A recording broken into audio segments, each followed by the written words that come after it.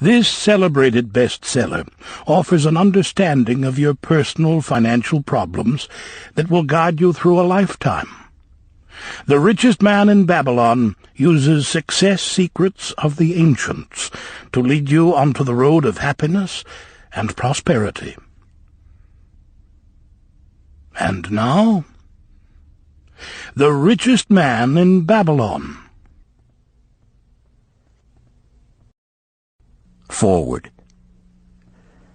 Our prosperity as a nation depends upon the personal financial prosperity of each of us as individuals. This book deals with the personal successes of each of us. Success means accomplishments as the result of our own efforts and abilities. Proper preparation is the key to our success. Our acts can be no wiser than our thoughts. Our thinking can be no wiser than our understanding. This book of cures for lean purses has been termed a guide to financial understanding. That indeed is its purpose, to offer those who are ambitious for financial success an insight which will aid them to acquire money, to keep money, and to make their surpluses earn more money. In the pages which follow, we are taken back to Babylon, the cradle in which was nurtured the basic principles of finance now recognized and used the world over.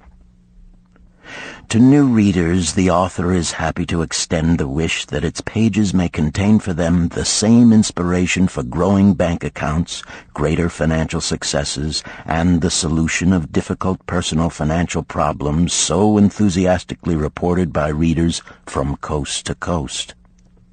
To the business executives who have distributed these tales in such generous quantities to friends, relatives, employees, and associates, the author takes this opportunity to express his gratitude. No endorsement could be higher than that of practical men who appreciate its teachings because they themselves have worked up to important successes by applying the very principles it advocates. Babylon became the wealthiest city of the ancient world because its citizens were the richest people of their time. They appreciated the value of money. They practiced sound financial principles in acquiring money, keeping money, and making their money earn more money. They provided for themselves what we all desire: incomes for the future. GSC. Chapter 1. The Man Who Desired Gold. Banseer, the chariot builder of Babylon, was thoroughly discouraged. From his seat upon the low wall surrounding his property, he gazed sadly at his simple home and the open workshop in which stood a partially completed chariot. His wife frequently appeared at the open door. Her furtive glances in his direction reminded him that the meal bag was almost empty and he should be at work finishing the chariot, hammering and hewing, polishing and painting, stretching taut the leather over the wheel rims, preparing it for delivery so he could collect from his wealthy customer.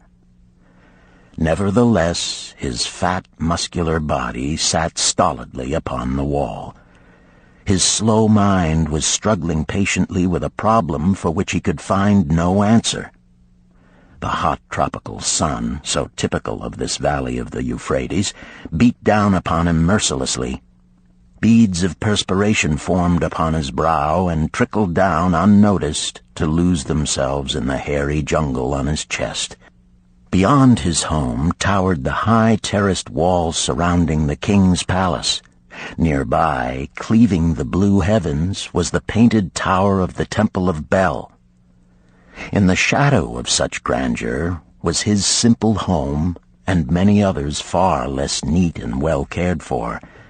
Babylon was like this, a mixture of grandeur and squalor, of dazzling wealth and direst poverty, crowded together without plan or system within the protecting walls of the city.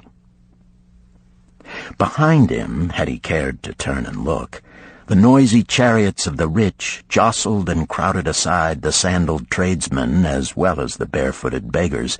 Even the rich were forced to turn into the gutters to clear the way for the long lines of slave water carriers on the king's business, each bearing a heavy goatskin of water to be poured upon the hanging gardens. Bansir was too engrossed in his own problem to hear or heed the confused hubbub of the busy city. It was the unexpected twanging of the strings from a familiar lyre that aroused him from his reverie. He turned and looked into the sensitive, smiling face of his best friend, Kabai, the musician. "May the gods bless thee with great liberality, my good friend," began Kabai with an elaborate salute. "Yet it does appear they have already been so generous thou needst not to labor. I rejoice with thee in thy good fortune. More, I would even share it with thee. Pray, from thy purse, which must be bulging, else thou wouldst be busy in yon shop, extract but 2 humble shekels and lend them to me until after the nobleman's feast this night. Thou wilt not miss them ere they are returned." "If I did have 2 shekels," Bansir responded gloomily, "to no one could I lend them. Not even to you, my best of friends, for they would be my fortune, my entire fortune." No one lends his entire fortune, not even to his best friend. "What?" exclaimed Kabai with genuine surprise. "Thou hast not 1 shekel in thy purse, yet sit like a statue upon a wall? Why not complete that chariot? How else canst thou provide for thy noble appetite? 'Tis not like thee, my friend. Where is thy endless energy? Doth something distress thee? Have the gods brought to thee troubles?" "A torment from the gods it must be," Bansir agreed. "It began with a dream, a senseless dream in which I thought I was a man of means. From my belt hung a handsome purse, heavy with coins. There were shekels which I cast with careless freedom to the beggars. There were pieces of silver with which I did buy finery for my wife and whatever I did desire for myself. There were pieces of gold which made me feel assured of the future and unafraid to spend the silver. A glorious feeling of contentment was within me. You would not have known me for thy hard-working friend, nor wouldst have known my wife, so free from wrinkles was her face and shining with happiness. She was again the smiling maiden of our early married days." "A pleasant dream indeed," commented Kabai. "But why should such pleasant feelings as it aroused turn thee into a glum statue upon the wall?" "Why, indeed? Because when I awoke and remembered how empty was my purse, a feeling of rebellion swept over me. Let us talk it over together, for, as the sailors do say, we ride in the same boat, we two. As youngsters we went together to the priests to learn wisdom. As young men we shared each other's pleasures. As grown men we have always been close friends. We have been contented subjects of our kind. We have been satisfied to work long hours and spend our earnings freely. We have earned much coin in the years that have passed, yet to know the joys that come from wealth, we must dream about them. Bah! Are we more than dumb sheep? We live in the richest city in all the world. The travelers do say none equals it in wealth. About us is much display of wealth, but of it we ourselves have not. After half a lifetime of hard labor, thou, my best of friends, hast an empty purse, and sayest to me, may I borrow such a trifle as 2 shekels until after the nobleman's feast this night? Then what do I reply? Do I say, here is my purse, its contents will I gladly share? No, I admit that my purse is as empty as thine. What is the matter? Why cannot we acquire silver and gold, more than enough for food and robes? Consider also our sons, Bansir continued. Are they not following in the footsteps of their fathers? Need they and their families, and their sons' families, live all their lives in the midst of such treasures of gold, and yet, like us, be content to banquet upon sour goat's milk and porridge? Never in all the years of our friendship didst thou talk like this before, Bansir. Kabai was puzzled. Never in all those years did I think like this before. From early dawn until darkness stopped me, I have labored to build the finest chariots any man could make, soft-heartedly hoping some day the gods would recognize my worthy deeds and bestow upon me great prosperity. This they have never done. At last I realize this they will never do. Therefore my heart is sad. I wish to be a man of means. I wish to own lands and cattle, to have fine robes and coins in my purse. I am willing to work for these things with all the strength in my back, with all the skill in my hands, with all the cunning in my mind. But I wish my labors to be fairly rewarded. What is the matter with us? Again, I ask you, why cannot we have our just share of the good things so plentiful for those who have the gold with which to buy them? Would I knew the answer, Kabai replied. No better than thou am I satisfied. My earnings from my lyre are quickly gone.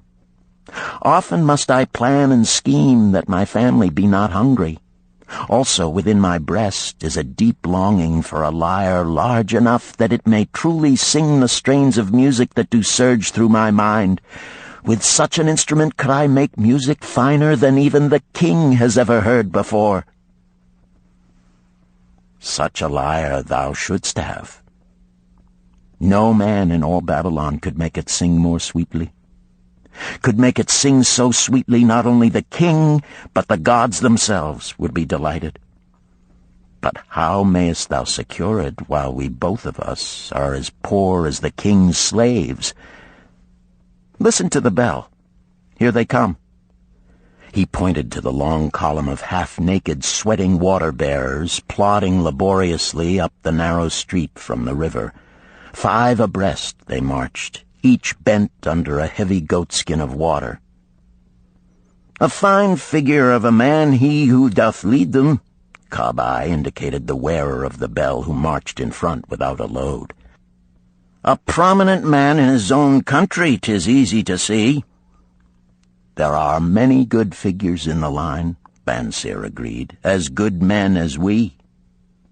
Tall blond men from the north, laughing black men from the south, little brown men from the nearer countries, all marching together from the river to the gardens, back and forth, day after day, year after year, naught of happiness to look forward to, beds of straw upon which to sleep, hard grain porridge to eat. Pity the poor brutes, Kabai. Pity them I do, yet thou dost make me see how little better off are we, free men though we call ourselves. That is truth, Kabai, unpleasant thought though it may be. We do not wish to go on year after year living slavish lives, working, getting nowhere. Might we not find out how others acquire gold and do as they do? Kabai inquired. Perhaps there is some secret we might learn if we but sought from those who knew, replied Bansir thoughtfully. This very day, suggested Kabai, I did pass our old friend Arkad, riding in his golden chariot. This I will say, he did not look over my humble head as many in his station might consider his right. Instead, he did wave his hand that all onlookers might see him pay greetings and bestow his smile of friendship upon Kabai, the musician. He is claimed to be the richest man in all Babylon, Bansir mused. So rich, the king is said to seek his golden aid in affairs of the treasury, Kabai replied.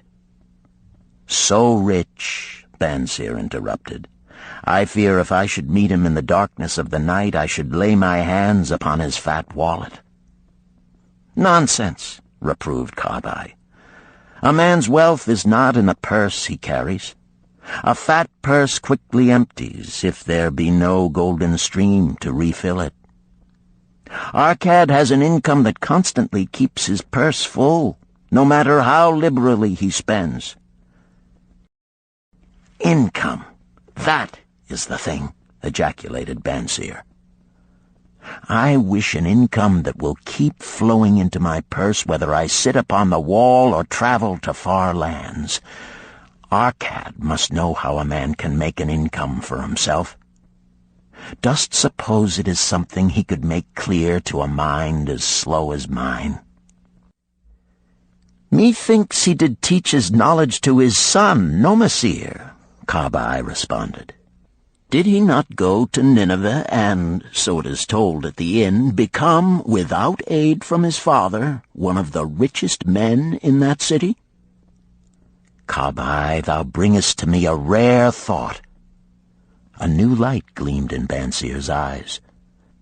It costs nothing to ask wise advice from a good friend, and Arkad was always that.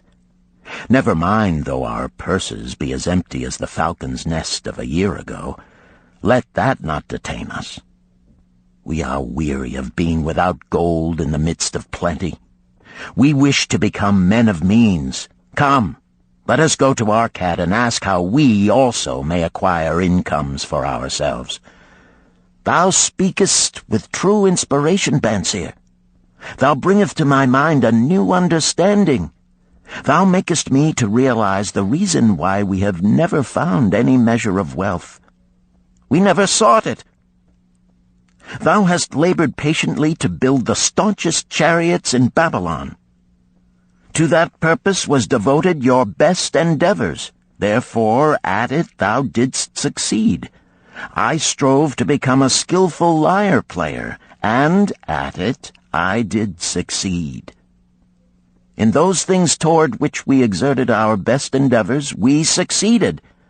The gods were content to let us continue thus. Now at last we see a light, bright like that from the rising sun. It biddeth us to learn more, that we may prosper more. With a new understanding, we shall find honorable ways to accomplish our desires. Let us go to Arkad this very day, Bansir urged. Also, let us ask other friends of our boyhood days who have fared no better than ourselves to join us, that they too may share in his wisdom. Thou wert ever thus thoughtful to thy friends, Bansir. Therefore hast thou many friends. It shall be as thou sayest. We go this day and take them with us.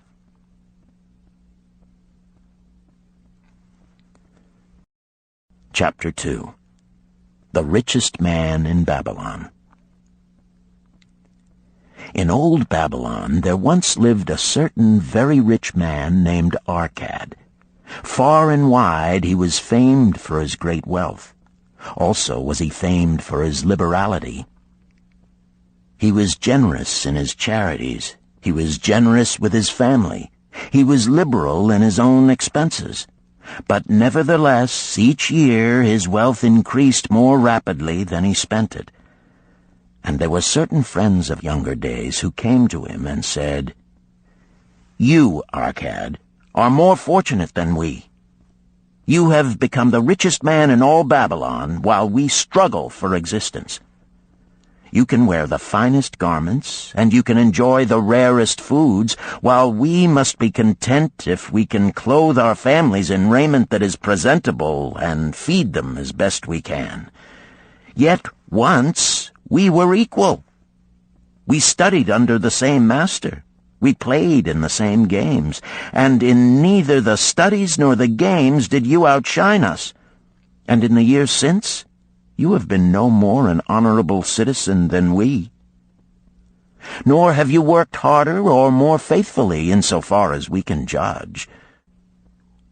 Why, then, should a fickle fate single you out to enjoy all the good things of life and ignore us who are equally deserving? Thereupon Arkad remonstrated with them, saying, If you have not acquired more than a bare existence in the years since we were youths, it is because you either have failed to learn the laws that govern the building of wealth, or else you do not observe them. Fickle fate is a vicious goddess who brings no permanent good to anyone. On the contrary, she brings ruin to almost every man upon whom she showers unearned gold. She makes wanton spenders who soon dissipate all they receive and are left beset by overwhelming appetites and desires they have not the ability to gratify. Yet others whom she favors become misers and hoard their wealth, fearing to spend what they have, knowing they do not possess the ability to replace it.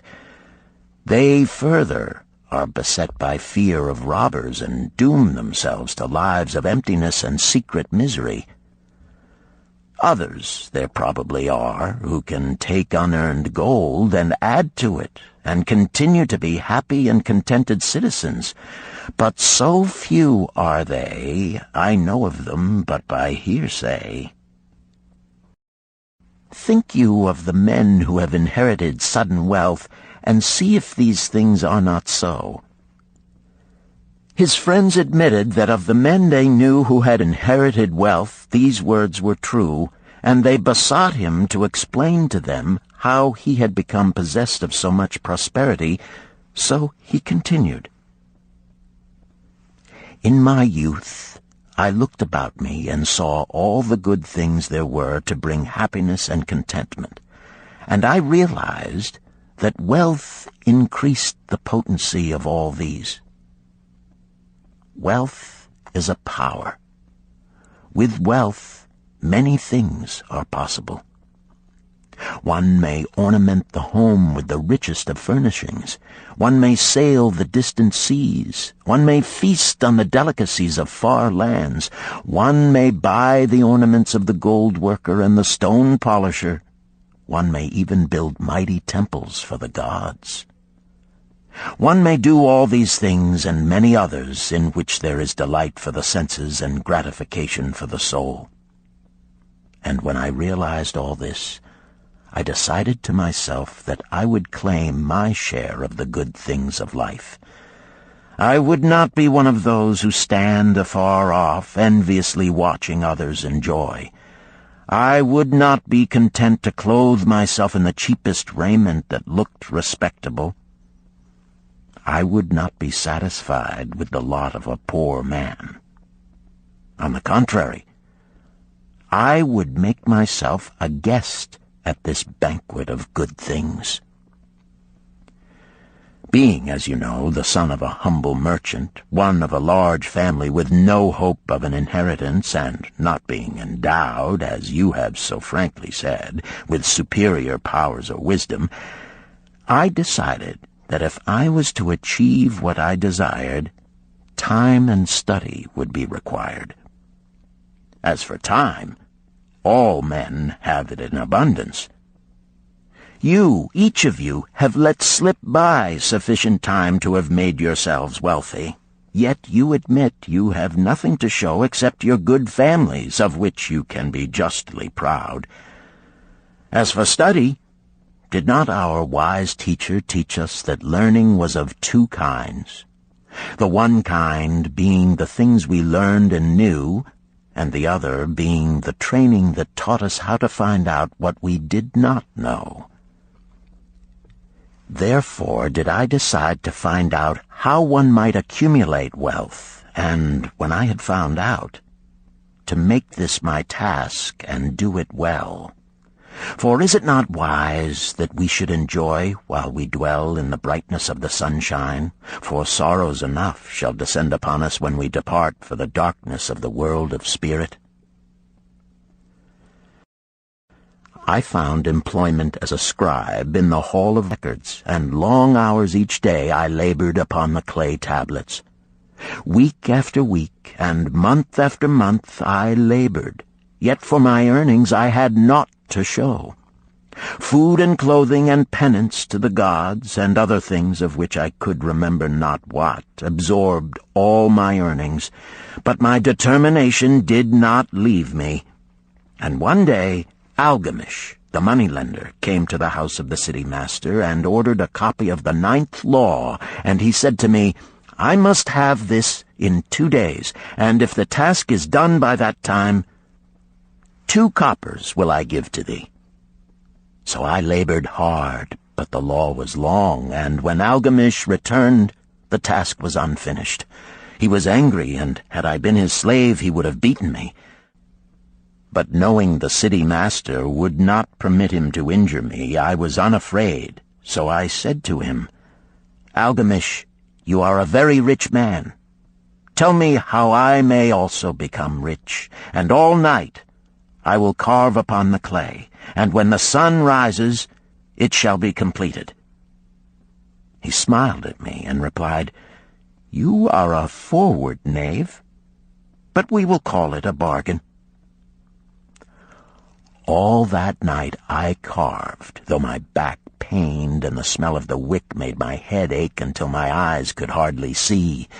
But when he returned at sunup, the tablets were complete. Now, I said, tell me what you promised. You have fulfilled your part of our bargain, my son, he said to me kindly, and I am ready to fulfill mine. I will tell you these things you wish to know, because I am becoming an old man, and an old tongue loves to wag. And when youth comes to age for advice, he receives the wisdom of years. But too often does youth think that age knows only the wisdom of days that are gone, and therefore profits not. But remember this, the sun that shines today is the sun that shone when thy father was born, and will still be shining when thy last grandchild shall pass into the darkness. The thoughts of youth, he continued, are bright lights that shine forth like the meteors that oft make brilliant the sky. But the wisdom of age is like the fixed stars that shine so unchanged that the sailor may depend upon them to steer his course. Mark you well my words, for if you do not, you will fail to grasp the truth that I will tell you, and you will think that your night's work has been in vain. Then he looked at me shrewdly from under his shaggy brows and said in a low, forceful tone, I've found the road to wealth when I decided that a part of all I earned was mine to keep. And so will you. Then he continued to look at me with a glance that I could feel pierce me, but said no more. Is that all? I asked. That was sufficient to change the heart of a sheep-herder into the heart of a money-lender, he replied. But all I earn is mine to keep, is it not? I demanded. Far from it, he replied. Do you not pay the garment maker? Do you not pay the sandal maker? Do you not pay for the things you eat? Can you live in Babylon without spending? What have you to show for your earnings of the past month? What for the past year? Fool! You pay to everyone but yourself. Dullard! You labor for others. As well be a slave and work for what your master gives you to eat and wear. If you did keep for yourself 1/10 of all you earn, how much would you have in 10 years? My knowledge of the numbers did not forsake me, and I answered, "As much as I earn in 1 year." "You speak but half the truth," he retorted. "Every gold piece you save is a slave to work for you. Every copper it earns is its child that also can earn for you. If you would become wealthy, then what you save must earn, and its children must earn, that all may help to give to you the abundance you crave.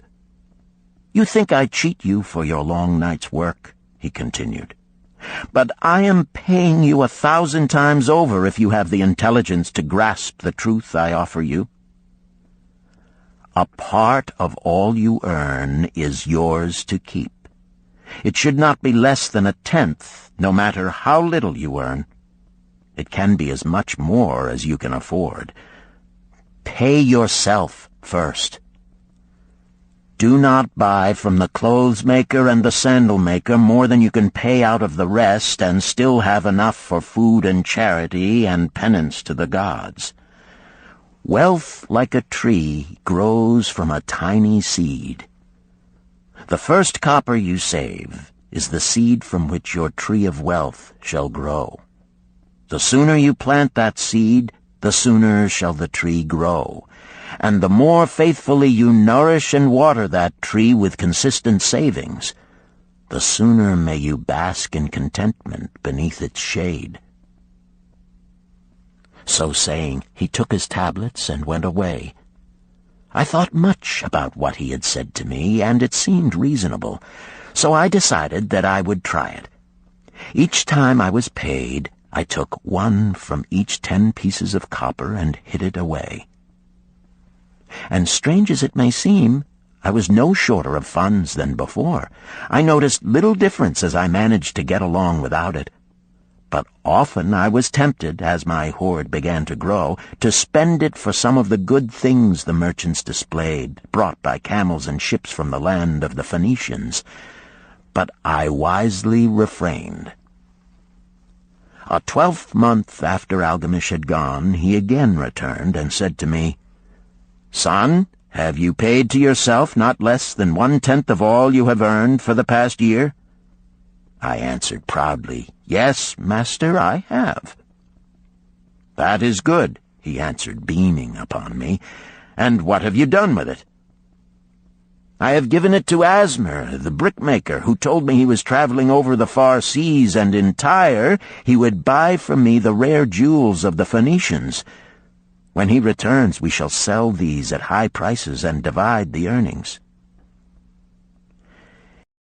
"Every fool must learn," he growled. "But why trust the knowledge of a brickmaker about jewels? Would you go to the breadmaker to inquire about the stars?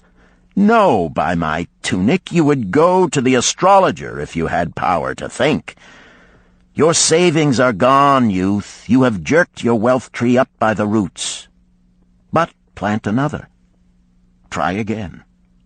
And next time, if you would have advice about jewels, go to the jewel merchant. If you would know the truth about sheep, go to the herdsman. Advice is one thing that is freely given away, but watch that you take only what is worth having. He who takes advice about his savings from one who is inexperienced in such matters shall pay with his savings for proving the falsity of their opinions." Saying this, he went away. And it was as he said, for the Phoenicians are scoundrels and sold to Asmer worthless bits of glass that looked like gems. But as Algamish had bid me, I again saved each 10th copper, for I now had formed the habit, and it was no longer difficult. Again, 12 months later, Algamish came to the room of the scribes and addressed me. "What progress have you made since last I saw you?"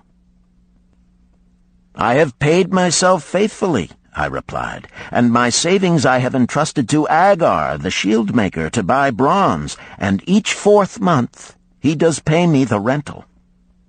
"That is good. And what do you do with the rental?"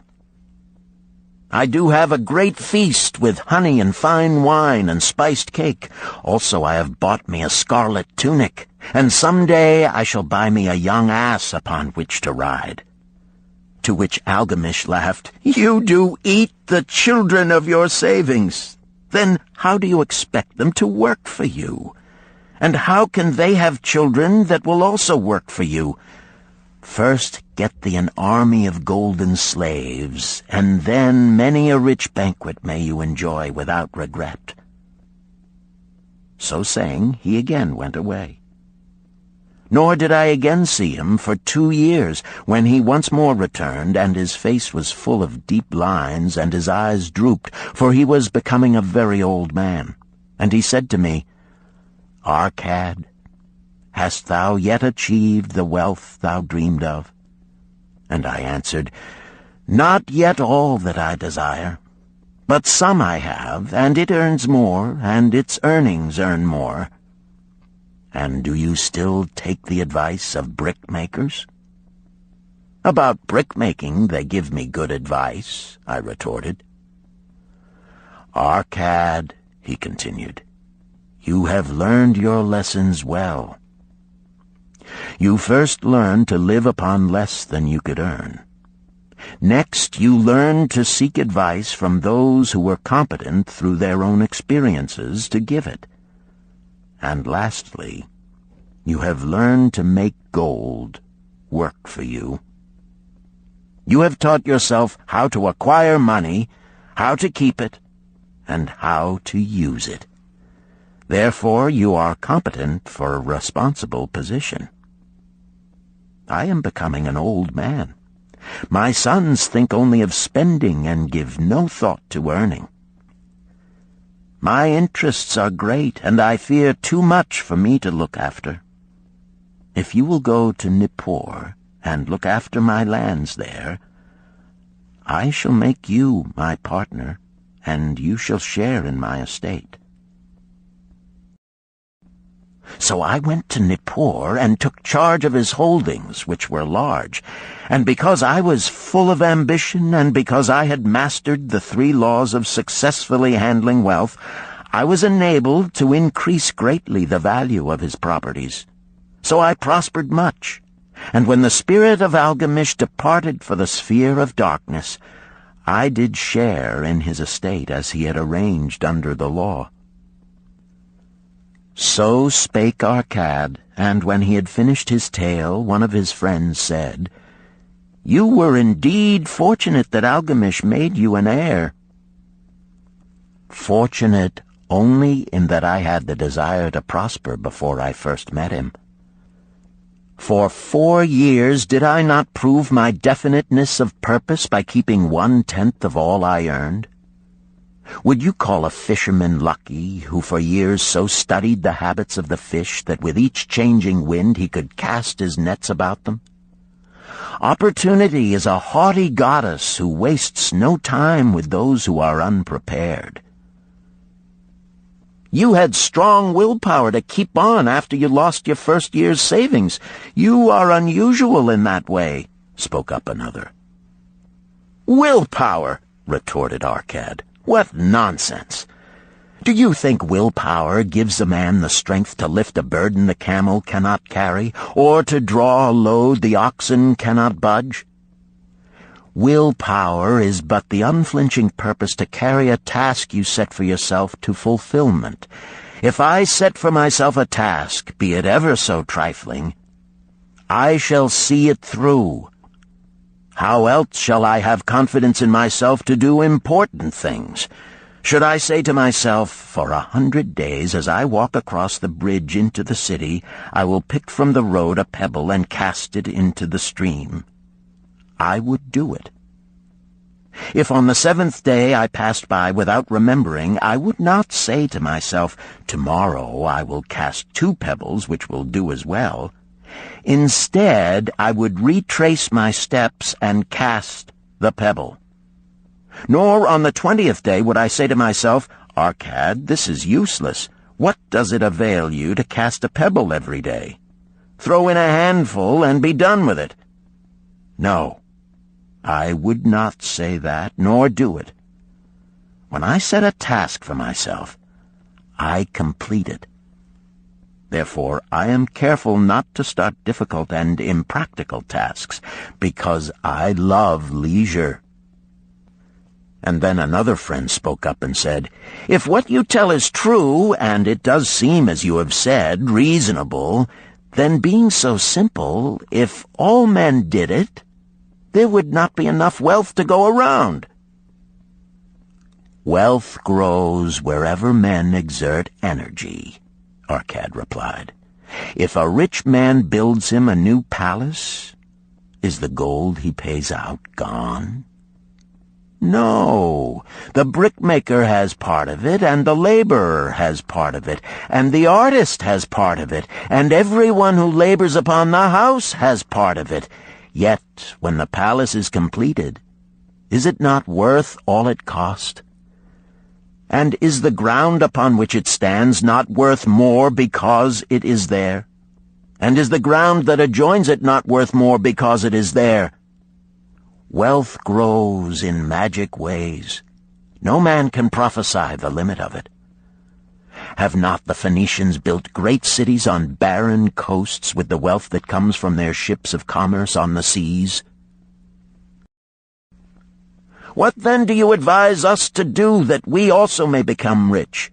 asked still another of his friends. "The years have passed, and we are no longer young men, and we have nothing put by." "I advise that you take the wisdom of Algamish and say to yourselves, 'A part of all I earn is mine to keep.' Say it in the morning when you first arise, say it at noon, say it at night. Say it each hour of every day. Say it to yourself until the words stand out like letters of fire across the sky. Impress yourself with the idea. Fill yourself with the thought. Then take whatever portion seems wise.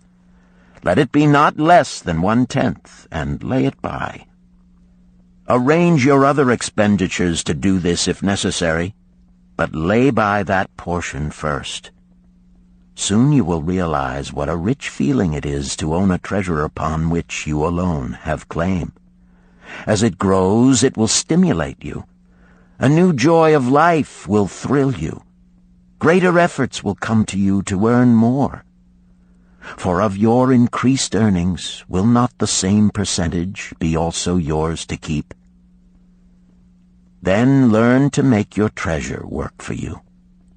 Make it your slave. Make its children and its children's children work for you.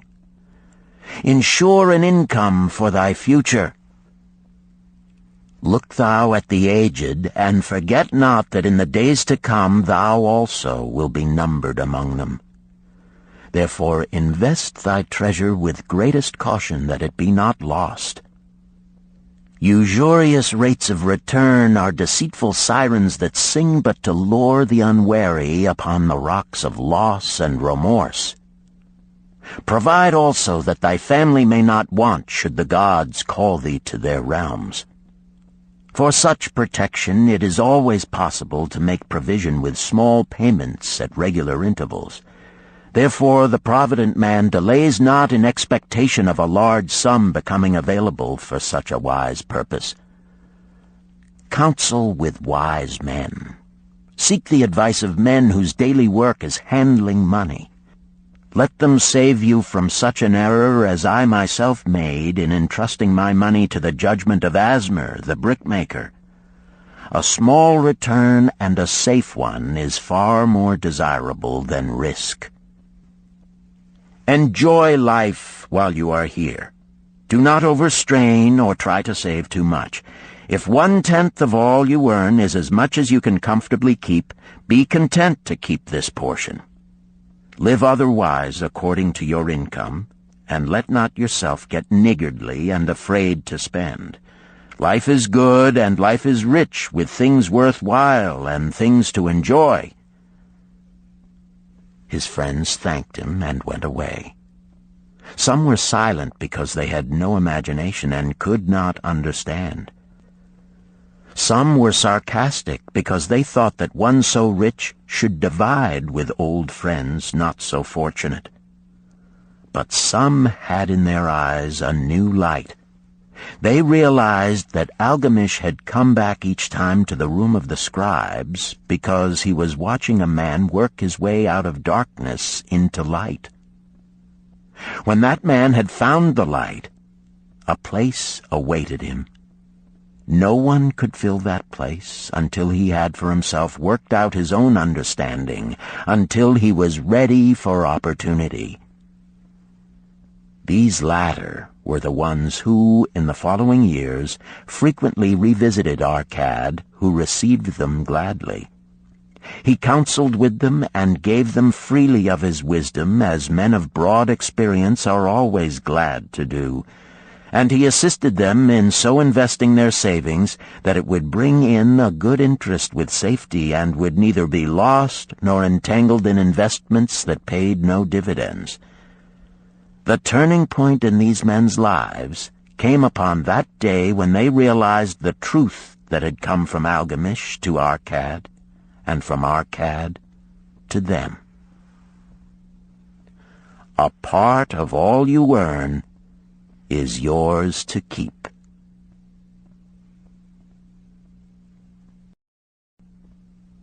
Chapter 3. 7 Cures for a Lean Purse. The glory of Babylon endures. Down through the ages, its reputation comes to us as the richest of cities, its treasures as fabulous. Yet it was not always so. The riches of Babylon were the results of the wisdom of its people. They first had to learn how to become wealthy. When the good King Sargon returned to Babylon after defeating his enemies, the Elamites, he was confronted with a serious situation. The royal chancellor explained it to the king thus: "After many years of great prosperity brought to our people because your majesty built the great irrigation canals and the mighty temples of the gods, now that these works are completed, the people seem unable to support themselves. The laborers are without employment. The merchants have few customers. The farmers are unable to sell their produce. The people have not enough gold to buy food." "But where has all the gold gone that we spent for these great improvements?" demanded the king. "It has found its way, I fear," responded the chancellor, "into the possession of a few very rich men of our city.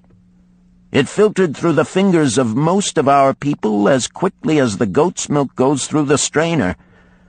Now that the stream of gold has ceased to flow, most of our people have nothing to show for their earnings." The king was thoughtful for some time. Then he asked, "Why should so few men be able to acquire all the gold?" "Because they know how," replied the chancellor. "One may not condemn a man for succeeding because he knows how. Neither may one with justice take away from a man what he has fairly earned to give to men of less ability." "But why," demanded the king, "should not all the people learn how to accumulate gold and therefore become themselves rich and prosperous?" "Quite possible, Your Excellency. But who can teach them? Certainly not the priests, because they know naught of money-making." "Who knows best in all our city how to become wealthy, Chancellor?" asked the king. "Thy question answers itself, Your Majesty. Who has amassed the greatest wealth in Babylon?" "Well said, my able Chancellor. It is Arkad. He is the richest man in Babylon. Bring him before me on the morrow."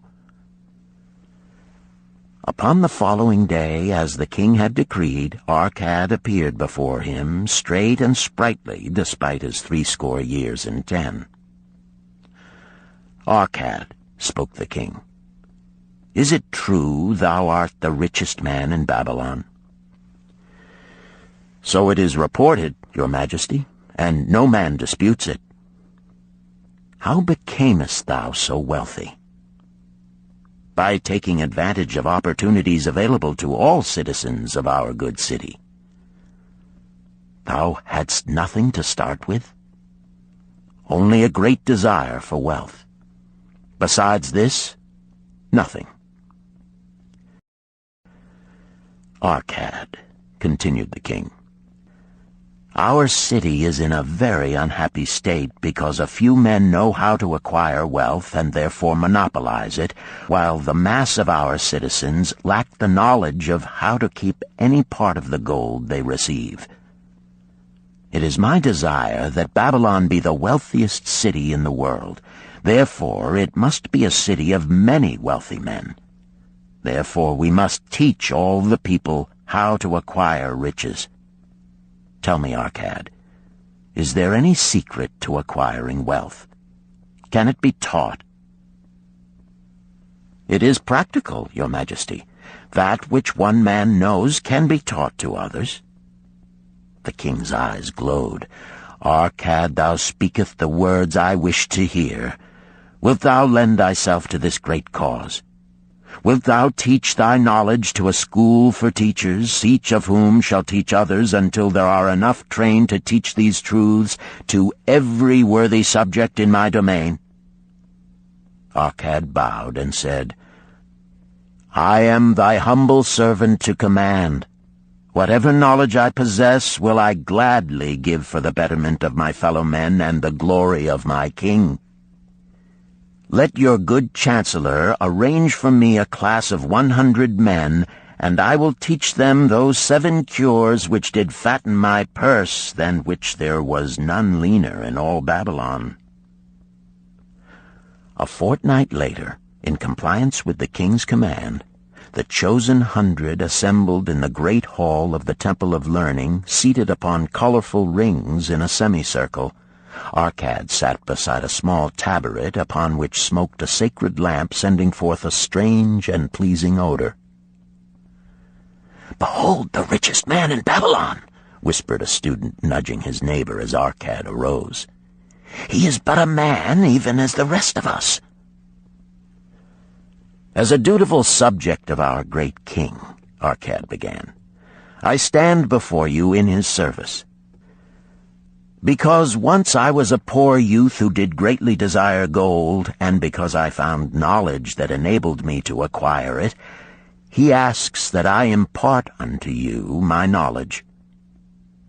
I started my fortune in the humblest way. I had no advantage not enjoyed as fully by you and every citizen in Babylon. The first storehouse of my treasure was a well-worn purse. I loathed its useless emptiness. I desired that it be round and full, clinking with the sound of gold. Therefore I sought every remedy for a lean purse. I found 7. To you who are assembled before me shall I explain the 7 cures for a lean purse which I do recommend to all men who desire much gold. Each day for 7 days will I explain to you one of the 7 remedies. Listen attentively to the knowledge that I will impart. Debate it with me. Discuss it among yourselves. Learn these lessons thoroughly, that ye may also plant in your own purse the seed of wealth. First must each of you start wisely to build a fortune of his own. Then wilt thou be competent, and only then, to teach these truths to others. I shall teach to you in simple ways how to fatten your purses. This is the first step leading to the Temple of Wealth, and no man may climb who cannot plant his feet firmly upon the first step. We shall now consider the first cure. The first cure. Start thy purse to fattening. Arkad addressed the thoughtful man in the second row. My good friend, at what craft workest thou? I, replied the man, am a scribe and carve records upon the clay tablets. Even at such labor did I myself earn my first coppers.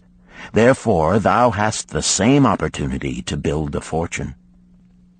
He spoke to a florid-faced man farther back. Pray tell also what dost thou to earn thy bread?" "I," responded this man, "am a meat butcher. I do buy the goats the farmers raise, and kill them, and sell the meat to the housewives, and the hides to the sandal-makers. Because thou dost also labor and earn, thou hast every advantage to succeed that I did possess." In this way did Arkad proceed to find out how each man labored to earn his living. When he had done questioning them, he said, "Now, my students, ye can see that there are many trades and labors at which men may earn coins. Each of the ways of earning is a stream of gold from which the worker doth divert by his labors a portion to his own purse. Therefore into the purse of each of you flows a stream of coins, large or small, according to his ability. Is it not so?" Thereupon they agreed that it was so. "Then," continued Arkad, "if each of you desireth to build for himself a fortune, is it not wise to start by utilizing that source of wealth which he already has established?" To this they agreed. Then Arkad turned to a humble man who had declared himself an egg merchant. "If thou select one of thy baskets, and put into it each morning 10 eggs, and take out from it each evening 9 eggs, what will eventually happen?" "It will become in time overflowing." "Why?" "Because each day I put in 1 more egg than I take out." Arkad turned to the class with a smile. "Does any man here have a lean purse?" First they looked amused, then they laughed. Lastly, they waved their purses in jest.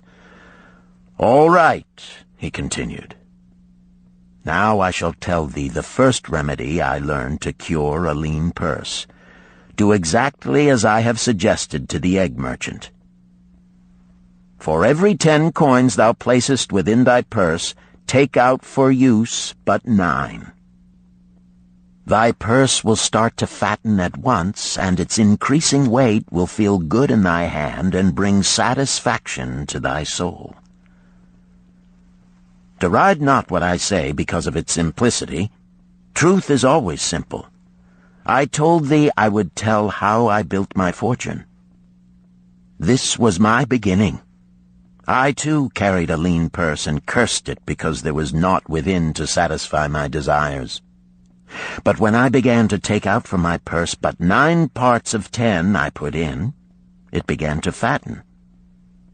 So will thine. Now I will tell a strange truth, the reason for which I know not. When I ceased to pay out more than 9/10 of my earnings, I managed to get along just as well. I was not shorter than before. Also, ere long did coins come to me more easily than before.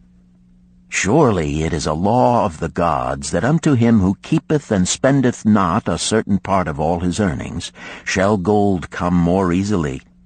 Likewise him whose purse is empty does gold avoid. Which desirest thou the most?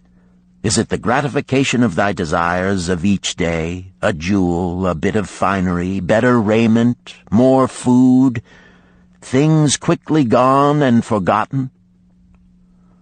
Or is it substantial belongings, gold, lands, herds, merchandise, income-bringing investments? The coins thou takest from thy purse bring the first. The coins thou leavest within it will bring the latter.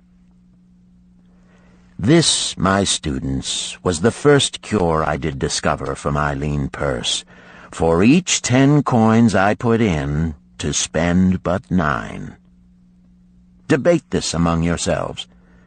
If any man proves it untrue, tell me upon the morrow when we shall meet again.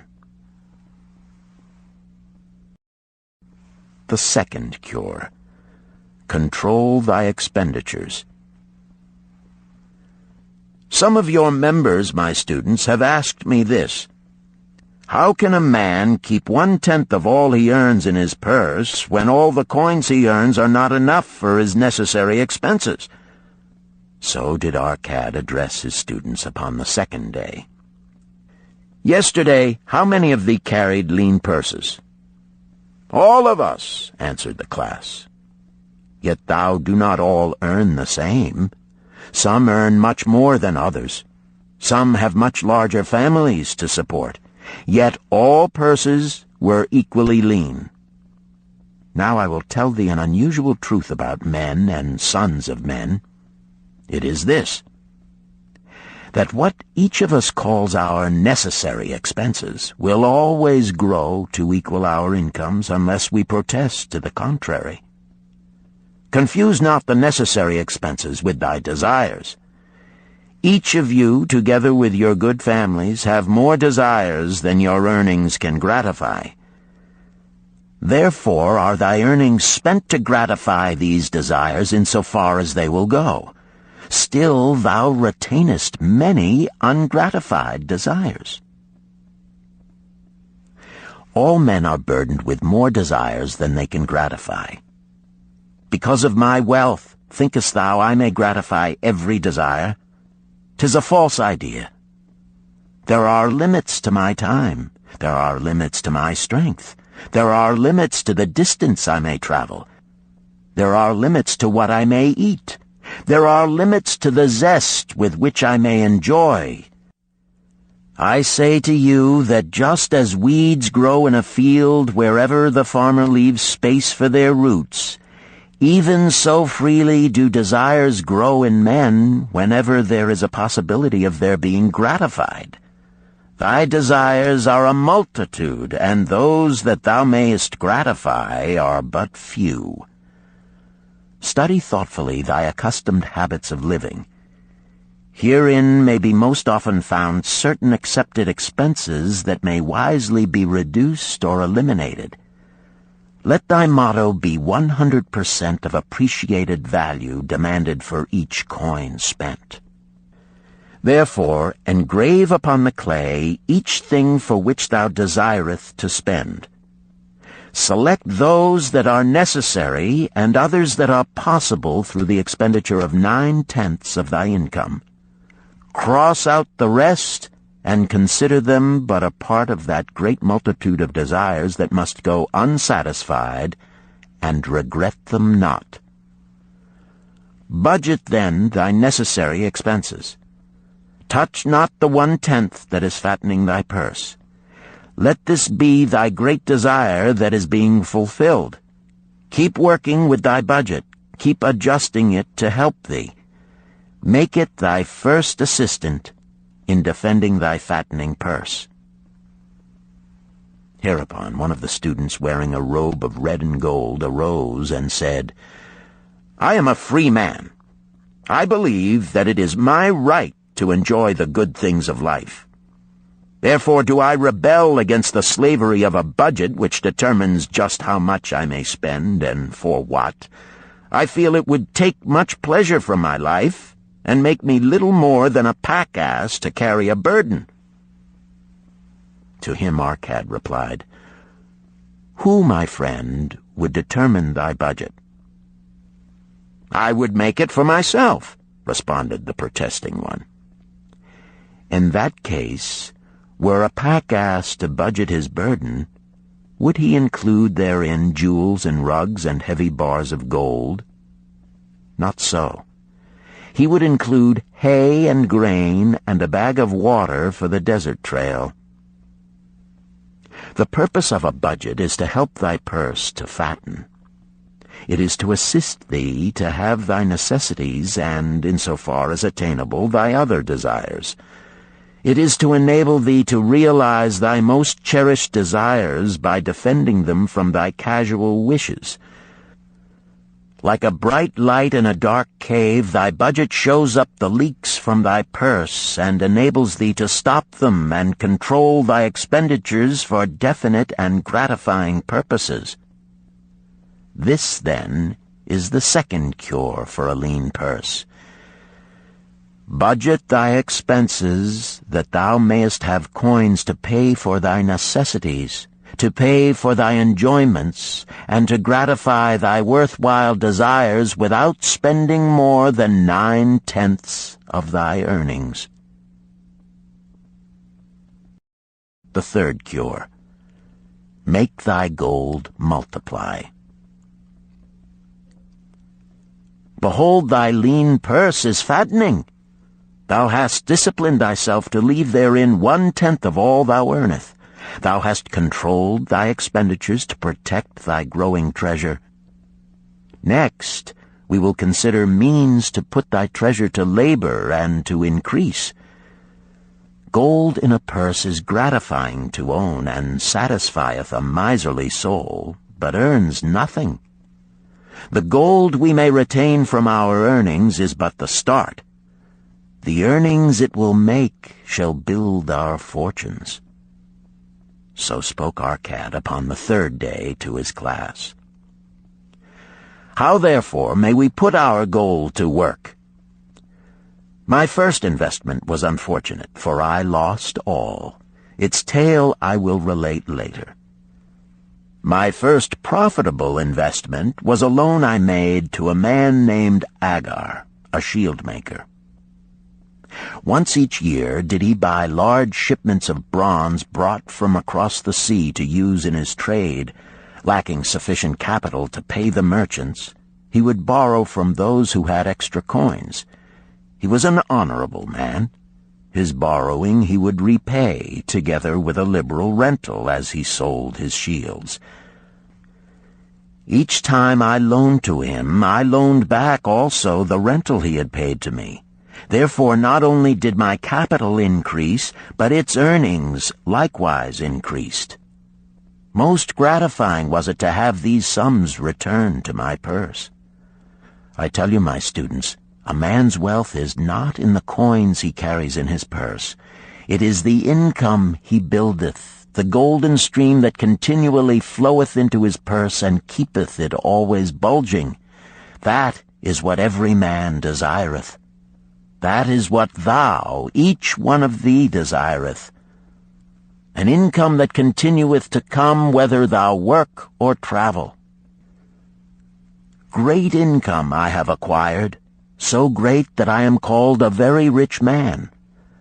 My loans to Agar were my first training in profitable investment. Gaining wisdom from this experience, I extended my loans and investments as my capital increased. From a few sources at first, from many sources later, flowed into my purse a golden stream of wealth available for such wise uses as I should decide. Behold, from my humble earnings, I had begotten a horde of golden slaves, each laboring and earning more gold. As they labored for me, so their children also labored, and their children's children, until great was the income from their combined efforts.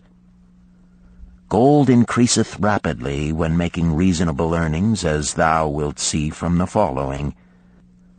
A farmer, when his first son was born, took 10 pieces of silver to a moneylender and asked him to keep it on rental for his son until he became 20 years of age.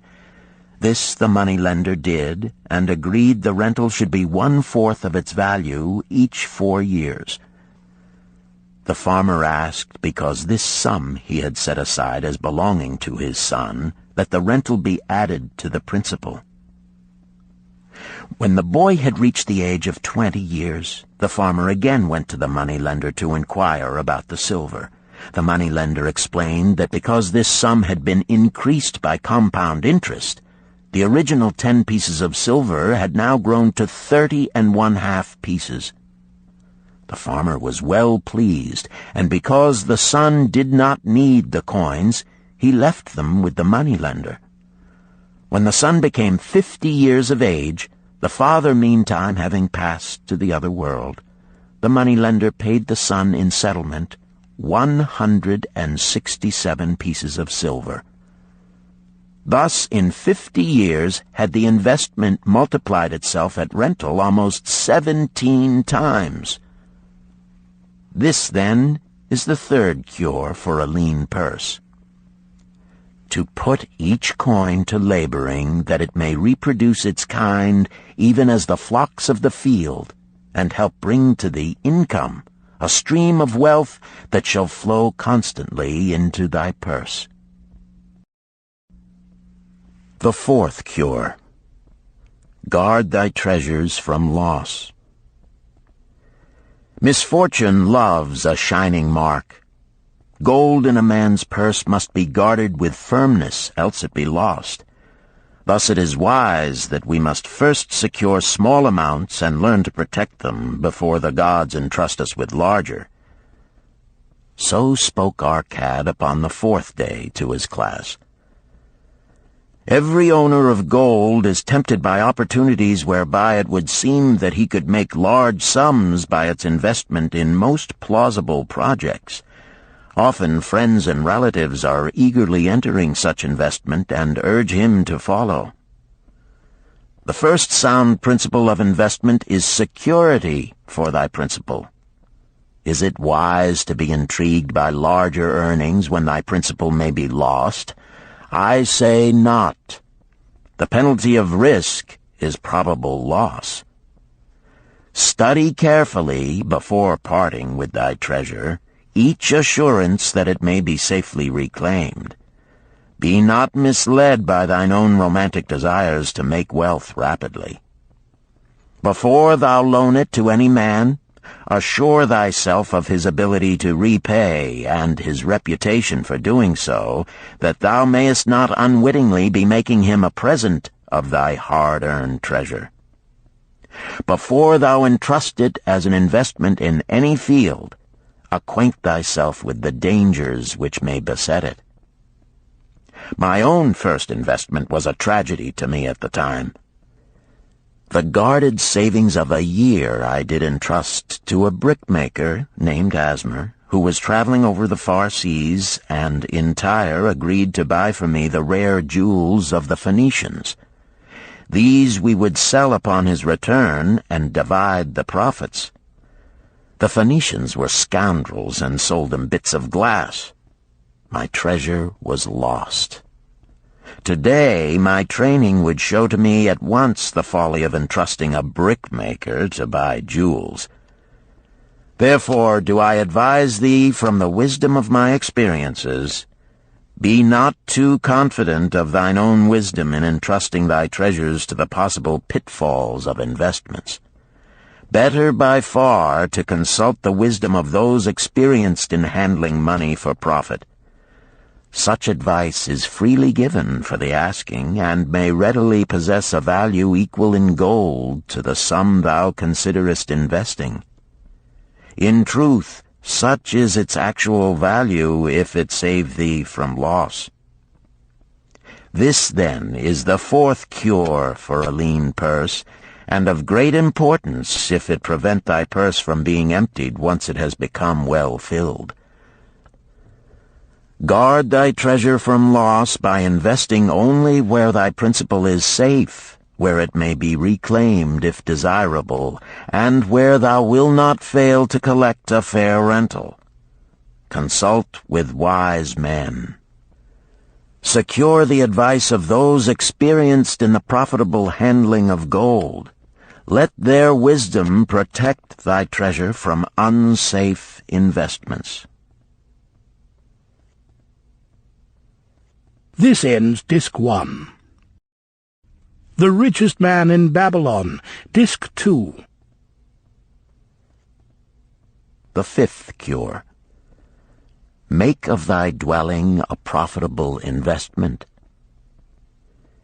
If a man setteth aside 9 parts of his earnings upon which to live and enjoy life, and if any part of this 9 parts he can turn into a profitable investment without detriment to his well-being, then so much faster will his treasures grow. So spake Arkad to his class at their 5th lesson. All too many of our men of Babylon do raise their families in unseemly quarters. They do pay to exacting landlords liberal rentals for rooms where their wives have not a spot to raise the blooms that gladden a woman's heart, and their children have no place to play their games except in the unclean alleys. No man's family can fully enjoy life unless they do have a plot of ground wherein children can play in the clean earth, and where the wife may raise not only blossoms but good rich herbs to feed her family. To a man's heart it brings gladness to eat the figs from his own trees and the grapes of his own vines, to own his own domicile and to have it a place he is proud to care for, putteth confidence in his heart and greater effort behind all his endeavors. Therefore do I recommend that every man own the roof that sheltereth him and his. Nor is it beyond the ability of any well-intentioned man to own his home. Hath not our great king so widely extended the walls of Babylon that within them much land is now unused, and may be purchased at sums most reasonable? Also I say to you, my students, that the money-lenders gladly consider the desires of men who seek homes and land for their families. Readily may thou borrow to pay the brickmaker and the builder for such commendable purposes, if thou can show a reasonable portion of the necessary sum which thou thyself hast provided for the purpose. Then when the house be built, thou canst pay the money-lender with the same regularity as thou didst pay the landlord, because each payment will reduce thy indebtedness to the money-lender. A few years will satisfy his loan. Then will thy heart be glad, because thou wilt own in thy own right a valuable property, and thy only cost will be the king's taxes.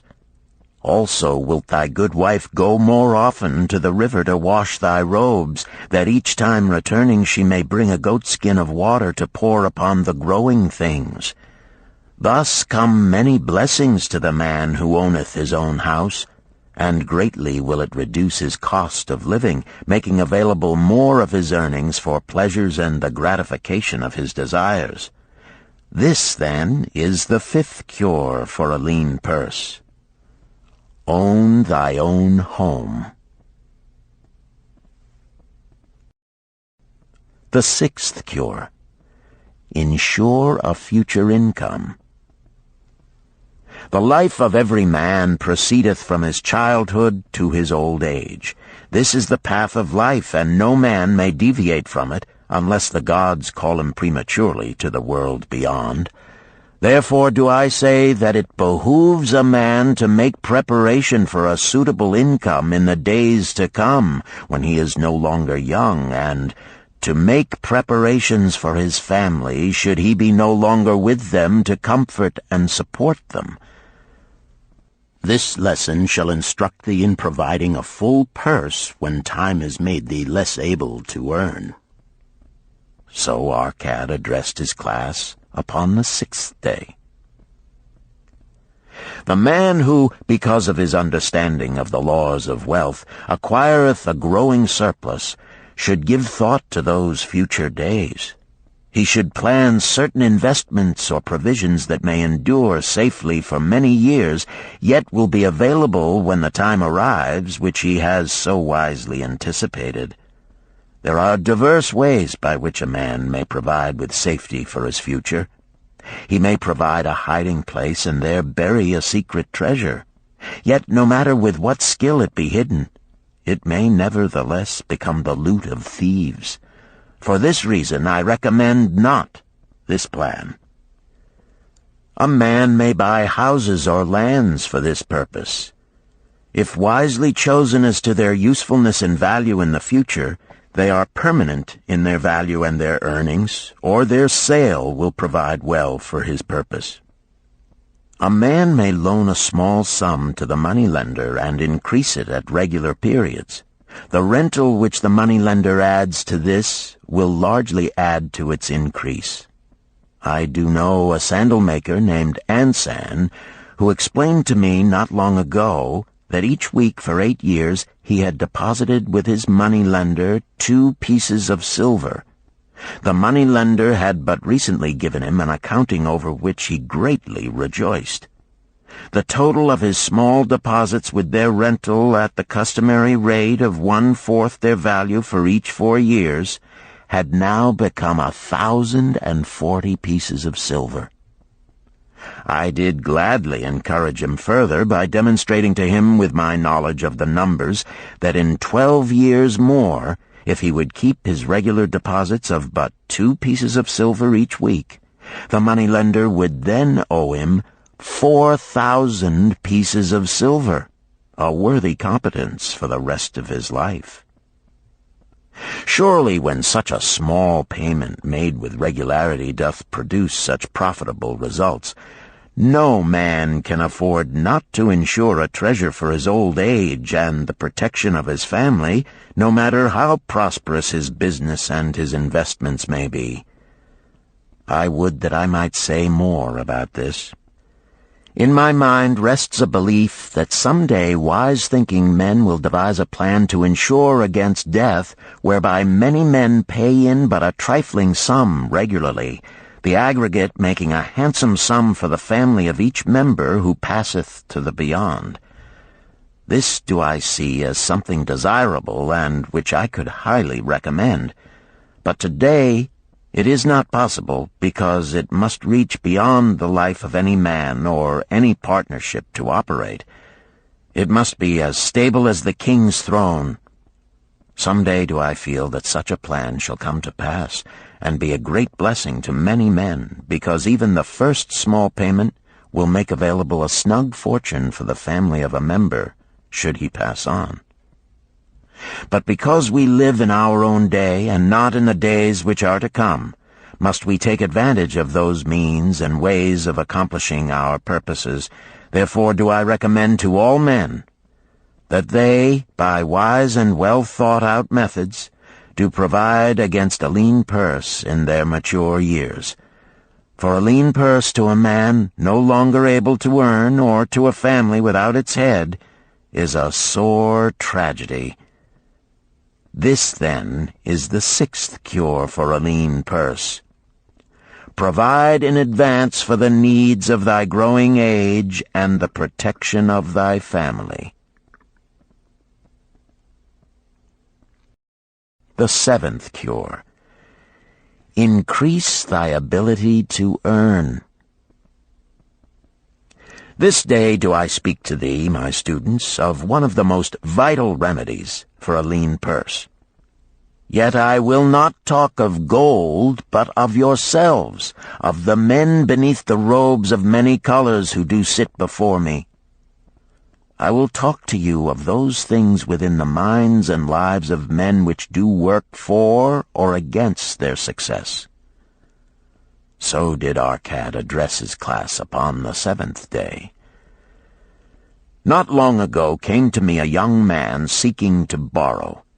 When I questioned him the cause of his necessity, he complained that his earnings were insufficient to pay his expenses.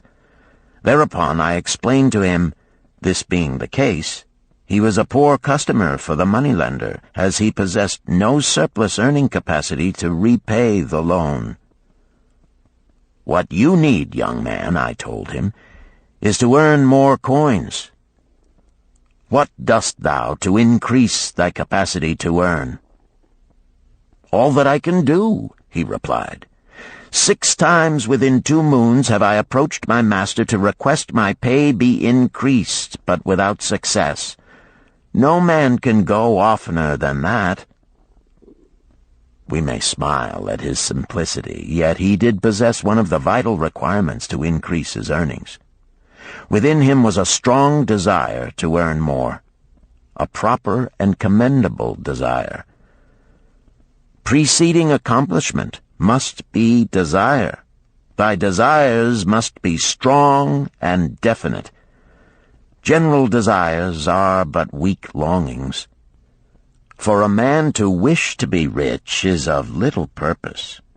For a man to desire 5 pieces of gold is a tangible desire which he can press to fulfillment. After he has backed his desire for 5 pieces of gold with strength of purpose to secure it, next he can find similar ways to obtain 10 pieces, and then 20 pieces, and later 1,000 pieces, and, behold, he has become wealthy.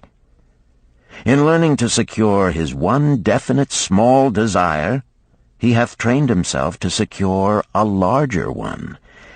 This is the process by which wealth is accumulated, first in small sums, then in larger ones as a man learns and becomes more capable. Desires must be simple and definite. They defeat their own purpose should they be too many, too confusing, or beyond a man's training to accomplish.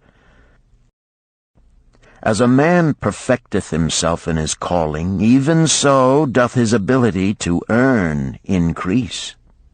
In those days when I was a humble scribe carving upon the clay for a few coppers each day, I observed that other workers did more than I, and were paid more. Therefore did I determine that I would be exceeded by none. Nor did it take long for me to discover the reason for their greater success. More interest in my work, more concentration upon my task, more persistence in my effort, and, behold, few men could carve more tablets in a day than I. With reasonable promptness my increased skill was rewarded, nor was it necessary for me to go 6 times to my master to request recognition. The more of wisdom we know, the more we may earn. That man who seeks to learn more of his craft shall be richly rewarded. If he is an artisan, he may seek to learn the methods and the tools of those most skillful in the same line. If he laboreth at the law or at healing, he may consult and exchange knowledge with others of his calling. If he be a merchant, he may continually seek better goods that can be purchased at lower prices. Always do the affairs of men change and improve, because keen-minded men seek greater skill that they may better serve those upon whose patronage they depend. Therefore I urge all men to be in the front rank of progress, and not to stand still, lest they be left behind. Many things come to make a man's life rich with gainful experiences. Such things as the following a man must do if he respects himself. He must pay his debts with all the promptness within his power, not purchasing that for which he is unable to pay. He must take care of his family, that they may think and speak well of him. He must make a will of record, that in case the gods call him, proper and honorable division of his property be accomplished. He must have compassion upon those who are injured and smitten by misfortune, and aid them within reasonable limits. He must do deeds of thoughtfulness to those dear to him. Thus, the 7th and last remedy for a lean purse is to cultivate thy own powers, to study and become wiser, to become more skillful, to so act as to respect thyself. Thereby shalt thou acquire confidence in thyself to achieve thy carefully considered desires. These, then, are the 7 cures for a lean purse, which, out of the experience of a long and successful life, I do urge for all men who desire wealth. There is more gold in Babylon, my students, than thou dreamest of. There is abundance for all. Go thou forth and practice these truths, that thou mayest prosper and grow wealthy, as is thy right. Go thou forth and teach these truths, that every honorable subject of his majesty may also share liberally in the ample wealth of our beloved city.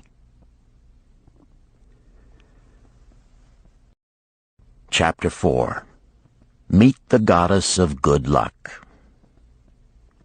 Babylonian proverb.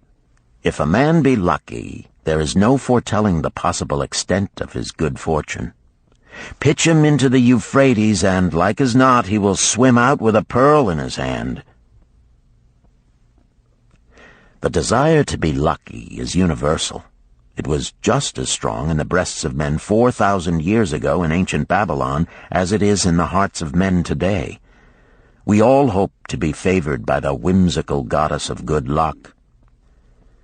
Is there some way we can meet her and attract not only her favorable attention, but her generous favors? Is there a way to attract good luck? That is just what the men of ancient Babylon wished to know. It is exactly what they decided to find out. They were shrewd men and keen thinkers. That explains why their city became the richest and most powerful city of their time. In that distant past, they had no schools or colleges. Nevertheless, they had a center of learning, and a very practical one it was. Among the towered buildings in Babylon was one that ranked in importance with the palace of the king, the hanging gardens, and the temples of the gods. You will find scant mention of it in the history books, more likely no mention at all, yet it exerted a powerful influence upon the thought of that time. This building was the temple of learning, where the wisdom of the past was expounded by voluntary teachers, and where subjects of popular interest were discussed in open forums. Within its walls, all men met as equals. The humblest of slaves could dispute with impunity the opinions of a prince of the royal house. Among the many who frequented the Temple of Learning was a wise rich man named Arkad, called the Richest Man in Babylon. He had his own special hall where almost any evening a large group of men, some old, some very young, but mostly middle-aged, gathered to discuss and argue interesting subjects. Suppose we listen in to see whether they knew how to attract good luck. The sun had just set like a great red ball of fire shining through the haze of desert dust when Arkad strolled to his accustomed platform. Already full 80 men were awaiting his arrival, reclining on their small rugs spread upon the floor. More were still arriving. "What shall we discuss this night?" Arkad inquired. After a brief hesitation, a tall cloth weaver addressed him, arising as was the custom. "I have a subject I would like to hear discussed, yet hesitate to offer, lest it seem ridiculous to you, Arkad, and my good friends here." Upon being urged to offer it, both by Arkad and by calls from the others, he continued, "This day I have been lucky, for I have found a purse in which there are pieces of gold. To continue to be lucky is my great desire. Feeling that all men share with me this desire, I do suggest we debate how to attract good luck, that we may discover ways it can be enticed to one." "A most interesting subject has been offered," Arkad commented. "One most worthy of our discussion. To some men, good luck bespeaks but a chance happening that, like an accident, may befall one without purpose or reason. Others do believe that the instigator of all good fortune is our most bounteous goddess Ashtar, ever anxious to reward with generous gifts those who please her. Speak up, my friends, what say you? Shall we seek to find if there be means by which good luck may be enticed to visit each and all of us?" "Yea, and much of it," responded the growing group of eager listeners. Thereupon Arkad continued, "To start our discussion, let us first hear from those among us who have enjoyed experiences similar to that of the cloth weaver in finding or receiving, without effort upon their part, valuable treasures or jewels." There was a pause in which all looked about, expecting someone to reply, but no one did. "What? No one?" Arkad asked. then rare indeed must be this kind of good luck. Who now will offer a suggestion as to where we shall continue our search?" "That I will do," spoke a well-robed young man, arising. "When a man speaketh of luck, is it not natural that his thoughts turn to the gaming tables? Is it not there we find many men courting the favor of the goddess in hope she will bless them with rich winnings?" As he resumed his seat, a voice called, "Do not stop! Continue thy story. Tell us, didst thou find favor with the goddess at the gaming tables? Did she turn the cubes with red side up, so thou filled thy purse at the dealer's expense? Or did she permit the blue sides to come up, so the dealer raked in thy hard-earned pieces of silver?" The young man joined the good-natured laughter, then replied, "I am not averse to admitting she seemed not to know I was even there. But how about the rest of you? Have you found her waiting about such places to roll the cubes in your favor? We are eager to hear as well as to learn." "A wise start," broke in Arkad. "We meet here to consider all sides of each question. To ignore the gaming table would be to overlook an instinct common to most men, the love of taking a chance with a small amount of silver in the hope of winning much gold." "That doth remind me of the races but yesterday," called out another listener. "If the goddess frequents the gaming tables, certainly she does not overlook the races where the gilded chariots and the foaming horses offer far more excitement. Tell us honestly, Arkad, didst she whisper to you to place your bet upon those gray horses from Nineveh yesterday? I was standing just behind thee, and could scarce believe my ears when I heard thee place thy bet upon the grays. Thou knowest as well as any of us that no team in all Assyria can beat our beloved bays in a fair race. Didst the goddess whisper in thy ear to bet upon the grays, because at the last turn the inside black would stumble and so interfere with our bays that the grays would win the race and score an unearned victory?" Arkad smiled indulgently at the banter.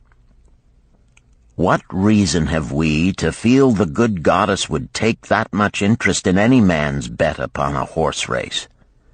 To me, she is a goddess of love and dignity, whose pleasure it is to aid those who are in need and to reward those who are deserving.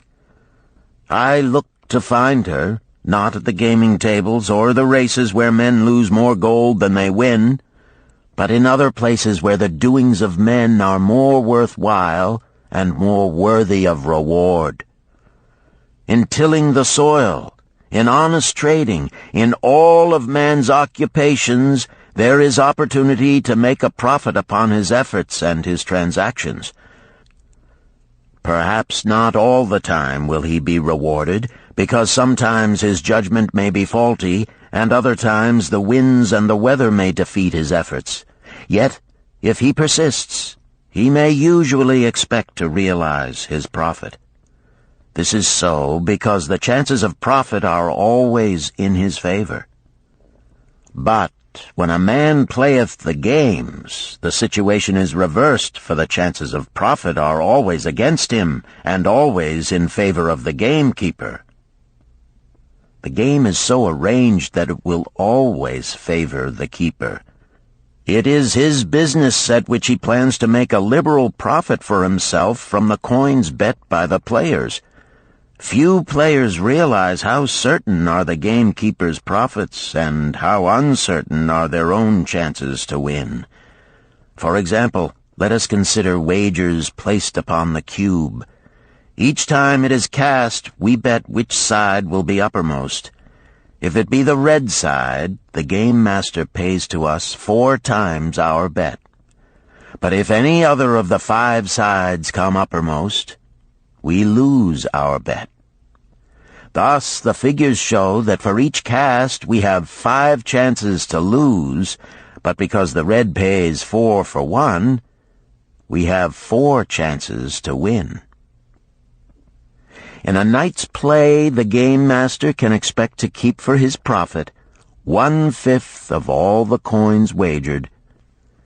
Can a man expect to win more than occasionally against odds so arranged that he should lose 1/5 of all his bets? Yet some men do win large sums at times, volunteered one of the listeners. Quite so, they do, Arkad continued. Realizing this, the question comes to me whether money secured in such ways brings permanent value to those who are thus lucky. Among my acquaintances are many of the successful men of Babylon, yet among them I am unable to name a single one who started his success from such a source.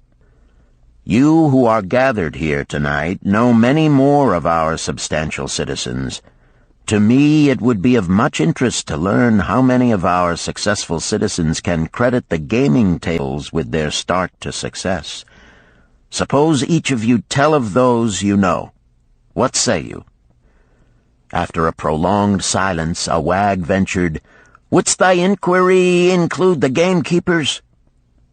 "If you think of no one else," Arkad responded. "If not one of you can think of anyone else, then how about yourselves? Are there any consistent winners with us who hesitate to advise such a source for their incomes?" His challenge was answered by a series of groans from the rear, taken up and spread amid much laughter. "It would seem we are not seeking good luck in such places as the goddess frequents," he continued. "Therefore let us explore other fields. We have not found it in picking up lost wallets, neither have we found it haunting the gaming tables. As to the races, I must confess to have lost far more coins there than I have ever won. Now suppose we consider our trades and businesses. Is it not natural, if we conclude a profitable transaction, to consider it not good luck, but a just reward for our efforts? I am inclined to think we may be overlooking the gifts of the goddess. Perhaps she really does assist us when we do not appreciate her generosity. Who can suggest further discussion?" Thereupon an elderly merchant arose, smoothing his genteel white robe. "With thy permission, most honorable Arkad and my friends, I offer a suggestion. If, as you have said, we take credit to our own industry and ability for our business success, why not consider the successes we almost enjoyed but which escaped us, happenings which would have been most profitable? They would have been rare examples of good luck if they had actually happened. Because they were not brought to fulfillment, we cannot consider them as our just rewards. Surely many men here have such experiences to relate." "Here is a wise approach," Arkad approved. "Who among you have had good luck within your grasp only to see it escape?" Many hands were raised, among them that of the merchant. Arkad motioned to him to speak. "As you suggested this approach, we should like to hear first from you." "I will gladly relate a tale," he resumed, "that doth illustrate how closely unto a man good luck may approach, and how blindly he may permit it to escape, much to his loss and later regret. Many years ago, when I was a young man, just married and well started to earning, my father did come one day and urge most strongly that I enter upon an investment. The son of one of his good friends had taken notice of a barren tract of land not far beyond the outer walls of our city. It lay high above the canal where no water could reach it. The son of my father's friend devised a plan to purchase this land, build 3 large water wheels that could be operated by oxen, and thereby raise the life-giving waters to the fertile soil. This accomplished, he planned to divide it into small tracts and sell to the residents of the city for herb patches. The son of my father's friend did not possess sufficient gold to complete such an undertaking. Like myself, he was a young man earning a fair sum. His father, like mine, was a man of large family and small means. He therefore decided to interest a group of men to enter the enterprise with him. The group was to comprise 12. Each of whom must be a money earner and agree to pay 1/10 of his earnings into the enterprise until the land was made ready for sale. All would then share justly in the profits in proportion to their investment. "Thou, my son," bespoke my father unto me, "art now in thy young manhood. It is my deep desire that thou begin the building of a valuable estate for thyself, that thou mayest become respected among men. I desire to see thou profit from a knowledge of the thoughtless mistakes of thy father."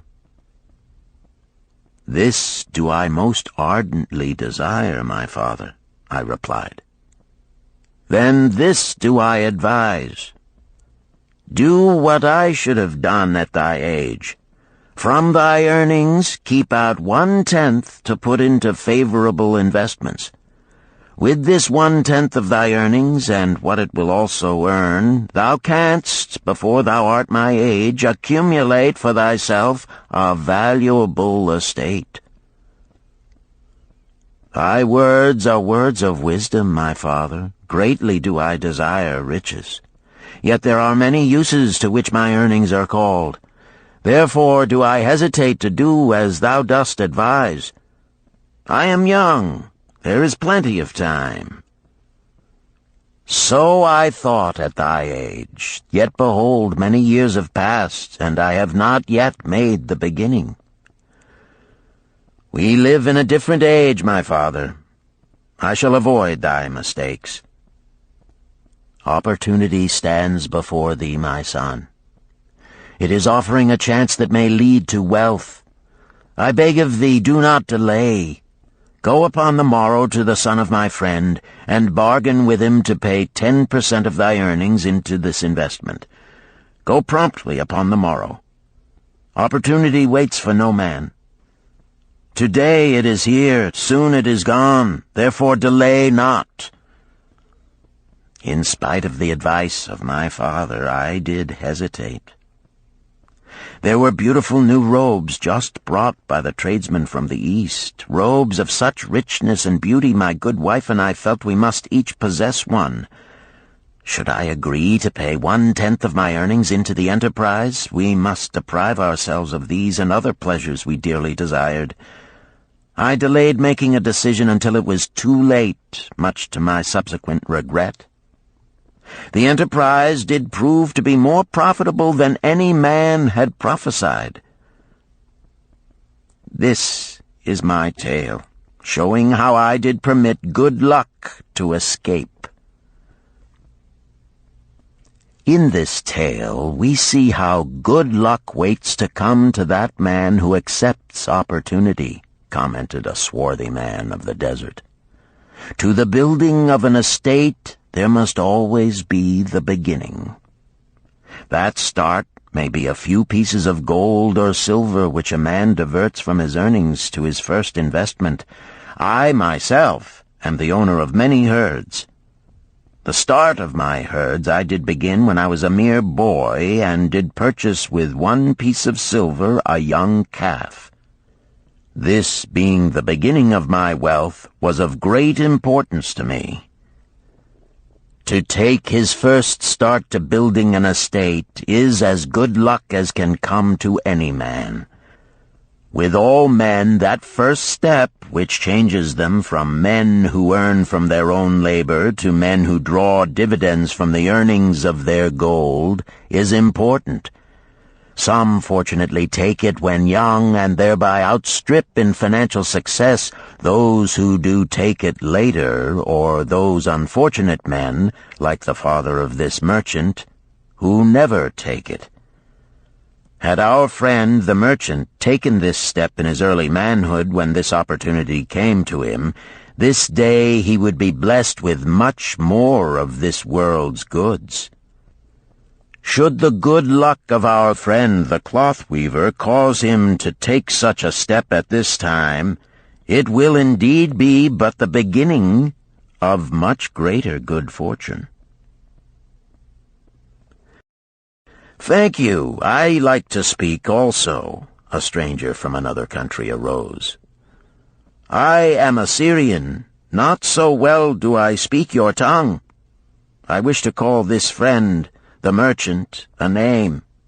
Maybe you think it not polite, this name. Yet I wish to call him that. But, alas, I not know your word for it. If I do call it in Syrian, you will not understand. Therefore, please, some good gentleman, tell me that right name you call man who puts off doing those things that mighty good for him." "Procrastinator!" called a voice. "That's him!" shouted the Syrian, waving his hands excitedly. "He accepts not opportunity when she comes. He waits. He says, I have much business right now. By and by I talk to you. Opportunity she will not wait for such slow fellow. She thinks if a man desires to be lucky he will step quick. Any man who not step quick when opportunity comes. He, big procrastinator like our friend, this merchant." The merchant arose and bowed good-naturedly in response to the laughter. "My admiration to thee, stranger within our gates, who hesitates not to speak the truth." And now let us hear another tale of opportunity. "Who has for us another experience?" demanded Arkad. "I have," responded a red-robed man of middle age. "I am a buyer of animals, mostly camels and horses. Sometimes I do also buy the sheep and goats. The tale I am about to relate will tell truthfully how opportunity came one night when I did least expect it. Perhaps for this reason I did let it escape. Of this you shall be the judge. Returning to the city one evening after a disheartening 10 days' journey in search of camels, I was much angered to find the gates of the city closed and locked. While my slaves spread our tent for the night, which we looked to spend with little food and no water, I was approached by an elderly farmer who, like ourselves, found himself locked outside. "Honored sir," he addressed me, "from thy appearance I do judge thee to be a buyer. If this be so, much would I like to sell to thee the most excellent flock of sheep just driven up. Alas, my good wife lies very sick with the fever. I must return with all haste. Buy thou my sheep, that I and my slaves may mount our camels and travel back without delay." So dark it was that I could not see his flock, but from the bleating I did know it must be large. Having wasted 10 days searching for camels I could not find, I was glad to bargain with him. In his anxiety, he did set a most reasonable price. I accepted, well knowing my slaves could drive the flock through the city gates in the morning and sell at a substantial profit. The bargain concluded, I called my slaves to bring torches that we might count the flock which the farmer declared to contain 900. I shall not burden you, my friends, with a description of our difficulty in attempting to count so many thirsty, restless, milling sheep. It proved to be an impossible task. Therefore, I bluntly informed the farmer I would count them at daylight and pay him then. "Please, most honorable sir," he pleaded, Pay me but 2/3 of the price tonight, that I may be on my way. I will leave my most intelligent and educated slave to assist to make the count in the morning. He is trustworthy, and to him thou canst pay the balance." But I was stubborn and refused to make payment that night. Next morning, before I awoke, the city gates opened, and 4 buyers rushed out in search of flocks. They were most eager and willing to pay high prices because the city was threatened with siege and food was not plentiful. Nearly 3 times the price at which he had offered the flock to me did the old farmer receive for it. Thus was rare good luck allowed to escape. "Here is a tale most unusual," commented Arkad. "What wisdom doth it suggest?" "The wisdom of making a payment immediately when we are convinced our bargain is wise," suggested a venerable saddle-maker. "If the bargain be good, then dost thou need protection against thy own weaknesses as much as against any other man. We mortals are changeable. Alas, I must say more apt to change our minds when right than wrong. Wrong, we are stubborn indeed. Right, we are prone to vacillate and let opportunity escape. My first judgment is my best. Yet always have I found it difficult to compel myself to proceed with a good bargain when made. Therefore, as a protection against my own weaknesses, I do make a prompt deposit thereon. This doth save me from later regrets for the good luck that should have been mine." "Thank you. Again I like to speak." The Syrian was upon his feet once more. "These tales much alike. Each time opportunity fly away for same reason. Each time she come to procrastinator, bringing good plan. Each time they hesitate, not say, right now, best time, I do it quick. How can men succeed that way?" "Wise are thy words, my friend," responded the buyer. "Good luck fled from procrastination in both these tales. Yet this is not unusual. The spirit of procrastination is within all men. We desire riches, yet how often, when opportunity doth appear before us, that spirit of procrastination from within doth urge various delays in our acceptance. In listening to it, we do become our own worst enemies. In my younger days, I did not know it by this long word our friend from Syria doth enjoy. I did think at first it was my own poor judgment that did cause me loss at many profitable trades. Later I did credit it to my stubborn disposition. At last I did recognize it for what it was, a habit of needless delaying where action was required, action prompt and decisive. How I did hate it when its true character stood revealed. With the bitterness of a wild ass hitched to a chariot, I did break loose from this enemy to my success. "Thank you. I like ask question from Mr. Merchant," the Syrian was speaking. "You wear fine robes, not like those of poor man. You speak like successful man. Tell us, do you listen now when procrastination whispers in your ear?" "Like our friend the buyer, I also had to recognize and conquer procrastination," responded the merchant. "To me, it proved to be an enemy ever watching and waiting to thwart my accomplishments. The tale I did relate is but one of many similar instances I could tell to show how it drove away my opportunities. 'Tis not difficult to conquer once understood. No man willingly permits the thief to rob his bins of grain, nor does any man willingly permit an enemy to drive away his customers and rob him of his profits. When once I did recognize that such acts as these my enemy was committing, with determination I conquered him. So must every man master his own spirit of procrastination before he can expect to share in the rich treasures of Babylon. What sayest, Arkad? Because thou art the richest man in Babylon, many do proclaim thee to be the luckiest.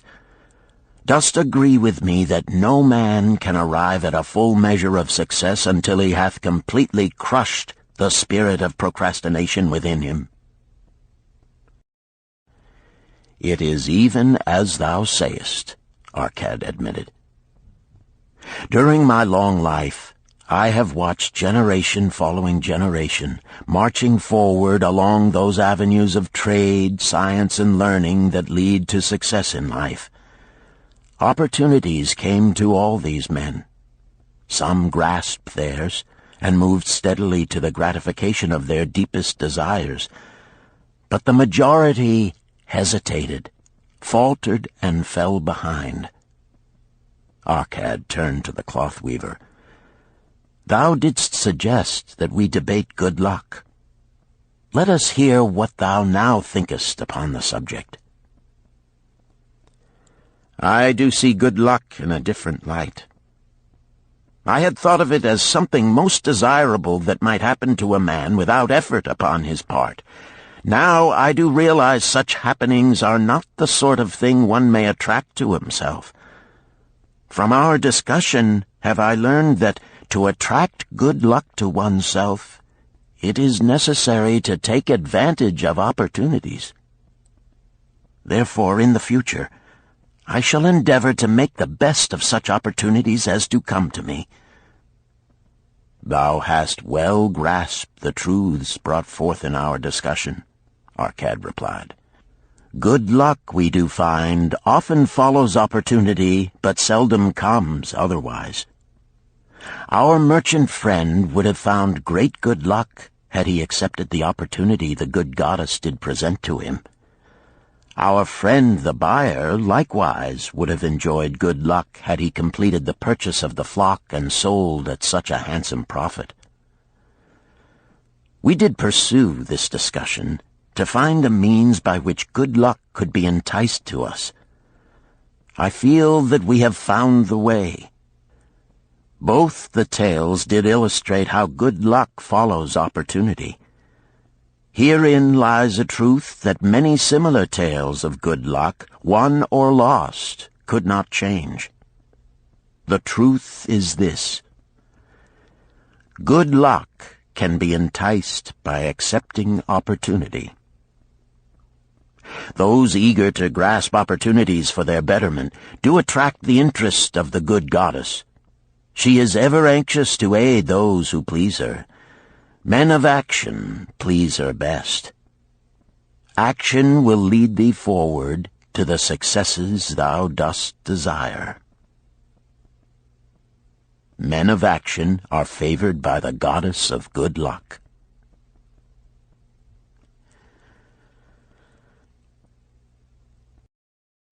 Chapter 5. The 5 Laws of Gold. A bag heavy with gold, or a clay tablet carved with words of wisdom. If thou hadst thy choice, which wouldst thou choose? By the flickering light from the fire of desert shrubs, the sun-tanned faces of the listeners gleamed with interest. "The gold! The gold!" chorused the 27. Old Calibab smiled knowingly. "Hark!" he resumed, raising his hand. "Hear the wild dogs out there in the night? They howl and wail because they are lean with hunger. Yet feed them, and what do they? Fight and strut. Then fight and strut some more, giving no thought to the morrow that will surely come. Just so it is with the sons of men. Give them a choice of gold and wisdom. What do? Ignore the wisdom and waste the gold. On the morrow they wail because they have no more gold. Gold is reserved for those who know its laws and abide by them." Calabab drew his white robe close about his lean legs, for a cool night wind was blowing. "Because thou hast served me faithfully upon our long journey, because thou cared well for my camels, because thou toiled uncomplainingly across the hot sands of the desert, because thou fought bravely the robbers that sought to despoil my merchandise, I will tell thee this night the tale of the 5 laws of gold, such a tale as thou never hast heard before. Hark ye with deep attention to the words I speak, for if you grasp their meaning and heed them, in the days that come thou shalt have much gold." He paused impressively. Above, in a canopy of blue, the stars shone brightly in the crystal-clear skies of Babylonia. Behind the group loomed their faded tents tightly staked against possible desert storms. Beside the tents were neatly stacked bales of merchandise covered with skins. Nearby, the camel herd sprawled in the sand, some chewing their cuds contentedly, others snoring in hoarse discord. "Thou hast told us many good tales, Calab," spoke up the chief packer. "We look to thy wisdom to guide us upon the morrow when our service with thee shall be at an end."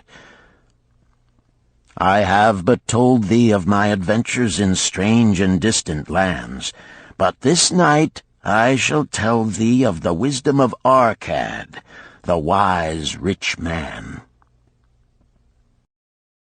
"Much have we heard of him," acknowledged the chief packer, "for he was the richest man that ever lived in Babylon."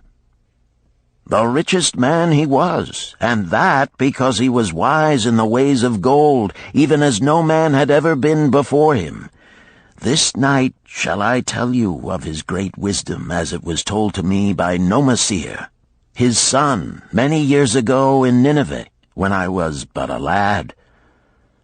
My master and myself had tarried long into the night in the palace of Nomasir.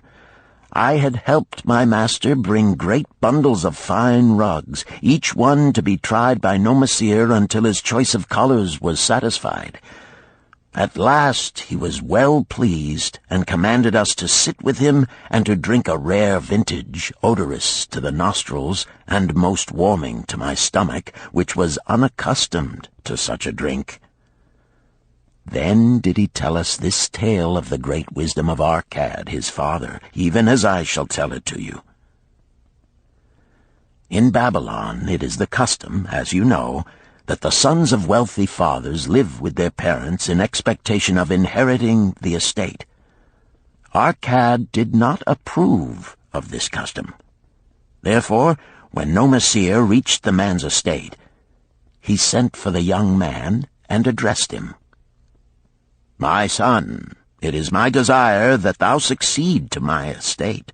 Thou must, however, first prove that thou art capable of wisely handling it. Therefore, I wish that thou go out into the world and show thy ability both to acquire gold and to make thyself respected among men. To start thee well, I will give thee 2 things of which I myself was denied when I started as a poor youth to build up a fortune. First, I give thee this bag of gold. If thou use it wisely, it will be the basis of thy future success. Second, I give thee this clay tablet upon which is carved the 5 laws of gold. If thou dost but interpret them in thy own acts, they shall bring thee competence and security. 10 years from this day come thou back to the house of thy father and give account of thyself. If thou prove worthy, I will then make thee the heir to my estate. Otherwise I will give it to the priests that they may barter for my soul the kind consideration of the gods." So Nomasir went forth to make his own way, taking his bag of gold, the clay tablet carefully wrapped in silken cloth, his slave, and the horses upon which they rode. The 10 years passed, and Nomasir, as he had agreed, returned to the house of his father, who provided a great feast in his honor, to which he invited many friends and relatives. After the feast was over, the father and mother mounted their throne-like seats at one side of the great hall, and Nomasir stood before them to give an account of himself as he had promised his father. It was evening. The room was hazy with smoke from the wicks of the oil lamps that but dimly lighted it. Slaves in white woven jackets and tunics fanned the humid air rhythmically with long-stemmed palm leaves. A stately dignity colored the scene.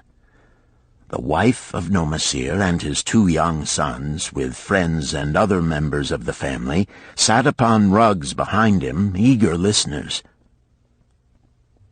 "My father," he began deferentially, "I bow before thy wisdom. 10 years ago, when I stood at the gates of manhood, thou bade me go forth and become a man among men, instead of remaining a vassal to thy fortune. Thou gave me liberally of thy gold. Thou gave me liberally of thy wisdom. Of the gold, alas, I must admit of a disastrous handling. It fled indeed from my inexperienced hands, even as a wild hare flees at the first opportunity from the youth who captures it." The father smiled indulgently. "Continue, my son. Thy tale interests me in all its details." "I decided to go to Nineveh, as it was a growing city, believing that I might find there opportunities. I joined a caravan, and among its members made numerous friends. 2 well-spoken men who had a most beautiful white horse, as fleet as the wind, were among these. As we journeyed, they told me in confidence that in Nineveh was a wealthy man who owned a horse so swift that it had never been beaten. Its owner believed that no horse living could run with greater speed.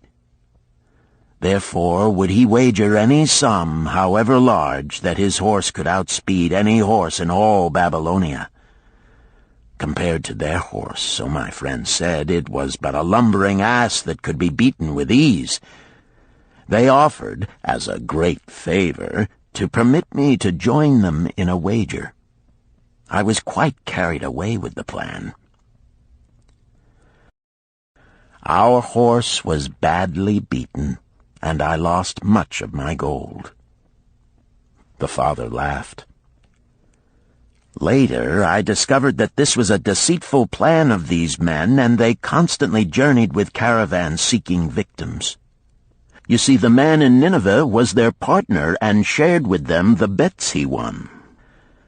This shrewd deceit taught me my first lesson in looking out for myself. I was soon to learn another, equally bitter. In the caravan was another young man with whom I became quite friendly. He was the son of wealthy parents and, like myself, journeying to Nineveh to find a suitable location. Not long after our arrival, he told me that a merchant had died, and his shop with its rich merchandise and patronage could be secured at a paltry price. Saying that we would be equal partners, but first he must return to Babylon to secure his gold, he prevailed upon me to purchase the stock with my gold, agreeing that his would be used later to carry on our venture.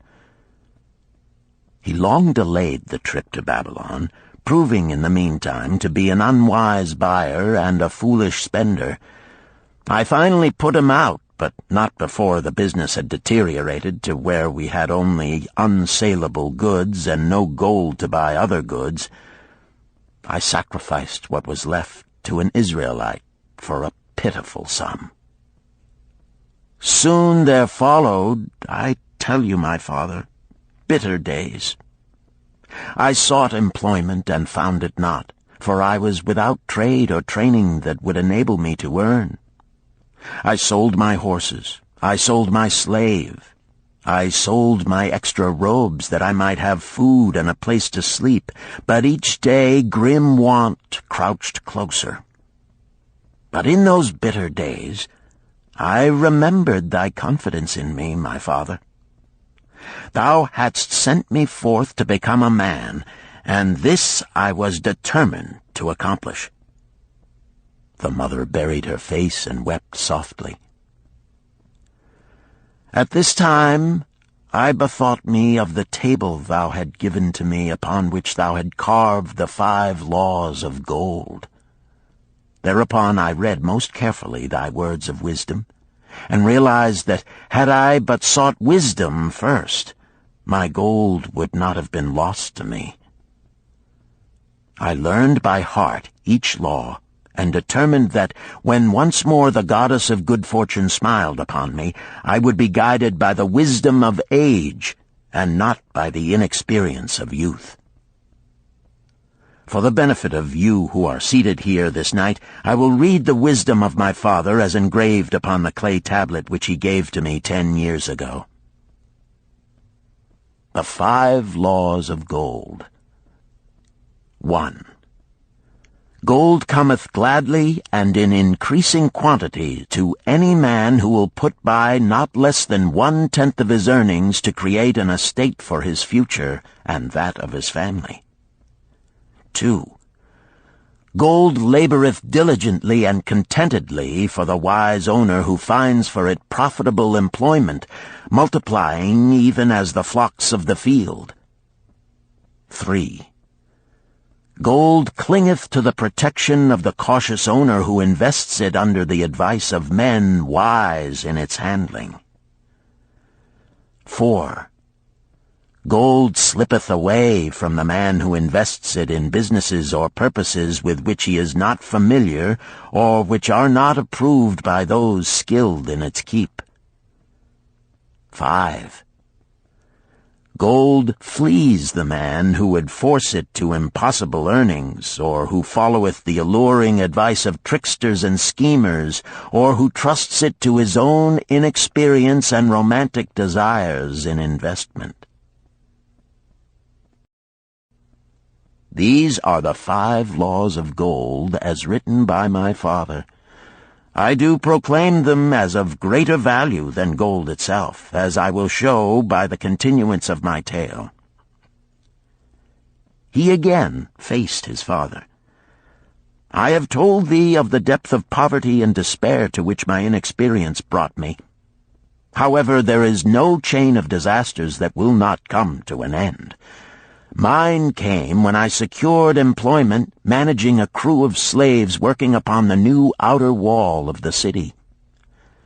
Profiting from my knowledge of the first law of gold, I saved a copper from my first earnings, adding to it at every opportunity until I had a piece of silver. It was a slow procedure, for one must live. I did spend grudgingly, I admit, because I was determined to earn back before the 10 years were over as much gold as you, my father, had given to me. One day the slave-master with whom I had become quite friendly said to me, "Thou art a thrifty youth who spends not wantonly what he earns. Hast thou gold put by that is not earning?" "Yes," I replied. "It is my greatest desire to accumulate gold, to replace that which my father gave to me and which I have lost. 'Tis a worthy ambition, I will grant, and do you know that the gold which you have saved can work for you and earn much more gold?" "Alas, my experience has been bitter, for my father's gold has fled from me, and I am in much fear lest my own do the same." "If thou hast confidence in me, I will give thee a lesson in the profitable handling of gold," he replied. "Within a year the outer wall will be complete and ready for the great gates of bronze that will be built at each entrance to protect the city from the king's enemies. In all Nineveh there is not enough metal to make these gates, and the king has not thought to provide it. Here is my plan.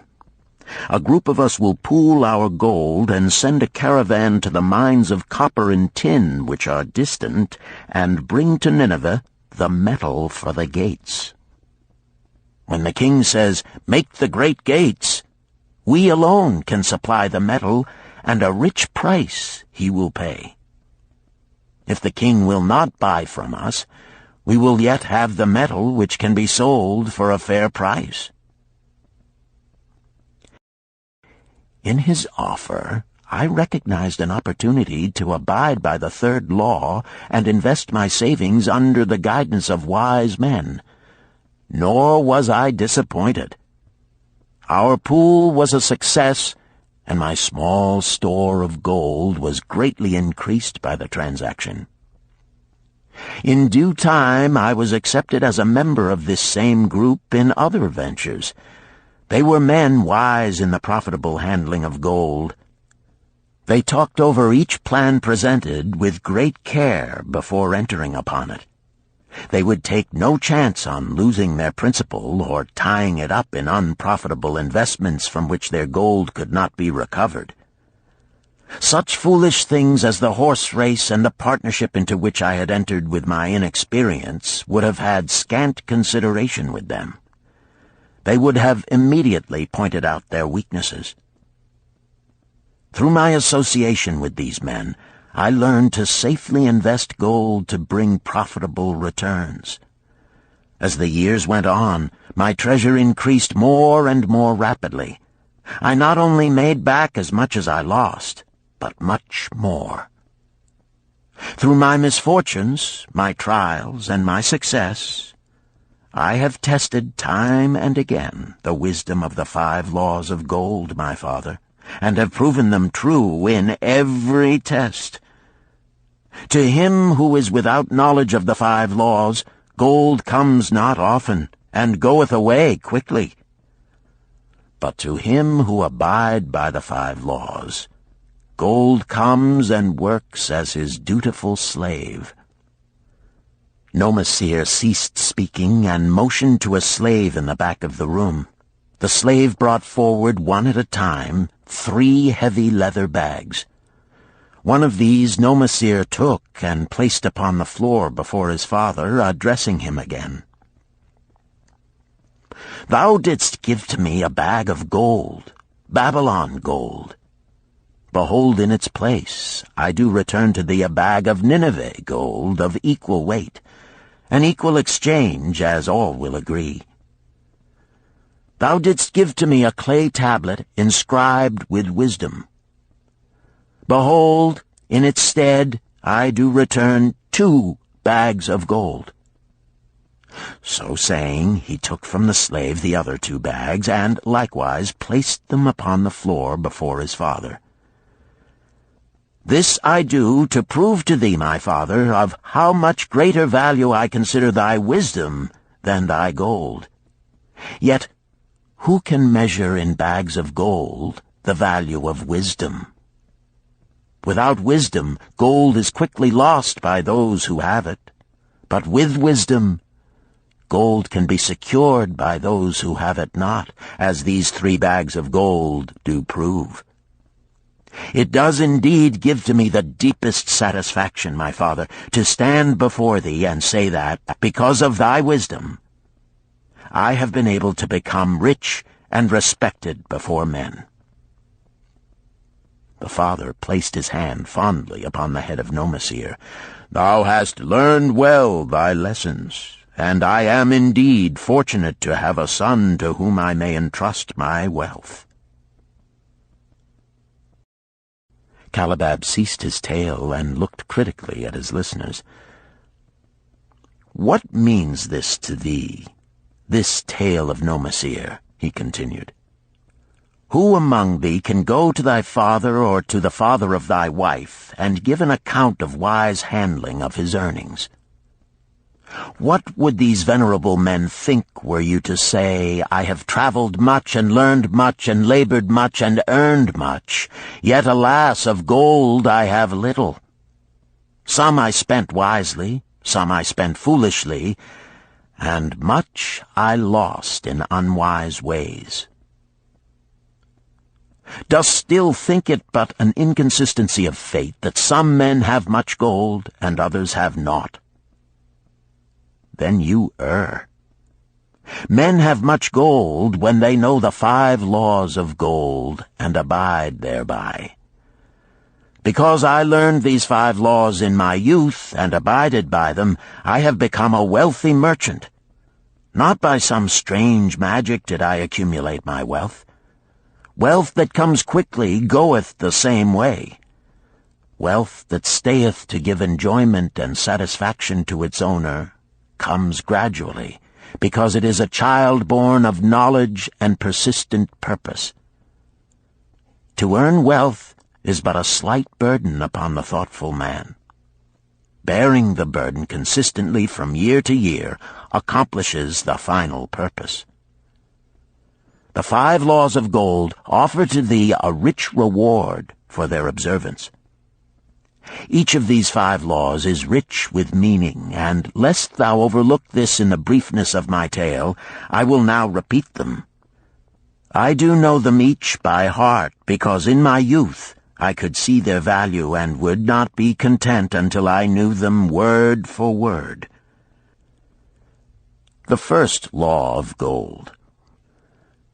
Gold cometh gladly and in increasing quantity to any man who will put by not less than 1/10 of his earnings to create an estate for his future and that of his family.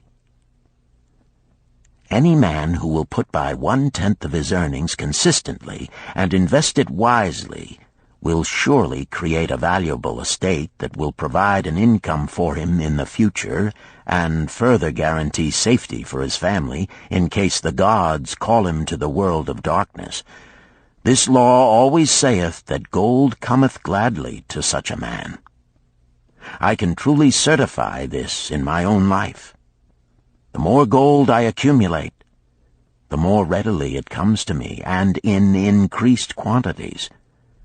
The gold which I save earns more, even as yours will, and its earnings earn more, and this is the working out of the first law. The second law of gold. Gold laboreth diligently and contentedly for the wise owner who finds for it profitable employment, multiplying even as the flocks of the field. Gold indeed is a willing worker. It is ever eager to multiply when opportunity presents itself. To every man who hath a store of gold set by, opportunity comes for its most profitable use. As the years pass, it multiplies itself in surprising fashion. The third law of gold. Gold clingeth to the protection of the cautious owner who invests it under the advice of men wise in its handling. Gold indeed clingeth to the cautious owner, even as it flees the careless owner. The man who seeks the advice of men wise in handling gold soon learneth not to jeopardize his treasure, but to preserve in safety and to enjoy in contentment its consistent increase. This ends Disc 2. The Richest Man in Babylon, Disc 3. The fourth law of gold. Gold slippeth away from the man who invests it in businesses or purposes with which he is not familiar or which are not approved by those skilled in its keep. To the man who hath gold yet is not skilled in its handling, many uses for it appear most profitable. Too often these are fraught with danger of loss, and if properly analyzed by wise men, show small possibility of profit. Therefore, the inexperienced owner of gold who trusts to his own judgment and invests it in businesses or purposes with which he is not familiar, too often finds his judgment imperfect and pays with his treasure for his inexperience. Wise indeed is he who investeth his treasures under the advice of men skilled in the ways of gold. the 5th law of gold. Gold flees the man who would force it to impossible earnings, or who followeth the alluring advice of tricksters and schemers, or who trusts it to his own inexperience and romantic desires in investment. Fanciful propositions that thrill like adventure tales always come to the new owner of gold. These appear to endow his treasure with magic powers that will enable it to make impossible earnings. Yet heed ye the wise men, for verily they know the risks that lurk behind every plan to make great wealth suddenly. Forget not the rich men of Nineveh, who would take no chance of losing their principal or tying it up in unprofitable investments. This ends my tale of the 5 laws of gold. In telling it to thee, I have told the secrets of my own success. Yet they are not secrets, but truths which every man must first learn and then follow, who wishes to step out of the multitude that, like yon wild dogs, must worry each day for food to eat. Tomorrow we enter Babylon. Look, see the fire that burns eternal above the temple of Bel? We are already in sight of the golden city. Tomorrow each of thee shall have gold, the gold thou hast so well earned by thy faithful services. 10 years from this night, what can you tell about this gold? If there be men among you who, like Nomasir, will use a portion of their gold to start for themselves an estate and be thenceforth wisely guided by the wisdom of Arkad, 10 years from now, 'tis a safe wager, like the son of Arkad, they will be rich and respected among men. Our wise acts accompany us through life to please us and to help us. Just as surely our unwise acts follow us to plague and torment us. Alas, they cannot be forgotten. In the front rank of the torments that do follow us are the memories of the things we should have done, of the opportunities which came to us, and we took not. Rich are the treasures of Babylon. So rich no man can count their value in pieces of gold. Each year they grow richer and more valuable. Like the treasures of every land, they are a reward, a rich reward awaiting those men of purpose who determine to secure their just share. In the strength of thine own desires is a magic power. Guide this power with thy knowledge of the 5 laws of gold, and thou shalt share the treasures of Babylon.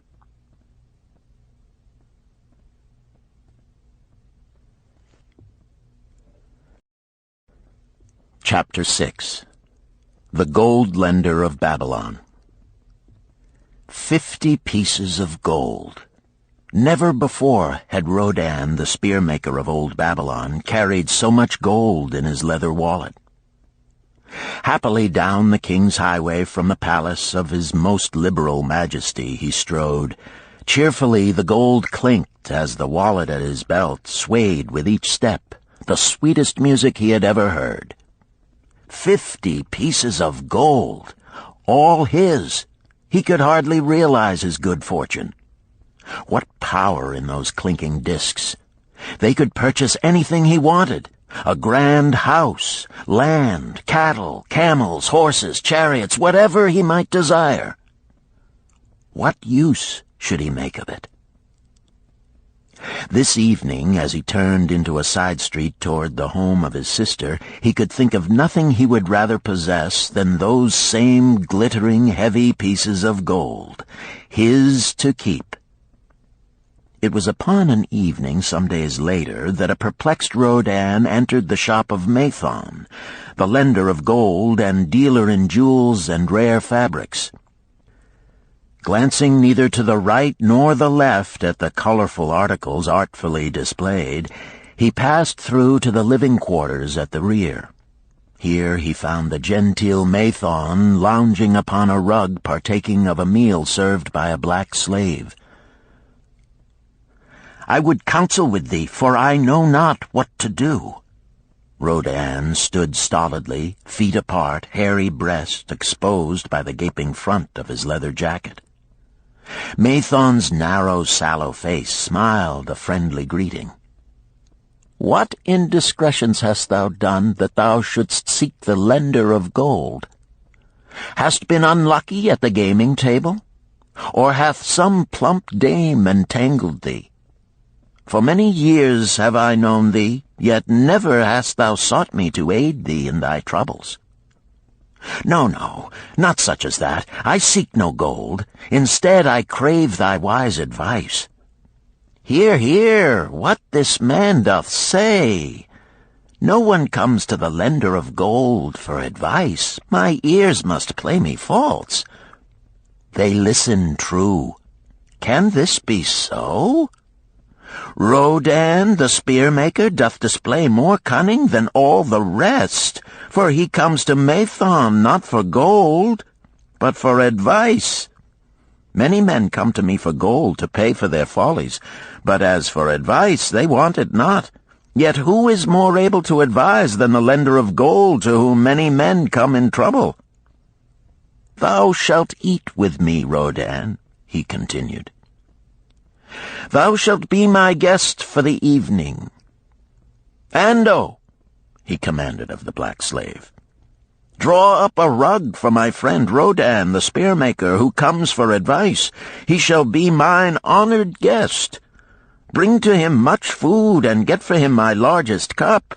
Choose well of the best wine, that he may have satisfaction in the drinking. Now tell me, what troubles thee?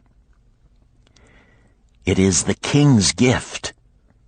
The king's gift? The king did make thee a gift, and it gives thee trouble? What manner of gift? Because he was much pleased with the design I did submit to him for a new point on the spears of the royal guard, he did present me with 50 pieces of gold, and now I am much perplexed. I am beseeched each hour the sun doth travel across the sky by those who would share it with me. That is natural. More men want gold than have it, and would wish one who comes by it easily to divide. But can you not say no? Is thy will not as strong as thy fist? To many I can say no, yet sometimes it would be easier to say yes. Can one refuse to share with one's sister to whom he is deeply devoted? Surely thy own sister would not wish to deprive thee of enjoying thy reward? But it is for the sake of Araman, her husband, whom she wishes to see a rich merchant. She does feel that he has never had a chance, and she beseeches me to loan to him this gold, that he may become a prosperous merchant and repay me from his profits. My friend, resumed Mathon, 'tis a worthy subject thou bringest to discuss. Gold bringeth unto its possessor responsibility and a changed position with his fellow men. It bringeth fear lest he lose it, or it be tricked away from him. It bringeth a feeling of power and ability to do good. Likewise, it bringeth opportunities whereby his very good intentions may bring him into difficulties. Didst ever hear of the farmer of Nineveh who could understand the language of animals? I wot not, for 'tis not the kind of tale men like to tell over the bronze-caster's forge. I will tell it to thee, for thou shouldst know that to borrowing and lending there is more than the passing of gold from the hands of one to the hands of another. This farmer, who could understand what the animals said to each other, did linger in the farmyard each evening just to listen to their words. One evening he did hear the ox bemoaning to the ass the hardness of his lot. I do labor pulling the plough from morning until night, no matter how hot the day, or how tired my legs, or how the bow doth chafe my neck, still must I work. But you are a creature of leisure. You are trapped with a colorful blanket and do nothing more than carry our master about where he wishes to go. When he goes nowhere, you do rest and eat the green grass all the day." Now the ass, in spite of his vicious heels, was a goodly fellow and sympathized with the ox. "My good friend," he replied, "you do work very hard, and I would help ease your lot. Therefore will I tell you how you may have a day of rest. In the morning, when the slave comes to fetch you to the plough, lie upon the ground and bellow much, that he may say you are sick and cannot work." So the ox took the advice of the ass, and the next morning the slave returned to the farmer and told him the ox was sick and could not pull the plough. "Then," said the farmer, "hitch the ass to the plough, for the ploughing must go on." All that day, the ass, who had only intended to help his friend, found himself compelled to do the ox's task. When night came and he was released from the plough, his heart was bitter, and his legs were weary, and his neck was sore where the bow had chafed it. The farmer lingered in the barnyard to listen. The ox began first. "You are my good friend. Because of your wise advice, I have enjoyed a day of rest." "And I," retorted the ass, "am like many another simple-hearted one who starts to help a friend and ends up by doing his task for him. Hereafter you draw your own plough, for I did hear the master tell the slave to send for the butcher were you sick again. I wish he would, for you are a lazy fellow." Thereafter they spoke to each other no more. This ended their friendship. Canst thou tell the moral to this tale, Rodan? "'Tis a good tale," responded Rodan, "but I see not the moral." "I thought not that you would, but it is there, and simple too. Just this: if you desire to help thy friend, do so in a way that will not bring thy friend's burdens upon thyself." "I had not thought of that. It is a wise moral. I wish not to assume the burdens of my sister's husband. But tell me, you lend to many. Do not the borrowers repay?" Mathon smiled the smile of one whose soul is rich with much experience. "Could a loan be well made if the borrower cannot repay? Must not the lender be wise and judge carefully whether his gold can perform a useful purpose to the borrower and return to him once more? Or whether it will be wasted by one unable to use it wisely and leave him without his treasure, and leave the borrower with a debt he cannot repay? I will show to thee the tokens in my token chest, and let them tell thee some of their stories." Into the room he brought a chest as long as his arm, covered with red pigskin and ornamented with bronze designs. He placed it upon the floor and squatted before it, both hands upon the lid. "From each person to whom I lend, I do exact a token for my token chest, to remain there until the loan is repaid. When they repay, I give it back. But if they never repay, it will always remind me of one who was not faithful to my confidence. The safest loans, my token box tells me, are to those whose possessions are of more value than the one they desire. They own lands or jewels or camels or other things which could be sold to repay the loan. Some of the tokens given to me are jewels of more value than the loan. Others are promises that if the loan be not repaid as agreed, they will deliver to me certain property settlement. On loans like those I am assured that my gold will be returned with the rental thereon, for the loan is based on property. In another class are those who have the capacity to earn. They are such as you, who labor or serve and are paid. They have income. And if they are honest and suffer no misfortune, I know that they also can repay the gold I loan them and the rental to which I am entitled. Such loans are based on human effort. Others are those who have neither property nor assured earning capacity. Life is hard, and there will always be some who cannot adjust themselves to it. Alas for the loans I make them! Even though they be no larger than a pence, my token box may censure me in the years to come unless they be guaranteed by good friends of the borrower who know him honorable. Mathon released the clasp and opened the lid. Rodan leaned forward eagerly. At the top of the chest, a bronze neckpiece lay upon a scarlet cloth. Mathon picked up the piece and patted it affectionately. "This shall always remain in my token chest, because the owner has passed on into the great darkness. I treasure it, his token, and I treasure his memory, for he was my good friend.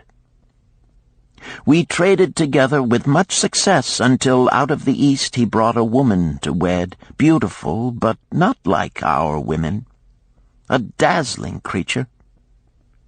He spent his gold lavishly to gratify her desires. He came to me in distress when his gold was gone. I counseled with him. I told him I would help him to once more master his own affairs. He swore by the sign of the great bull that he would. But it was not to be. In a quarrel she thrust a knife into the heart he dared her to pierce." "And she?" questioned Rodan. "Yes, of course. This was hers." He picked up the scarlet cloth. "In bitter remorse she threw herself into the Euphrates. These 2 loans will never be repaid. The chest tells you, Rodan, that humans in the throes of great emotions are not safe risks for the gold lender. Here, now, this is different." He reached for a ring carved of oxbone. "This belongs to a farmer. I buy the rugs of his women. The locusts came, and they had not food. I helped him, and when the new crop came, he repaid me. Later he came again and told of strange goats in a distant land, as described by a traveler. They had long hair so fine and soft it would weave into rugs more beautiful than any ever seen in Babylon. He wanted a herd, but he had no money. So I did lend him gold to make the journey and bring back goats. Now his herd is begun, and next year I shall surprise the lords of Babylon with the most expensive rugs it has been their good fortune to buy. Soon I must return his ring. He doth insist on repaying promptly." "Some borrowers do that?" queried Rodan. "If they borrow for purposes that bring money back to them, I find it so. But if they borrow because of their indiscretions, I warn thee to be cautious if thou wouldst ever have thy gold back in hand again." "Tell me about this," requested Rodan, picking up a heavy gold bracelet inset with jewels in rare designs. "The women do appeal to my good friend," bantered Mathon. "I am still much younger than you," retorted Rodan. "I grant that, but this time thou doth suspicion romance where it is not. The owner of this is fat and wrinkled, and doth talk so much and say so little, she drives me mad. Once they had much money and were good customers, but ill times came upon them. She has a son of whom she would make a merchant. So she came to me and borrowed gold that he might become a partner of a caravan owner who travels with his camels, bartering in one city what he buys in another. This man proved a rascal, for he left the poor boy in a distant city without money and without friends, pulling out early while the youth slept. Perhaps when this youth has grown to manhood he will repay. Until then I get no rental for the loan, only much talk. But I do admit the jewels are worthy of the loan." "Did this lady ask thy advice as to the wisdom of the loan?" "Quite otherwise. She had pictured to herself this son of hers as a wealthy and powerful man of Babylon. To suggest the contrary was to infuriate her. A fair rebuke I had. I knew the risk for this inexperienced boy, but as she offered security, I could not refuse her." "This," continued Mathon, waving a bit of pack rope tied into a knot, "belongs to Nebator, the camel trader. When he would buy a herd larger than his funds, he brings to me this knot, and I lend to him according to his needs. He is a wise trader. I have confidence in his good judgment and can lend him freely. Many other merchants of Babylon have my confidence because of their honorable behavior. Their tokens come and go frequently in my token box. Good merchants are an asset to our city, and it profits me to aid them to keep trade moving that Babylon be prosperous." Mathon picked out a beetle carved in turquoise and tossed it contemptuously on the floor. "A bug from Egypt. The lad who owns this does not care whether I ever receive back my gold. When I reproach him, he replies, 'How can I repay when ill fate pursues me? You have plenty more. What can I do?' The token is his father's, a worthy man of small means who did pledge his land and herd to back his son's enterprises. The youth found success at first, and then was overzealous to gain great wealth. His knowledge was immature. His enterprises collapsed. Youth is ambitious. Youth would take shortcuts to wealth and the desirable things for which it stands. To secure wealth quickly, youth often borrows unwisely. Youth, never having had experience, cannot realize that hopeless debt is like a deep pit into which one may descend quickly, and where one may struggle vainly for many days. It is a pit of sorrow and regrets, where the brightness of the sun is overcast, and night is made unhappy by restless sleeping. Yet I do not discourage borrowing gold. I encourage it. I recommend it if it be for a wise purpose. I myself made my first real success as a merchant with borrowed gold. Yet what should the lender do in such a case? The youth is in despair and accomplishes nothing. He is discouraged. He makes no effort to repay. My heart turns against depriving the father of his land and cattle." "You tell me much that I am interested to hear," ventured Rodan, "but I hear no answer to my question. Should I lend my 50 pieces of gold to my sister's husband? They mean much to me." "Thy sister is a sterling woman whom I do much esteem. Should her husband come to me and ask to borrow 50 pieces of gold, I should ask him for what purpose he would use it. If he answered that he desired to become a merchant like myself and deal in jewels and rich furnishings, I would say, 'What knowledge have you of the ways of trade? Do you know where you can buy at lowest cost? Do you know where you can sell at a fair price? Could he say yes to these questions? No, he could not, Rodin admitted. He has helped me much in making spears, and he has helped some in the shops. Then would I say to him that his purpose was not wise. Merchants must learn their trade. His ambition, though worthy, is not practical, and I would not lend him any gold. But supposing he could say, yes, I have helped merchants much. I know how to travel to Smyrna and to buy at low cost the rugs the housewives weave. I also know many of the rich people of Babylon to whom I can sell these at a large profit. Then I would say, your purpose is wise and your ambition honorable. I shall be glad to lend you the 50 pieces of gold if you can give me security that they will be returned. But would he say, I have no security other than that I am an honored man and will pay you well for the loan? Then would I reply, I treasure much each piece of gold. Were the robbers to take it from you as you journeyed to Smyrna, or take the rugs from you as you returned, then you would have no means of repaying me, and my gold would be gone. Gold, you see, Rodin, is the merchandise of the lender of money. It is easy to lend. If it is lent unwisely, then it is difficult to get back.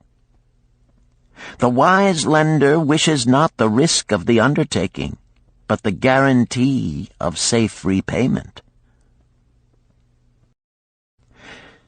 "'Tis well," he continued, "to assist those that are in trouble. 'Tis well to help those upon whom fate has laid a heavy hand. 'Tis well to help those who are starting, that they may progress and become valuable citizens. But help must be given wisely, lest, like the farmer's ass, in our desire to help, we but take upon ourselves the burden that belongs to another." Again I wandered from thy question, Rodin, but hear my answer. Keep thy 50 pieces of gold. What thy labor earns for thee and what is given thee for reward is thine own, and no man can put an obligation upon thee to part with it unless it do be thy wish. If thee wouldst lend it so that it may earn thee more gold, then lend with caution and in many places. I like not idle gold, even less I like too much of risk. How many years hast thou labored as a spear-maker? Fully 3. How much besides the king's gift hast saved? 3 gold pieces. Each year that thou hast labored, thou hast denied thyself good things to save from thine earnings 1 piece of gold? 'Tis as you say. Then mightest save in 50 years of labor 50 pieces of gold by thy self-denial? A lifetime of labor it would be. Thinkest thou thy sister would wish to jeopardize the savings of 50 years of labor over the bronze melting pot, that her husband might experiment on being a merchant? Not if I spoke in your words. Then go to her and say, 3 years I have labored each day except fast days, from morning until night, and I have denied myself many things that my heart craved. For each year of labor and self-denial, I have to show 1 piece of gold. Thou art my favored sister, and I wish that thy husband may engage in business in which he will prosper greatly. If he will submit to me a plan that seems wise and possible to my friend Mathon, then will I gladly lend to him my savings of an entire year, that he may have an opportunity to prove that he can succeed. Do that, I say, and if he has within him the soul to succeed, he can prove it. If he fails, he will not owe thee more than he can hope some day to repay. I am a gold lender because I own more gold than I can use in my own trade. I desire my surplus gold to labor for others and thereby earn more gold. I do not wish to take risk of losing my gold, for I have labored much and denied myself much to secure it. Therefore I will no longer lend any of it where I am not confident that it is safe and will be returned to me. Neither will I lend it where I am not convinced that its earnings will be promptly paid to me. I have told to thee, Rodan, a few of the secrets of my token chest. From them you may understand the weakness of men and their eagerness to borrow that which they have no certain means to repay. From this you can see how often their high hopes of the great earnings they could make if they but had gold are but false hopes they have not the ability or training to fulfill. Thou, Rodan, now have gold which thou shouldst put to earning more gold for thee. Thou art about to become, even as I, a gold lender. If thou dost safely preserve thy treasure, it will produce liberal earnings for thee, and be a rich source of pleasure and profit during all thy days. But if thou dost let it escape from thee, it will be a source of constant sorrow and regret as long as thy memory doth last. What desirest thou most of this gold in thy wallet? To keep it safe. Wisely spoken, replied Mathon approvingly. Thy first desire is for safety. Thinkest thou that in the custody of thy sister's husband it would be truly safe from possible loss? I fear not, for he is not wise in guarding gold. Then be not swayed by foolish sentiments of obligation to trust thy treasure to any person. If thou wouldst help thy family or thy friends, find other ways than risking the loss of thy treasure. Forget not that gold slippeth away in unexpected ways from those unskilled in guarding it. As well waste thy treasure in extravagance as let others lose it for thee.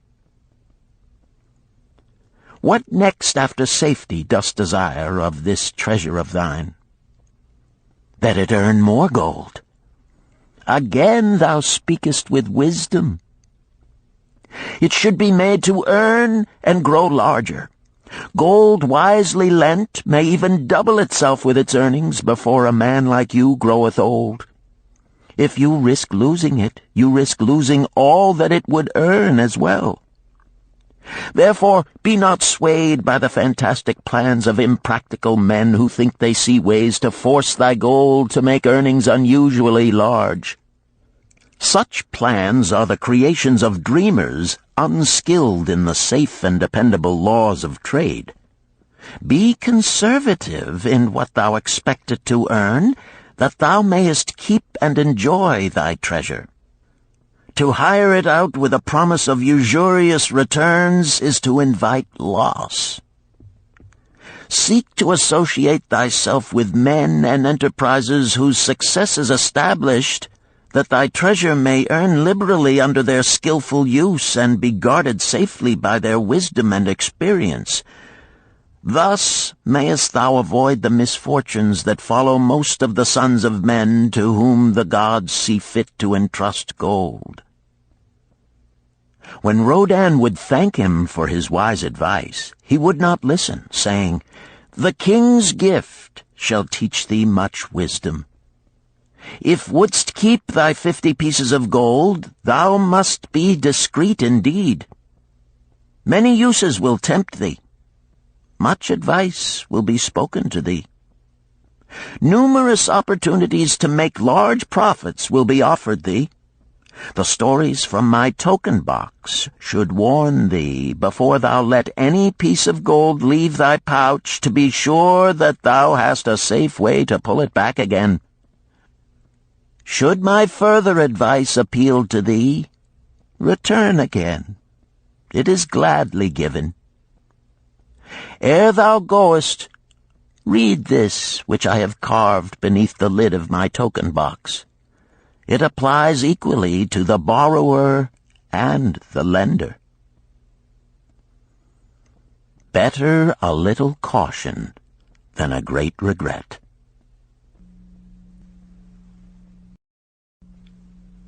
Chapter 7. The Walls of Babylon. Old Banzar, grim warrior of another day, stood guard at the passageway leading to the top of the ancient walls of Babylon. Up above, valiant defenders were battling to hold the walls. Upon them depended the future existence of this great city with its hundreds of thousands of citizens. Over the walls came the roar of the attacking armies, the yelling of many men, the trampling of thousands of horses, the deafening boom of the battering rams pounding the bronzed gates. In the street behind the gate lounged the spearmen, waiting to defend the entrance should the gates give way. They were but few for the task. The main armies of Babylon were with their king, far away in the east on a great expedition against the Elamites. No attack upon the city having been anticipated during their absence, the defending forces were small. Unexpectedly from the north bore down the mighty armies of the Assyrians, and now the walls must hold or Babylon was doomed. About Banzar were great crowds of citizens, white-faced and terrified, eagerly seeking news of the battle.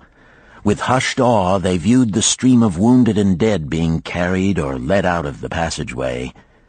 Here was the crucial point of attack. After 3 days of circling about the city, the enemy had suddenly thrown his great strength against this section and this gate. The defenders from the top of the wall fought off the climbing platforms and the scaling ladders of the attackers with arrows, burning oil, and, if any reached the top, spears. Against the defenders, thousands of the enemy's archers poured a deadly barrage of arrows. Old Banzar had the vantage point for news. He was closest to the conflict and first to hear of each fresh repulse of the frenzied attackers. An elderly merchant crowded close to him, his palsied hands quivering. tell me," he pleaded. "They cannot get in. My sons are with the good king. There is no one to protect my old wife. My goods, they will steal all. My food, they will leave nothing. We are old, too old to defend ourselves, too old for slaves. We shall starve, we shall die. Tell me they cannot get in." "Calm thyself, good merchant," the guard responded. "The walls of Babylon are strong. Go back to the bazaar and tell your wife that the walls will protect you and all of your possessions as safely as they protect the rich treasures of the king. Keep close to the walls, lest the arrows flying over strike you." A woman with a babe in arms took the old man's place as he withdrew. "Sergeant, what news from the top? Tell me truly that I may reassure my poor husband. He lies with fever from his terrible wounds, yet insists upon his armor and his spear to protect me, who am with child. Terrible, he says, will be the vengeful lust of our enemies should they break in." "Be thou good of heart, thou mother that is, and is again to be. The walls of Babylon will protect you and your babes. They are high and strong. Hear ye not the yells of our valiant defenders as they empty the cauldrons of burning oil upon the ladder scalers?" "Yes, that do I hear, and also the roar of the battering rams that do hammer at our gates." "Back to thy husband. Tell him the gates are strong and withstand the rams. Also that the scalers climb the walls, but to receive the waiting spear thrust. Watch thy way, and hasten behind yon buildings." Banzar stepped aside to clear the passage for heavily armed reinforcements, as, with clanking bronze shields and heavy tread they tramped by, a small girl plucked at his girdle. "Tell me, soldier, are we safe?" she pleaded. "I hear the awful noises. I see the men all bleeding. I am so frightened. What will become of our family, of my mother, little brother, and the baby?" The grim old campaigner blinked his eyes and thrust forward his chin as he beheld the child. "Be not afraid, little one," he reassured her. "The walls of Babylon will protect you and mother and little brother and the baby. It was for the safety of such as you that the good Queen Semiramis built them over 100 years ago. Never have they been broken through. Go back and tell your mother and little brother and the baby that the walls of Babylon will protect them, and they need have no fear." Day after day old Banzar stood at his post and watched the reinforcements file up the passageway, there to stay and fight until, wounded or dead, they came down once more. Around him unceasingly crowded the throngs of frightened citizens, eagerly seeking to learn if the walls would hold. To all he gave his answer with the fine dignity of an old soldier: "The walls of Babylon will protect you." For 3 weeks and 5 days the attack waged with scarcely ceasing violence. Harder and grimmer set the jaw of Banzar as the passage behind, wet with the blood of the many wounded, was churned into mud by the never-ceasing streams of men passing up and staggering down. Each day the slaughtered attackers piled up in heaps before the wall. Each night they were carried back and buried by their comrades.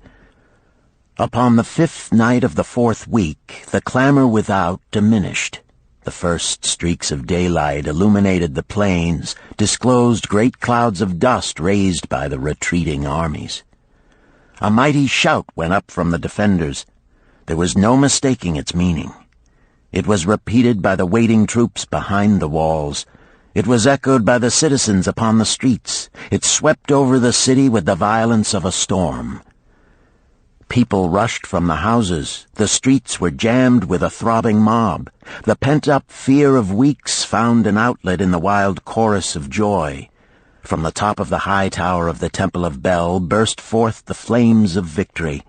Skyward floated the column of blue smoke to carry the message far and wide. The walls of Babylon had once again repulsed a mighty and vicious foe determined to loot her rich treasures and to ravish and enslave her citizens. Babylon endured century after century because it was fully protected. It could not afford to be otherwise. The walls of Babylon were an outstanding example of man's need and desire for protection. This desire is inherent in the human race. It is just as strong today as it ever was, but we have developed broader and better plans to accomplish the same purpose. In this day, behind the impregnable walls of insurance, savings accounts, and dependable investments, we can guard ourselves against the unexpected tragedies that may enter any door and seat themselves before any fireside. We cannot afford to be without adequate protection.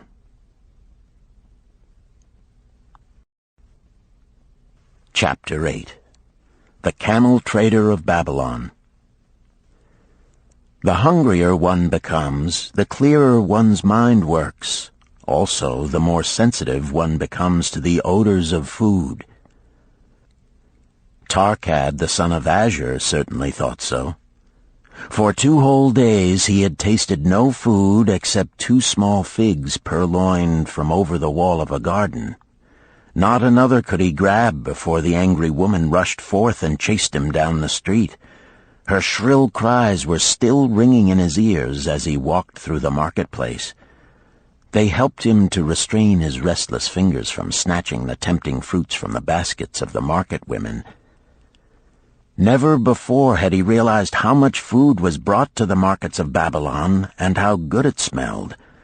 Leaving the market, he walked across to the inn and paced back and forth in front of the eating house. Perhaps here he might meet someone he knew, someone from whom he could borrow a copper that would gain him a smile from the unfriendly keeper of the inn and, with it, a liberal helping. Without the copper, he knew all too well how unwelcome he would be. In his abstraction, he unexpectedly found himself face to face with the one man he wished most to avoid, the tall, bony figure of Dabasir, the camel trader. Of all the friends and others from whom he had borrowed small sums, Dabasir made him feel the most uncomfortable because of his failure to keep his promises to repay promptly. Dabasir's face lighted up at the sight of him. "Ha! 'Tis Arkad, just the one I have been seeking, that he might repay the 2 pieces of copper which I lent him a moon ago. Also the piece of silver which I lent to him before that. We are well met. I can make good use of the coins this very day. What say, boy, what say?" Arkad stuttered, and his face flushed. He had naught in his empty stomach to nerve him to argue with the outspoken Dabasir. "I am sorry, very sorry," he mumbled weakly. "But this day I have neither the copper nor the silver with which I could repay." "Then get it," Dabasir insisted. "Surely thou canst get hold of a few coppers and a piece of silver to repay the generosity of an old friend of thy father, who aided thee whence thou wast in need." "'Tis because ill fortune does pursue me that I cannot pay." "Ill fortune? Wouldst blame the gods for thine own weakness? Ill fortune pursues every man who thinks more of borrowing than of repaying. Come with me, boy, while I eat. I am hungry, and I would tell thee a tale." Arkad flinched from the brutal frankness of Dabasir, but here at least was an invitation to enter the coveted doorway of the eating-house. Dabasir pushed him to a far corner of the room, where they seated themselves upon small rugs. When Koskor, the proprietor, appeared smiling, Dabasir addressed him with his usual freedom. "Fat lizard of the desert, bring to me a leg of the goat, very brown, with much juice, and bread and all of the vegetables, for I am hungry and want much food. Do not forget my friend here. Bring to him a jug of water. Have it cooled, for the day is hot." Arkad's heart sank. Must he sit here and drink water while he watched this man devour an entire goat leg? He said nothing. He thought of nothing he could say. Dabasir, however, knew no such thing as silence. Smiling and waving his hand good-naturedly to the other customers, all of whom knew him, he continued. "I did hear from a traveler just returned from Urfa of a certain rich man who has a piece of stone cut so thin that one can look through it. He put it in the window of his house to keep out the rains. It is yellow, so this traveler does relate, and he was permitted to look through it, and all the outside world looks strange and not like it really is. What say you to that, Arkad? Thinkest all the world could look to a man a different color from what it is?" "I dare say," responded the youth, much more interested in the fat leg of goat placed before Dabasir. "Well, I know it to be true, for I, myself, have seen the world all of a different color from what it really is, and the tale I am about to tell relates how I came to see it in its right color once more." "Dabasir will tell a tale," whispered a neighboring diner to his neighbor, and dragged his rug close. Other diners brought their food and crowded in a semicircle. They crunched noisily in the ears of Arkad and brushed him with their meaty bones. He alone was without food. Dabasir did not offer to share with him, nor even motion him to a small corner of the hard bread that was broken off and had fallen from the platter to the floor. "The tale that I am about to tell," began Dabasir, pausing to bite a goodly chunk from the goat leg, "relates to my early life and how I came to be a camel trader. Didst anyone know that I once was a slave in Syria?" A murmur of surprise ran through the audience, to which Dabasir listened with satisfaction. "When I was a young man," continued Dabasir after another vicious onslaught on the goat leg, "I learned the trade of my father, the making of saddles. I worked with him in his shop and took to myself a wife. Being young and not greatly skilled, I could earn but little, just enough to support my excellent wife in a modest way. I craved good things which I could not afford. Soon I found that the shopkeepers would trust me to pay later, even though I could not pay at the time. Being young and without experience, I did not know that he who spends more than he earns is sowing the winds of needless self-indulgence from which he is sure to reap the whirlwinds of trouble and humiliation. So I indulged my whims for fine raiment and bought luxuries for my good wife and our home beyond our means. I paid as I could, and for a while all went well. But in time I discovered I could not use my earnings both to live upon and to pay my debts. Creditors began to pursue me to pay for my extravagant purchases, and my life became miserable. I borrowed from my friends, but could not repay them either. Things went from bad to worse. My wife returned to her father, and I decided to leave Babylon and seek another city where a young man might have better chances. For 2 years I had a restless and unsuccessful life working for caravan traders. From this I fell in with a set of likable robbers who scoured the desert for unarmed caravans. Such deeds were unworthy of the son of my father, but I was seeing the world through a colored stone and did not realize to what degradation I had fallen. We met with success on our first trip, capturing a rich haul of gold and silks and valuable merchandise. This loot we took to Ganir and squandered. The second time we were not so fortunate. Just after we had made our capture, we were attacked by the spearsmen of a native chief to whom the caravans paid for protection. Our 2 leaders were killed, and the rest of us were taken to Damascus, where we were stripped of our clothing and sold as slaves. I was purchased for 2 pieces of silver by a Syrian desert chief. With my hair shorn and but a loincloth to wear, I was not so different from the other slaves. Being a reckless youth, I thought it merely an adventure until my master took me before his 4 wives and told them they could have me for a eunuch. Then, indeed, did I realize the hopelessness of my situation. These men of the desert were fierce and warlike. I was subject to their will without weapons or means of escape. Fearful I stood as those 4 women looked me over. I wondered if I could expect pity from them. Sirah, the first wife, was older than the others. Her face was impassive as she looked upon me. I turned from her with little consolation.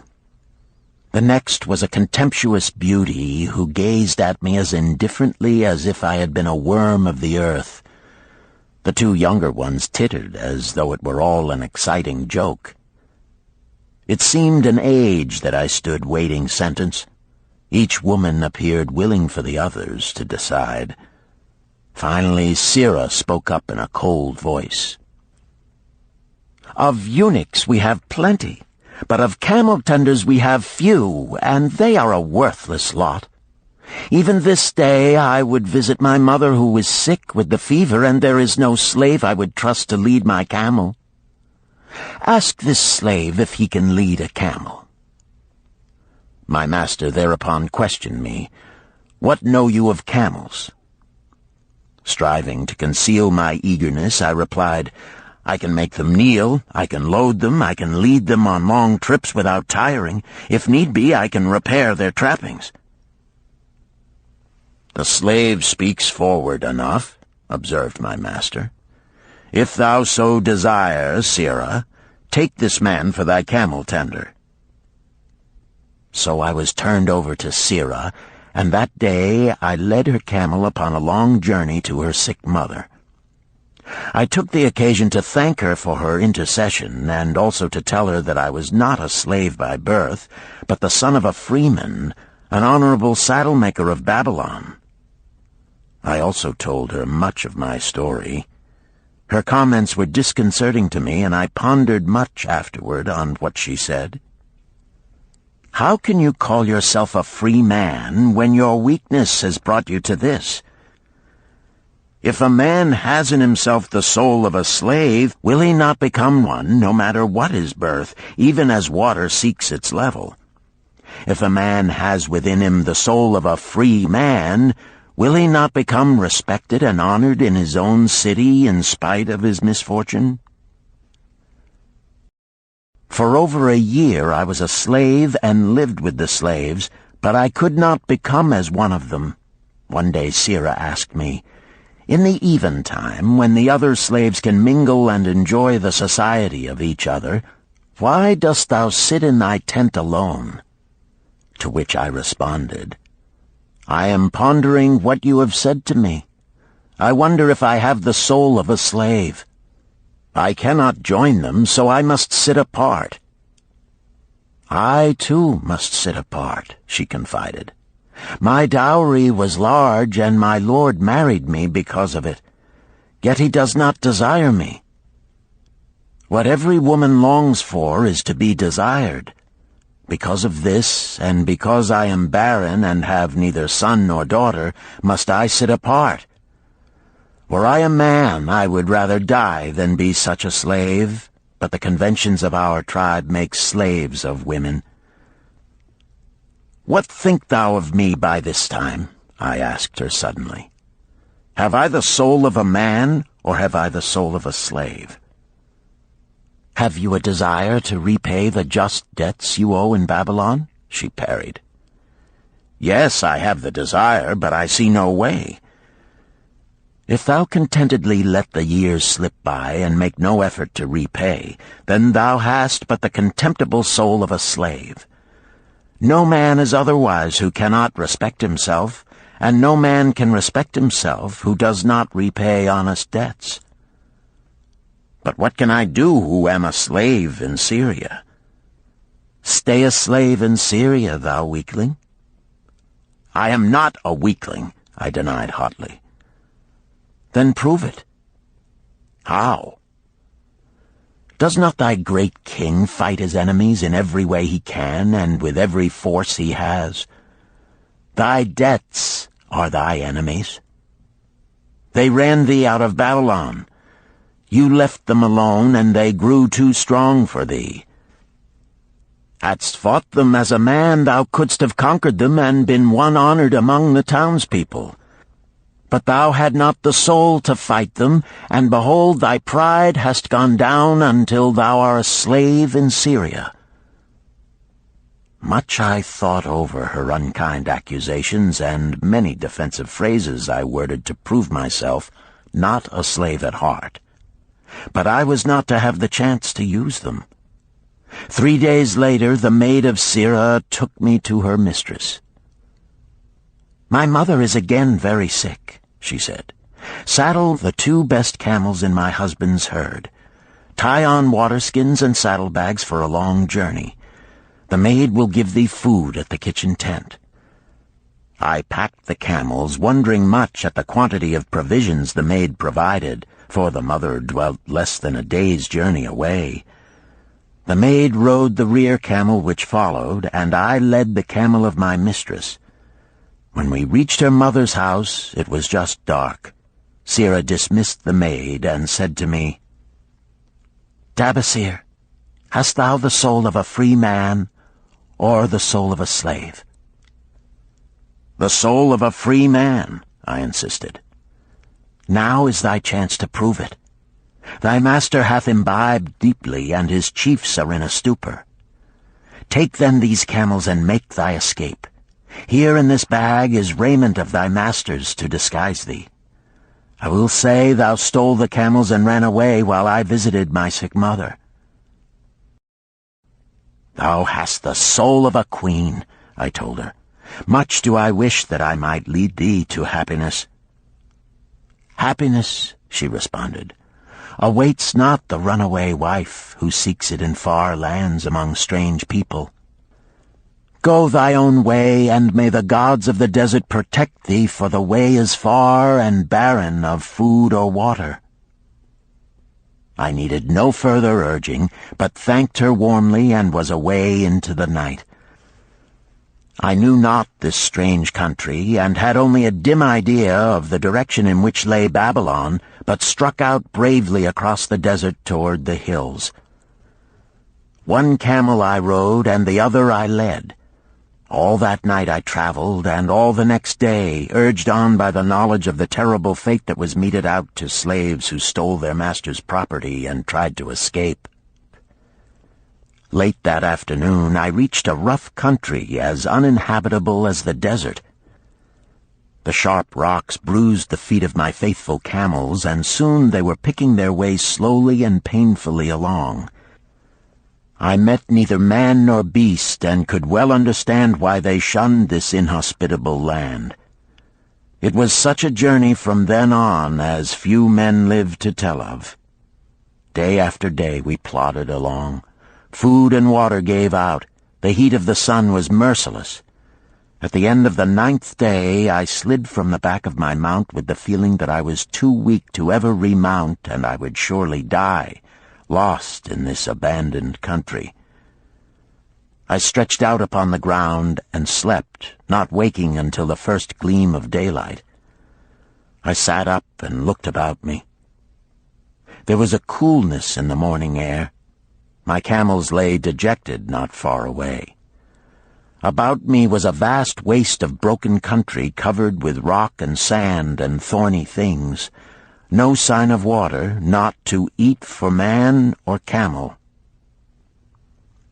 Could it be that in this peaceful quiet I faced my end? My mind was clearer than it had ever been before. My body now seemed of little importance. My parched and bleeding lips, my dry and swollen tongue, my empty stomach, all had lost their supreme agonies of the day before. I looked across into the uninviting distance, and once again came to me the question, have I the soul of a slave or the soul of a free man? Then, with clearness, I realized that if I had the soul of a slave, I should give up, lie down in the desert and die, a fitting end for a runaway slave. But if I had the soul of a free man, what then? Surely I would force my way back to Babylon, repay the people who had trusted me, bring happiness to my wife who truly loved me, and bring peace and contentment to my parents. Thy debts are thine enemies who have run thee out of Babylon, Sirrah had said. Yes, it was so. Why had I refused to stand my ground like a man? Why had I permitted my wife to go back to her father? Then a strange thing happened. All the world seemed to be of a different color, as though I had been looking at it through a colored stone which had suddenly been removed. At last I saw the true values in life. Die in the desert, not I. With a new vision I saw the things that I must do. First, I would go back to Babylon and face every man to whom I owed an unpaid debt. I should tell them that after years of wandering and misfortune, I had come back to pay my debts as fast as the gods would permit. Next, I should make a home for my wife and become a citizen of whom my parents should be proud. My debts were my enemies, but the men I owed were my friends, for they had trusted me and believed in me. I staggered weakly to my feet. What mattered hunger? What mattered thirst? They were but incidents on the road to Babylon. Within me surged the soul of a free man going back to conquer his enemies and reward his friends. I thrilled with the great resolve. The glazed eyes of my camels brightened at the new note in my husky voice. With great effort, after many attempts, they gained their feet. With pitiful perseverance, they pushed on toward the north, where something within me said we would find Babylon. We found water. We passed into a more fertile country where were grass and fruit. We found the trail to Babylon because the soul of a free man looks at life as a series of problems to be solved, and solves them, while the soul of a slave whines, "What can I do who am but a slave?" How about thee, Arkad? Does thy empty stomach make thy head exceedingly clear? Art ready to take the road that leads back to self-respect? Canst thou see the world in its true color? Hast thou the desire to pay thy honest debts, however many they may be, and once again be a man respected in Babylon? Moisture came to the eyes of the youth. He rose eagerly to his knees. "Thou hast shown me a vision. Already I feel the soul of a free man surge within me." "But how fared you upon your return?" questioned an interested listener. "Where the determination is, the way can be found," Dabasir replied.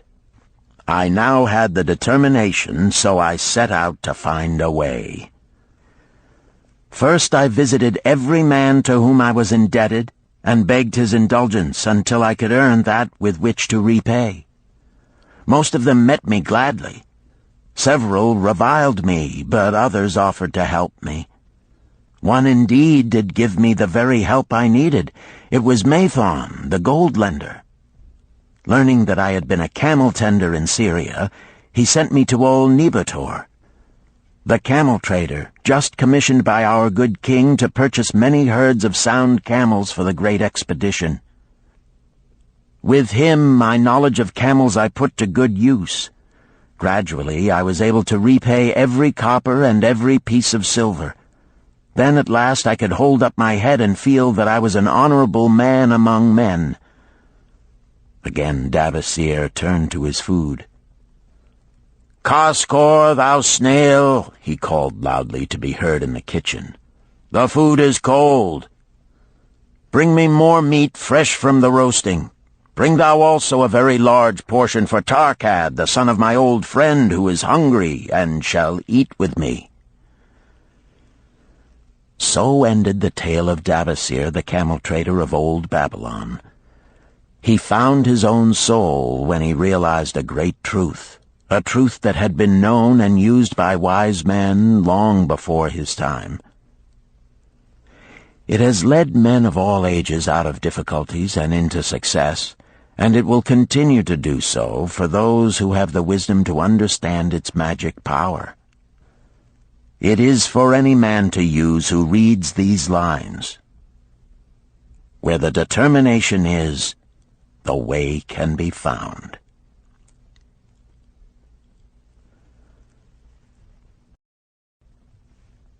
Chapter 9. The Clay Tablets from Babylon. St. Swithin's College, Nottingham University, Newark-on-Trent, Nottingham. October 21st, 1934. Professor Franklin Caldwell, care of British Scientific Expedition, Hilla, Mesopotamia. My dear Professor, the 5 clay tablets from your recent excavation in the ruins of Babylon arrived on the same boat with your letter.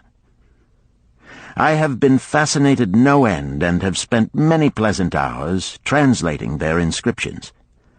I should have answered your letter at once, but delayed until I could complete the translations which are attached. The tablets arrived without damage thanks to your careful use of preservatives and excellent packing. You will be as astonished as we in the laboratory at the story they relate. One expects the dim and distant past to speak of romance and adventure. Arabian Nights sort of things, you know. When instead it discloses the problem of a person named Dabasir to pay off his debts, one realizes that conditions upon this old world have not changed as much in 5,000 years as one might expect.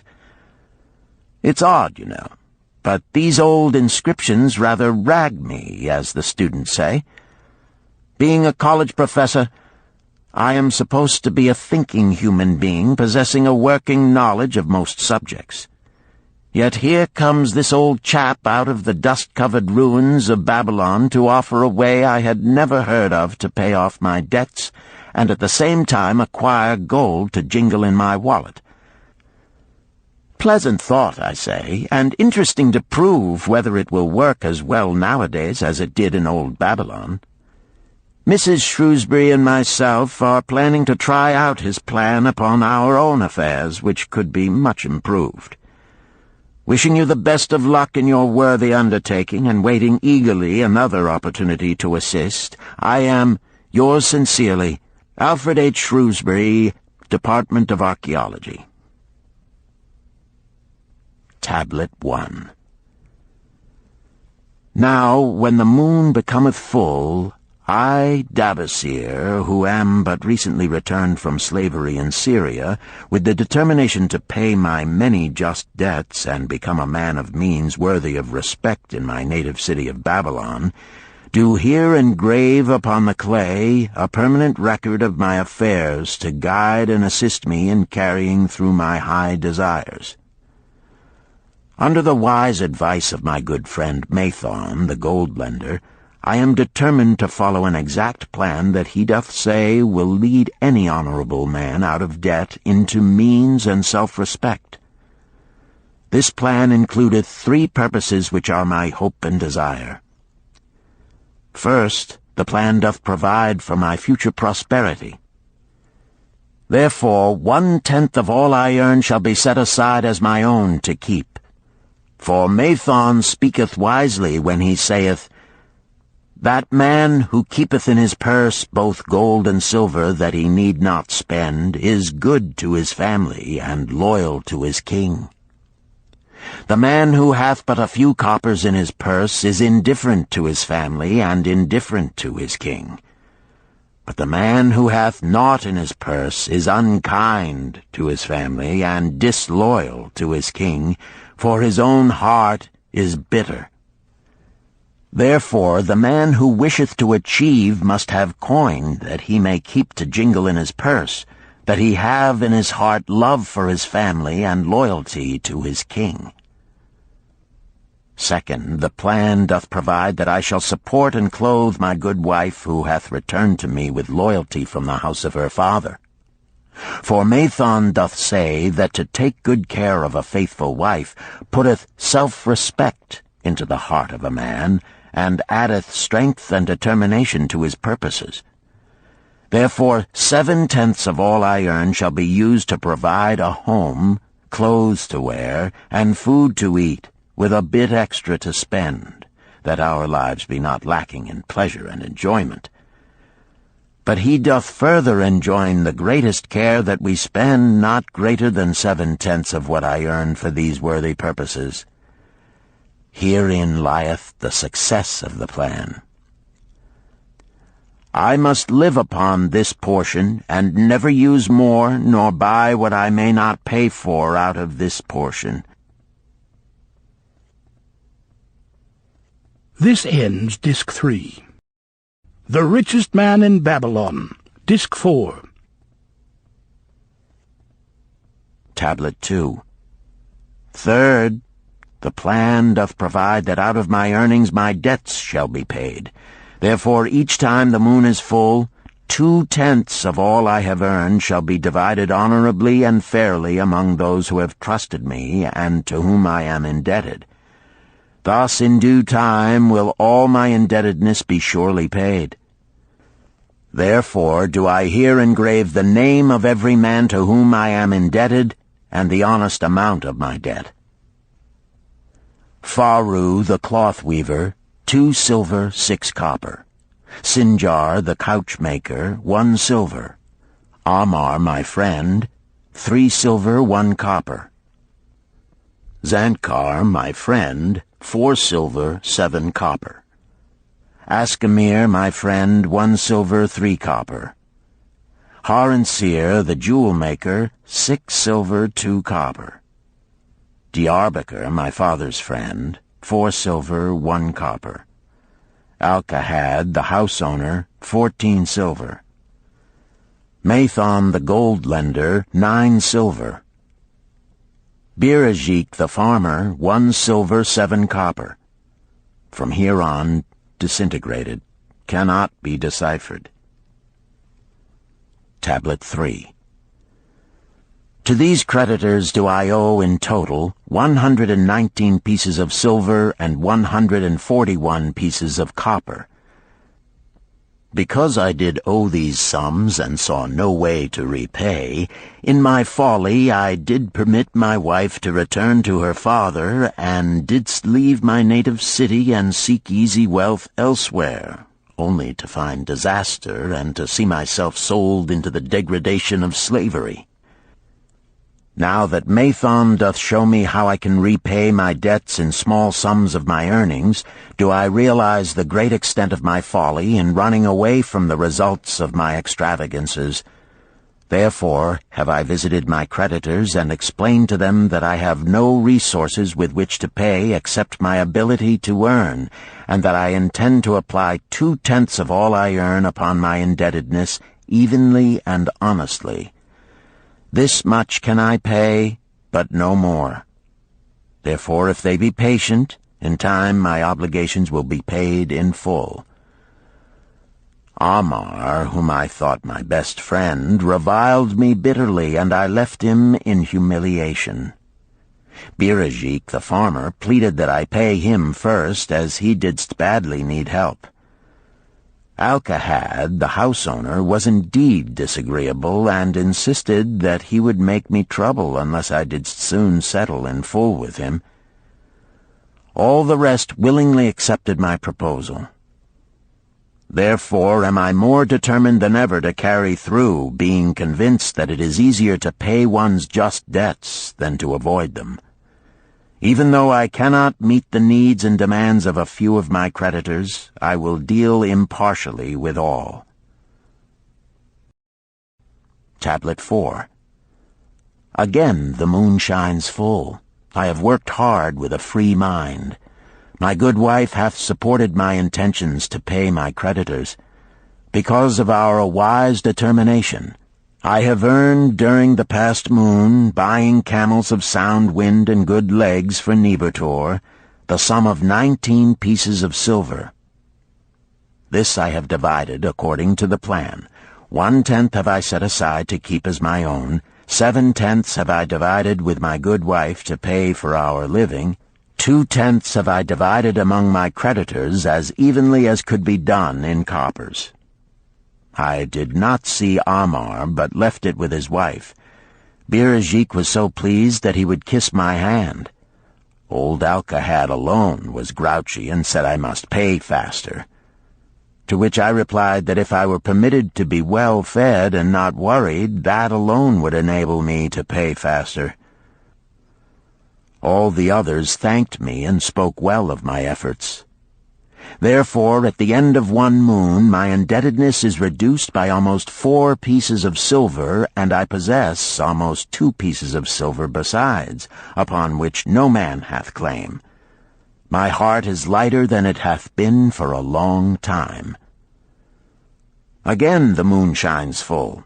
I have worked hard, but with poor success. Few camels have I been able to buy. Only 11 pieces of silver have I earned.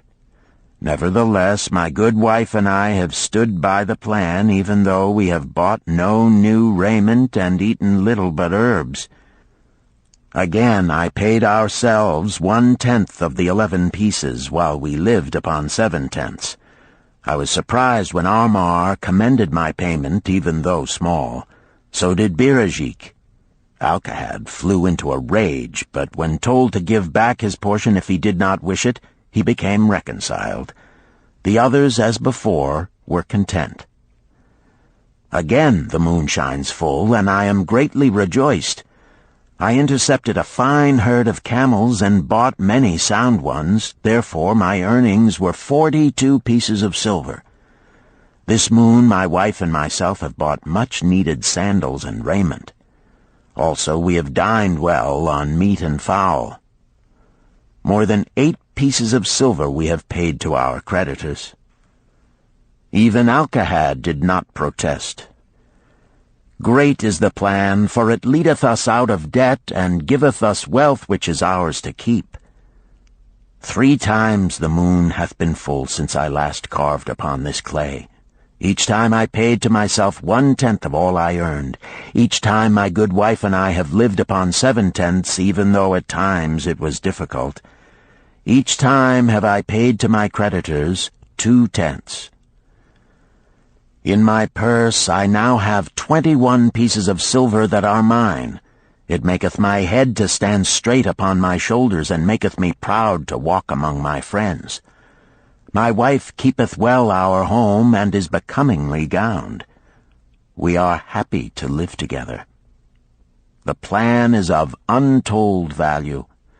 Hath it not made an honorable man of an ex-slave? Tablet 5. Again the moon shines full, and I remember that it is long since I carved upon the clay. 12 moons in truth have come and gone. But this day I will not neglect my record, because upon this day I have paid the last of my debts. This is the day upon which my good wife and my thankful self celebrate with great feasting that our determination hath been achieved. Many things occurred upon my final visit to my creditors that I shall long remember. Amar begged my forgiveness for his unkind words, and said that I was one of all others he most desired for a friend. Old Arkad is not so bad after all, for he said, "Thou wert once a piece of soft clay to be pressed and molded by any hand that touched thee. But now thou art a piece of bronze capable of holding an edge. If thou needst silver or gold at any time, come to me." Nor is he the only one who holdeth me in high regard. Many others speak deferentially to me. My good wife looketh upon me with a light in her eyes that doth make a man have confidence in himself. Yet it is the plan that hath made my success. It hath enabled me to pay all my debts and to jingle both gold and silver in my purse. I do commend it to all who wish to get ahead. For truly, if it will enable an ex-slave to pay his debts and have gold in his purse, will it not aid any man to find independence? Nor am I, myself, finished with it, for I am convinced that if I follow it further, it will make me rich among men. St. Swithin's College, Nottingham University, Newark-on-Trent, Nottingham. November 7th, 1936. Professor Franklin Caldwell, care of British Scientific Expedition, Hilla, Mesopotamia. My dear Professor, if in your further digging into those ruins of Babylon you encounter the ghost of a former resident, an old camel trader named Dabasir, do me a favor. Tell him that his scribbling upon those clay tablets so long ago has earned for him the lifelong gratitude of a couple of college folks back here in England. You will possibly remember my writing a year ago that Mrs. Shrewsbury and myself intended to try his plan for getting out of debt and at the same time having gold to jingle. You may have guessed, even though we tried to keep it from our friends, our desperate straits. We were frightfully humiliated for years by a lot of old debts, and worried sick for fear some of the tradespeople might start a scandal that would force me out of the college. We paid and paid, every shilling we could squeeze out of income, but it was hardly enough to hold things even. Besides, we were forced to do all our buying where we could get further credit regardless of higher costs. It developed into one of those vicious circles that grow worse instead of better. Our struggles were getting hopeless. We could not move to less costly rooms because we owed the landlord. There did not appear to be anything we could do to improve our situation. Then here comes your acquaintance, the old camel trader from Babylon, with a plan to do just what we wished to accomplish. He jolly well stirred us up to follow his system. We made a list of all our debts, and I took it around and showed it to every one we owed. I explained how it was simply impossible for me to ever repay them the way things were going along. They could readily see this themselves from the figures. Then I explained that the only way I saw to pay in full was to set aside 20% of my income each month to be divided pro rata, which would pay them in full in a little over 2 years. That in the meantime we would go on a cash basis and give them the further benefit of our cash purchases. They were really quite decent. Our greengrocer, a wise old chap, put it in a way that helped to bring around the rest. If you pay for all you buy and then pay some on what you owe, that is better than you have done, for you ain't paid down the account none in 3 years. Finally, I secured all their names to an agreement binding them not to molest us as long as the 20% of income was paid regularly. Then we began scheming on how to live upon 70%. We were determined to keep that extra 10% to jingle. The thought of silver and possibly gold was most alluring. It was like having an adventure to make the change. We enjoyed figuring this way and that to live comfortably upon that remaining 70%. We started with rent and managed to secure a fair reduction. Next, we put our favorite brands of tea and such under suspicion, and were agreeably surprised how often we could purchase superior qualities at less cost. It is too long a story for a letter, but anyhow it did not prove difficult. We managed, and right cheerfully at that. What a relief it proved to have our affairs in such a shape we were no longer persecuted by past due accounts. I must not neglect, however, to tell you about that extra 10% we were supposed to jingle. Well, we did jingle it for some time. Now, don't laugh too soon. You see, that is the sporty part. It is the real fun to start accumulating money that you do not want to spend. There is more pleasure in running up such a surplus than there could be in spending it. After we had jingled to our heart's content, we found a more profitable use for it. We took up an investment upon which we could pay that 10% each month. This is proving to be the most satisfying part of our regeneration. It is the first thing we pay out of my check. There is a most gratifying sense of security to know our investment is growing steadily. By the time my teaching days are over, it should be a snug sum, large enough so the income will take care of us from then on. All this out of my same old check. Difficult to believe, yet absolutely true. All our debts being gradually paid, and at the same time our investment increasing. Besides, we get along financially even better than before. Who would believe there could be such a difference in results between following a financial plan and just drifting along? At the end of the next year, when all our old bills shall have been paid, we will have more to pay upon our investment besides some extra for travel. We are determined never again to permit our living expenses to exceed 70% of our income. Now you can understand why we would like to extend our personal thanks to that old chap whose plan saved us from our hell on earth. He knew. He had been through it all. He wanted others to benefit from his own bitter experiences. That is why he spent tedious hours carving his message upon the clay. He had a real message for fellow sufferers, a message so important that after 5,000 years it has risen out of the ruins of Babylon just as true and just as vital as the day it was buried. Yours sincerely, Alfred H. Shrewsbury, Department of Archaeology. Chapter 10. The Luckiest Man in Babylon. At the head of his caravan proudly rode Shahrunada, the merchant prince of Babylon. He liked fine cloth and wore rich and becoming robes. He liked fine animals and sat easily upon his spirited Arabian stallion.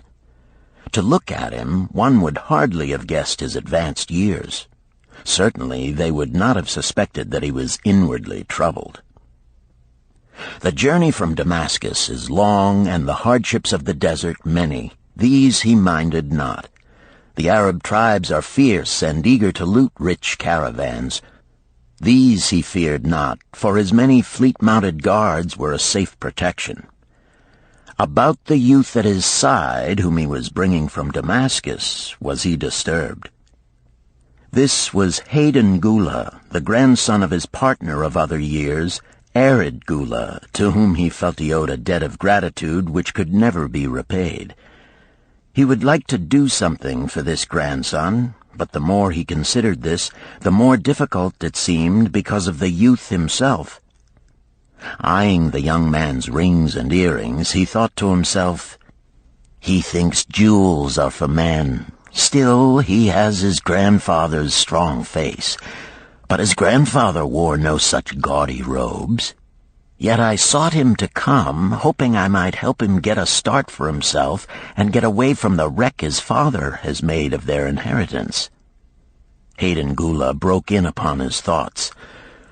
"Why dost thou work so hard, riding always with thy caravan upon its long journeys? Dost thou never take time to enjoy life?" Shahrunada smiled. "To enjoy life?" he repeated. "What wouldst thou do to enjoy life if thou wert Shahrunada?"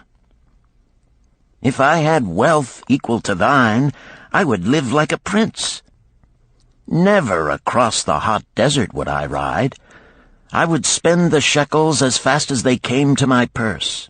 I would wear the richest of robes and the rarest of jewels. That would be a life to my liking, a life worth living." Both men laughed.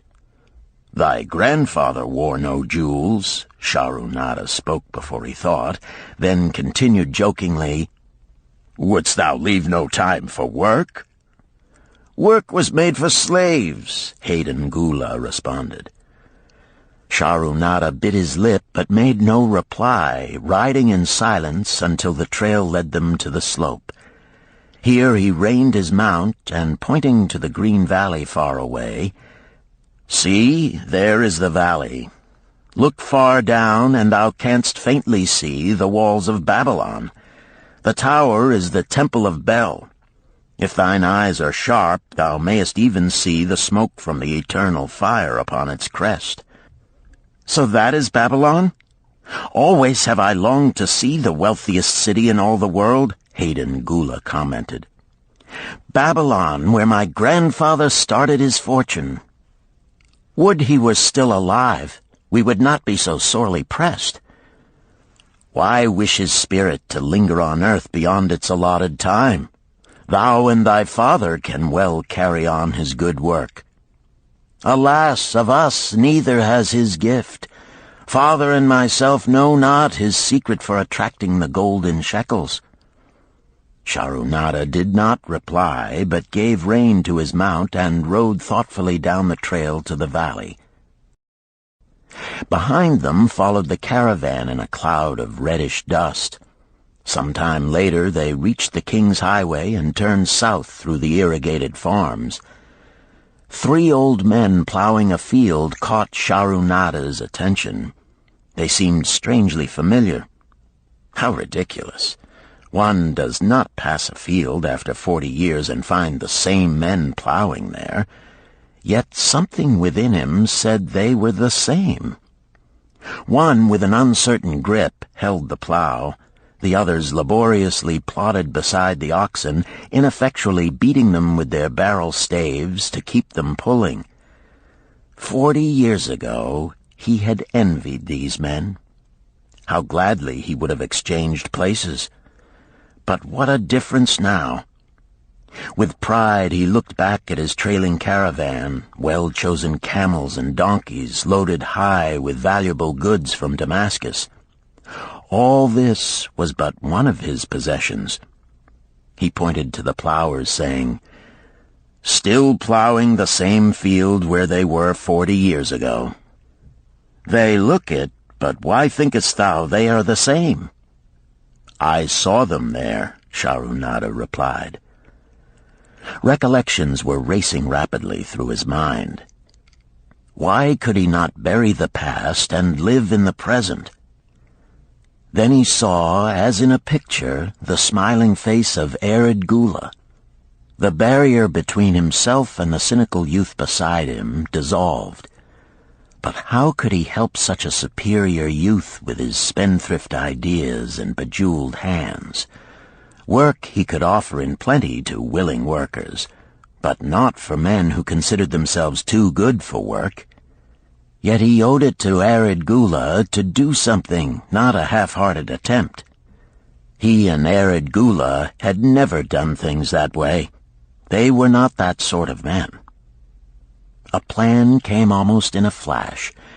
There were objections. He must consider his own family and his own standing. It would be cruel.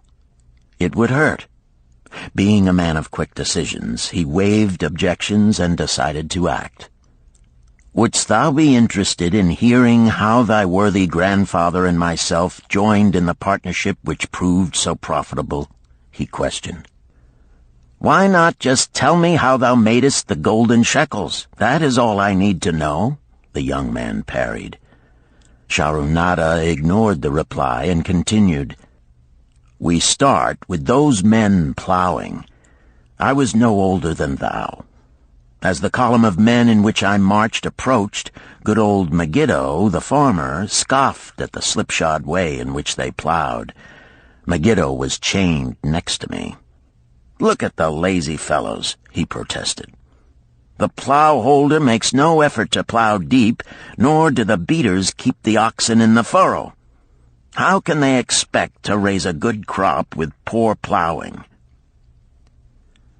"Didst thou say Megiddo was chained to thee?" Arkad Gula asked in surprise. "Yes, with bronze collars about our necks and a length of heavy chain between us. Next to him was Zabado, the sheep thief. I had known him in Harun. At the end was a man we called Pirate because he told us not his name. We judged him as a sailor as he had entwined serpents tattooed upon his chest in sailor fashion. The column was made up thus, so the men could walk in fours." "Thou wert chained as a slave?" Arkad Gula asked incredulously. "Did not thy grandfather tell thee I was once a slave? He often spoke of thee, but never hinted of this. He was a man thou couldst trust with innermost secrets. Thou, too, are a man I may trust, am I not right?" Sharunada looked him squarely in the eye. "Thou mayest rely upon my silence, but I am amazed. Tell me, how didst thou come to be a slave?" Sharunada shrugged his shoulders. "Any man may find himself a slave. It was a gaming house and barley beer that brought me disaster. I was the victim of my brother's indiscretions. In a brawl he killed his friend. I was bonded to the widow by my father, desperate to keep my brother from being prosecuted under the law. When my father could not raise the silver to free me, she in anger sold me to the slave dealer." "What a shame and injustice!" Arkad Gula protested. "But tell me, how didst thou regain freedom?" "We shall come to that, but not yet. Let us continue my tale.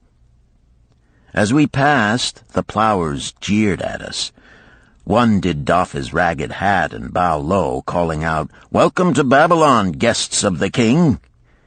He waits for thee on the city walls where the banquet is spread, mud bricks and onion soup.' With that, they laughed uproariously. Pirate flew into a rage and cursed them roundly. 'What do those men mean by the king awaiting us on the walls?' I asked him. 'To the city walls ye march to carry bricks until the back breaks. Maybe they beat thee to death before it breaks. They won't beat me. I'll kill 'em.' Then Megiddo spoke up. 'It doesn't make sense to me to talk of masters beating willing, hard-working slaves to death. Masters like good slaves and treat them well." "Who wants to work hard?" commented Zabato. "Those plowers are wise fellows. They're not breaking their backs, just letting on as if they be." "Thou can't get ahead by shirking," Megiddo protested. "If thou plow a hectare, that's a good day's work, and any master knows it. But when thou plow only a half, that's shirking. I don't shirk. I like to work, and I like to do good work, for work is the best friend I've ever known. It has brought me all the good things I've had, my farm and cows and crops, everything." "Yea, and where be these things now?" scoffed Zabato. "I figure it pays better to be smart and get by without working. You watch Zabato. If we're sold to the walls, he'll be carrying the water bag or some easy job, when thou, who like to work, will be breaking thy back carrying bricks." He laughed his silly laugh. Terror gripped me that night. I could not sleep. I crowded close to the guard rope, and when the others slept, I attracted the attention of Godoso, who was doing the first guard watch. He was one of those brigand Arabs, the sort of rogue who, if he robbed thee of thy purse, would think he must also cut thy throat. "Tell me, Godoso," I whispered, "when we get to Babylon, will we be sold to the walls?" "Why want to know?" he questioned cautiously. "Canst thou not understand?" I pleaded. "I am young. I want to live. I don't want to be worked or beaten to death on the walls. Is there any chance for me to get a good master?" He whispered back, "I tell something. Thou good fellow, give Godoso no trouble. Most times we go first to slave market. Listen now. When buyers come, tell 'em you good worker, like to work hard for good master, make 'em want to buy. You not make 'em buy, next day you carry brick. Mighty hard work." After he walked away, I lay in the warm sand looking up at the stars and thinking about work. What Megiddo had said about it being his best friend made me wonder if it would be my best friend. Certainly it would be if it helped me out of this. When Megiddo awoke, I whispered my good news to him. It was our one ray of hope as we marched toward Babylon.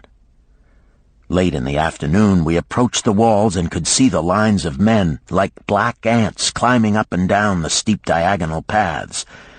As we drew closer, we were amazed at the thousands of men working. Some were digging in the moat, others mixed the dirt into mud bricks. The greatest number were carrying the bricks in large baskets up those steep trails to the masons. Overseers cursed the laggards and cracked bullock whips over the backs of those who failed to keep in line. Poor, worn-out fellows were seen to stagger and fall beneath their heavy baskets, unable to rise again. If the lash failed to bring them to their feet, they were pushed to the side of the paths and left writhing in agony. Soon they would be dragged down to join other craven bodies beside the roadway to await unsanctified graves. As I beheld the ghastly sight, I shuddered. So this was what awaited my father's son if he failed at the slave market. Godoso had been right. We were taken through the gates of the city to the slave prison, and next morning marched to the pens in the market. Here the rest of the men huddled in fear, and only the whips of our guard could keep them moving so the buyers could examine them. Megiddo and myself eagerly talked to every man who permitted us to address him. The slave dealer brought soldiers from the king's guard who shackled Pirate and brutally beat him when he protested. As they led him away, I felt sorry for him. Megiddo felt that we would soon part. When no buyers were near, he talked to me earnestly to impress upon me how valuable work would be to me in the future. Some men hate it. They make it their enemy. Better to treat it like a friend. Make thyself like it. Don't mind because it is hard. If thou thinkest about what a good house thou build, then who cares if the beams are heavy and it is far from the well to carry the water for the plaster? Promise me, boy, if thou get a master, work for him as hard as thou canst. If he does not appreciate all thou do, never mind. Remember, work well done does good to the man who does it. It makes him a better man. He stopped as a burly farmer came to the enclosure and looked at us critically. Megiddo asked about his farm and crops, soon convincing him that he would be a valuable man. After violent bargaining with the slave dealer, the farmer drew a fat purse from beneath his robe, and soon Megiddo had followed his new master out of sight. A few other men were sold during the morning. At noon, Godoso confided to me that the dealer was disgusted and would not stay over another night, but would take all who remained at sundown to the king's buyer. I was becoming desperate when a fat, good-natured man walked up to the wall and inquired if there was a baker among us. I approached him, saying, "Why should a good baker like thyself seek another baker of inferior ways? Would it not be easier to teach a willing man like myself thy skilled ways? Look at me. I am young, strong, and like to work. Give me a chance, and I will do my best to earn gold and silver for thy purse." He was impressed by my willingness, and began bargaining with the dealer who had never noticed me since he had bought me, but now waxed eloquent on my abilities, good health, and good disposition. I felt like a fat ox being sold to a butcher. At last, much to my joy, the deal was closed. I followed my new master away, thinking I was the luckiest man in Babylon. My new home was much to my liking. Nananeid, my master, taught me how to grind the barley in the stone bowl that stood in the courtyard, how to build the fire in the oven, and then how to grind very fine the sesame flour for the honey cakes. I had a couch in the shed where his grain was stored. The old slave housekeeper, Swasti, fed me well and was pleased at the way I helped her with the heavy tasks. Here was the chance I had longed for to make myself valuable to my master, and, I hoped, to find a way to earn my freedom. I asked Nananeid to show me how to knead the bread and to bake. This he did, much pleased at my willingness. Later, when I could do this well, I asked him to show me how to make the honey cakes, and soon I was doing all the baking. My master was glad to be idle, but Swasti shook her head in disapproval. "No work to do is bad for any man," she declared. I felt it was time for me to think of a way by which I might start to earn coins to buy my freedom. As the baking was finished at noon, I thought Nananeid would approve if I found profitable employment for the afternoons and might share my earnings with me. Then the thought came to me, why not bake more of the honey cakes and peddle them to hungry men upon the streets of the city? I presented my plan to Nananeid this way. "If I can use my afternoons after the baking is finished to earn for thee coins, would it be only fair for thee to share my earnings with me that I might have money of my own to spend for those things which every man desires and needs?" Fair enough, he admitted. When I told him of my plan to peddle our honey cakes, he was well pleased. "Here is what we will do," he suggested. "Thou sellest them at 2 for a penny, then half of the pennies will be mine to pay for the flour and the honey and the wood to bake them. Of the rest I shall take half, and thou shalt keep half." I was much pleased by this generous offer that I might keep for myself 1/4 of my sales. That night I worked late to make a tray upon which to display them. Nananeid gave me one of his worn robes that I might look well, and Swasti helped me patch it and wash it clean.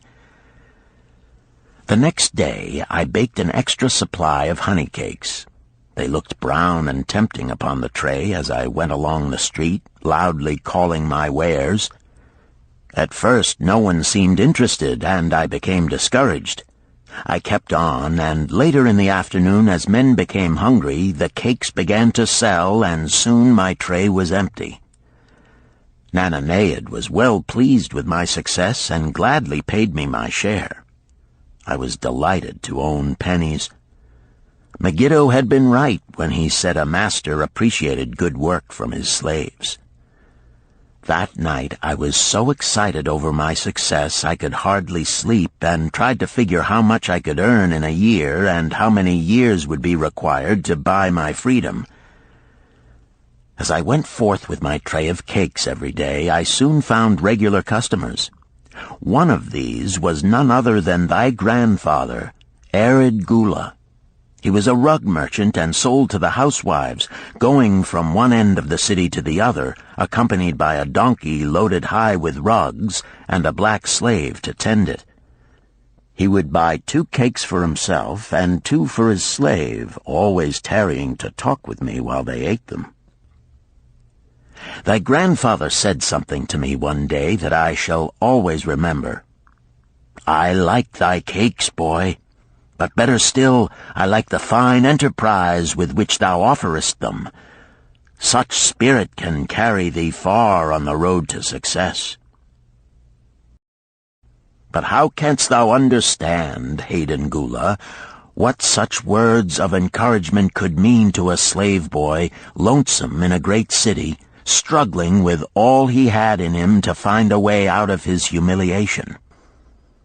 As the months went by, I continued to add pennies to my purse. It began to have a comforting weight upon my belt. Work was proving to be my best friend, just as Megiddo had said. I was happy, but Swasti was worried. "Thy master, I fear to have him spend so much time at the gaming houses," she protested. I was overjoyed one day to meet my friend Megiddo upon the street. He was leading 3 donkeys loaded with vegetables to the market. "I am doing mighty well," he said. "My master does appreciate my good work, for now I am a foreman. See, he does trust the marketing to me. And also he is sending for my family. Work is helping me to recover from my great trouble. Someday it will help me to buy my freedom and once more own a farm of my own." Time went on, and Nananeid became more and more anxious for me to return from selling. He would be waiting when I returned, and would eagerly count and divide our money. He would also urge me to seek further markets and increase my sales. Often I went outside the city gates to solicit the overseers of the slaves building the walls. I hated to return to the disagreeable sights, but found the overseers liberal buyers. One day I was surprised to see Zabado waiting in line to fill his basket with bricks. He was gaunt and bent, and his back was covered with welts and sores from the whips of the overseers. I was sorry for him, and handed him a cake which he crushed into his mouth like a hungry animal. Seeing the greedy look in his eyes, I ran before he could grab my tray. "Why dost thou work so hard?" Arkad said to me one day. "Almost the same question thou asked of me today, dost thou remember?" I told him what Megiddo had said about work and how it was proving to be my best friend. I showed him with pride my wallet of pennies and explained how I was saving them to buy my freedom. "When thou art free, what wilt thou do?" he inquired. "Then," I answered, "I intend to become a merchant." At that he confided in me, something I had never suspected. "Thou knowest not that I also am a slave. I am in partnership with my master." "Stop," demanded Arkad. "I will not listen to lies defaming my grandfather. He was no slave." His eyes blazed in anger. Sharunada remained calm. "I honor him for rising above his misfortune and becoming a leading citizen of Damascus. Art thou his grandson, cast of the same mold? Art thou man enough to face true facts, or dost thou prefer to live under false illusions?" Hayden Gula straightened in his saddle. In a voice suppressed with deep emotion, he replied, "My grandfather was beloved by all. Countless were his good deeds. When the famine came, did not his gold buy grain in Egypt, and did not his caravan bring it to Damascus and distribute it to the people so none would starve? Now thou sayest he was but a despised slave in Babylon. Had he remained a slave in Babylon, then he might well have been despised. But when, through his own efforts, he became a great man in Damascus, the gods indeed condoned his misfortunes and honored him with their respect," Sharunada replied. "After telling me that he was a slave," Sharunada continued, "he explained how anxious he had been to earn his freedom. Now that he had enough money to buy this, he was much disturbed as to what he should do. He was no longer making good sales and feared to leave the support of his master." I protested his indecision. "Cling no longer to thy master. Get once again the feeling of being a free man. Act like a free man and succeed like one. Decide what thou desirest to accomplish, and then work will aid thee to achieve it." He went on his way, saying he was glad I had shamed him for his cowardice. One day I went outside the gates again, and was surprised to find a great crowd gathering there. When I asked a man for an explanation, he replied, "Hast thou not heard? An escaped slave who murdered one of the king's guards has been brought to justice and will this day be flogged to death for his crime. Even the king himself is to be here." So dense was the crowd about the flogging post, I feared to go near lest my tray of honey cakes be upset. Therefore I climbed up the unfinished wall to see over the heads of the people.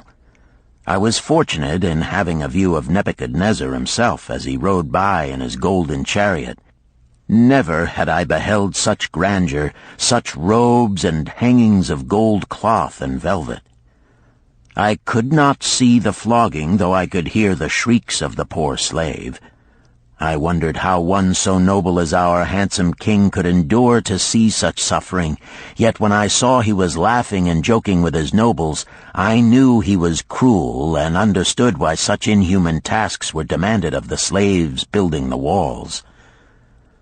After the slave was dead, his body was hung upon a pole by a rope attached to his leg so all might see. As the crowd began to thin, I went close. On the hairy chest, I saw tattooed 2 entwined serpents. It was Pirate. The next time I met Arid Gula, he was a changed man. Full of enthusiasm, he greeted me. "Behold, the slave thou knewest is now a free man.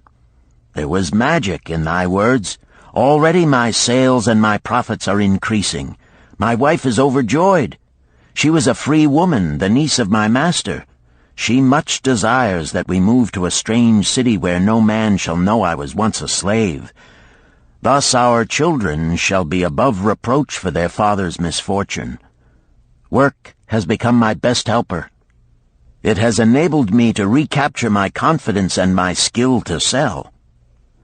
I was overjoyed that I had been able, even in a small way, to repay him for the encouragement he had given me. One evening Swasti came to me in deep distress. "Thy master is in trouble. I fear for him. Some months ago he lost much at the gaming tables. He pays not the farmer for his grain, nor his honey. He pays not the moneylender. They are angry and threaten him." "Why should we worry over his folly? We are not his keepers," I replied thoughtlessly. "Foolish youth, thou understandest not. To the moneylender didst he give thy title to secure a loan? Under the law he can claim thee and sell thee. I know not what to do. He is a good master. Why, oh, why should such trouble come upon him? Not were Swasti's fears groundless. While I was doing the baking next morning, the moneylender returned with a man he called Sasi. This man looked me over and said I would do. The moneylender waited not for my master to return, but told Swasti to tell him he had taken me. With only the robe on my back and the purse of pennies hanging safely from my belt, I was hurried away from the unfinished baking. I was whirled away from my dearest hopes as the hurricane snatches the tree from the forest and casts it into the surging sea. Again a gaming house and barley beer had caused me disaster. Sasi was a blunt, gruff man. As he led me across the city, I told him of the good work I had been doing for Nananeid, and said I hoped to do good work for him. His reply offered no encouragement. I like not this work. My master likes it not. The king has told him to send me to build a section of the Grand Canal. Master tells Sasi to buy more slaves, work hard, and finish quick. Bah! How can any man finish a big job quick? Picture a desert with not a tree, just low shrubs and a sun burning with such fury the water in our barrels became so hot we could scarcely drink it. Then picture rows of men going down into the deep excavation and lugging heavy baskets of dirt up soft, dusty trails from daylight until dark. Picture food served in open troughs from which we helped ourselves like swine. We had no tents, no straw for beds. That was the situation in which I found myself. I buried my wallet in a marked spot, wondering if I would ever dig it up again. At first I worked with good will, but as the months dragged on I felt my spirit breaking. Then the heat fever took hold of my weary body. I lost my appetite and could scarcely eat the mutton and vegetables. At night I would toss in unhappy wakefulness. In my misery I wondered if Zabado had not the best plan, to shirk and keep his back from being broken in work. Then I recalled my last sight of him and knew his plan was not good. I thought of Pirate with his bitterness and wondered if it might be just as well to fight and kill. The memory of his bleeding body reminded me that his plan was also useless. Then I remembered my last sight of Megiddo. His hands were deeply calloused from hard work, but his heart was light and there was happiness on his face. His was the best plan.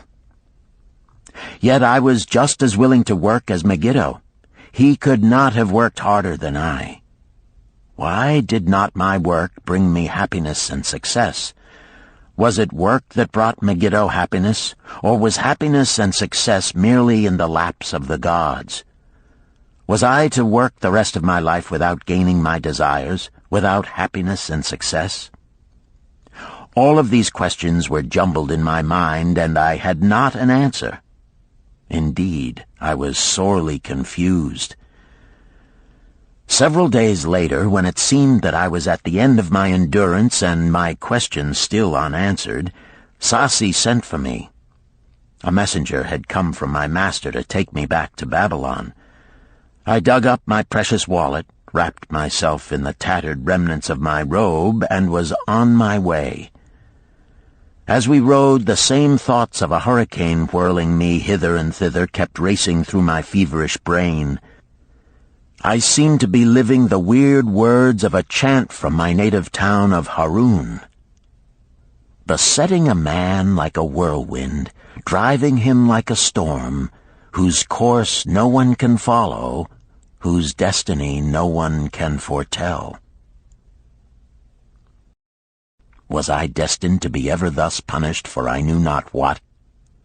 What new miseries and disappointments awaited me? When we rode to the courtyard of my master's house, imagine my surprise when I saw Arid Gula awaiting me. He helped me down and hugged me like a long-lost brother.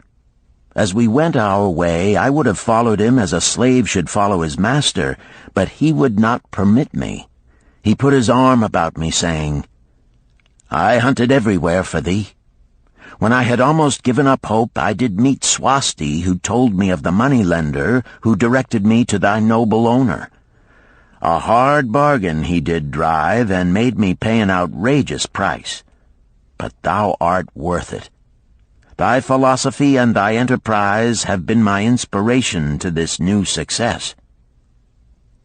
"Megiddo's philosophy, not mine," I interrupted. "Megiddo's and thine. Thanks to thee both, we are going to Damascus, and I need thee for my partner." "See," he exclaimed, "in one moment thou wilt be a free man."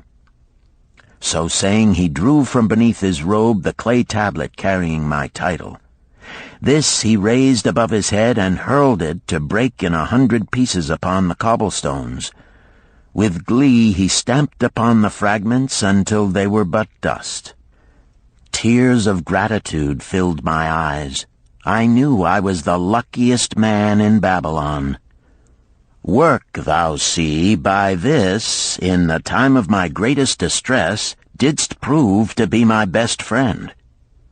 My willingness to work enabled me to escape from being sold to join the slave gangs upon the walls. It also so impressed thy grandfather, he selected me for his partner." Then Hayden Gula questioned, "Was work my grandfather's secret key to the golden shekels?" "It was the only key he had when I first knew him," Sharunada replied. "Thy grandfather enjoyed working. The gods appreciated his efforts and rewarded him liberally." "I begin to see," Hayden Gula was speaking thoughtfully. "Work attracted his many friends who admired his industry and the success it brought. Work brought him the honors he enjoyed so much in Damascus. Work brought him all those things I have approved. And I thought work was fit only for slaves." "Life is rich with many pleasures for men to enjoy," Sharunada commented. "Each has its place. I am glad that work is not reserved for slaves. Were that the case, I would be deprived of my greatest pleasure. Many things do I enjoy, but nothing takes the place of work." Sharunada and Hayden Gula rode in the shadows of the towering walls up to the massive bronze gates of Babylon. At their approach, the gate guards jumped to attention and respectfully saluted an honored citizen. With head held high, Sharunada led the long caravan through the gates and up the streets of the city. "I have always hoped to be a man like my grandfather," Hayden Gula confided to him. "Never before did I realize just what kind of man he was. This thou hast shown me. Now that I understand, I do admire him all the more and feel more determined to be like him. I fear I can never repay thee for giving me the true key to his success. From this day forth I shall use his key. I shall start humbly as he started, which befits my true station far better than jewels and fine robes." So saying, Hayden Gula pulled the jeweled baubles from his ears and the rings from his fingers. Then, reining his horse, he dropped back and rode with deep respect behind the leader of the caravan.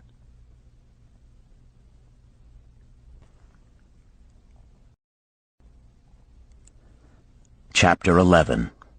An Historical Sketch of Babylon. In the pages of history there lives no city more glamorous than Babylon. Its very name conjures visions of wealth and splendor.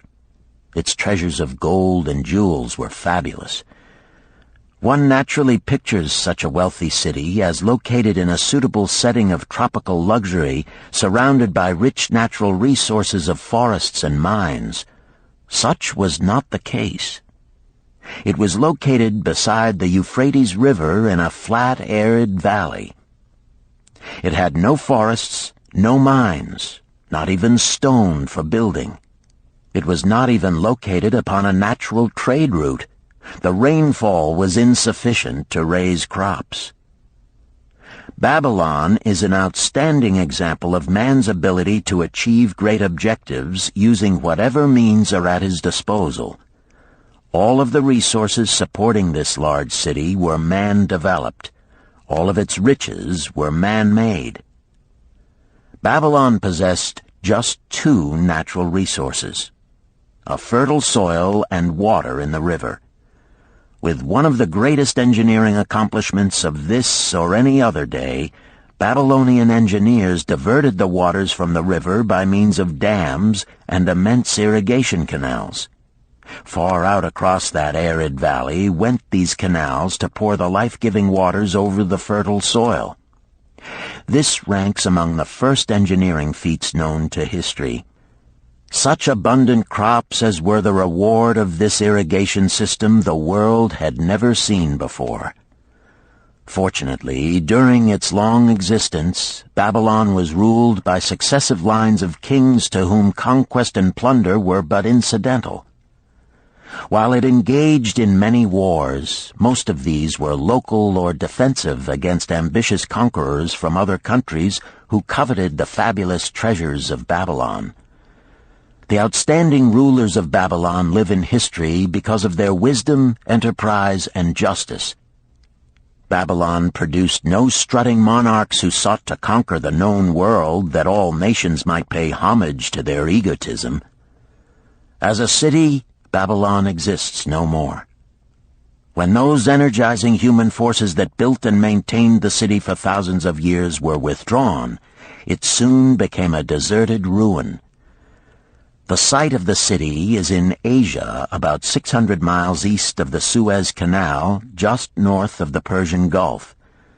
The latitude is about 30 degrees above the equator, practically the same as that of Yuma, Arizona.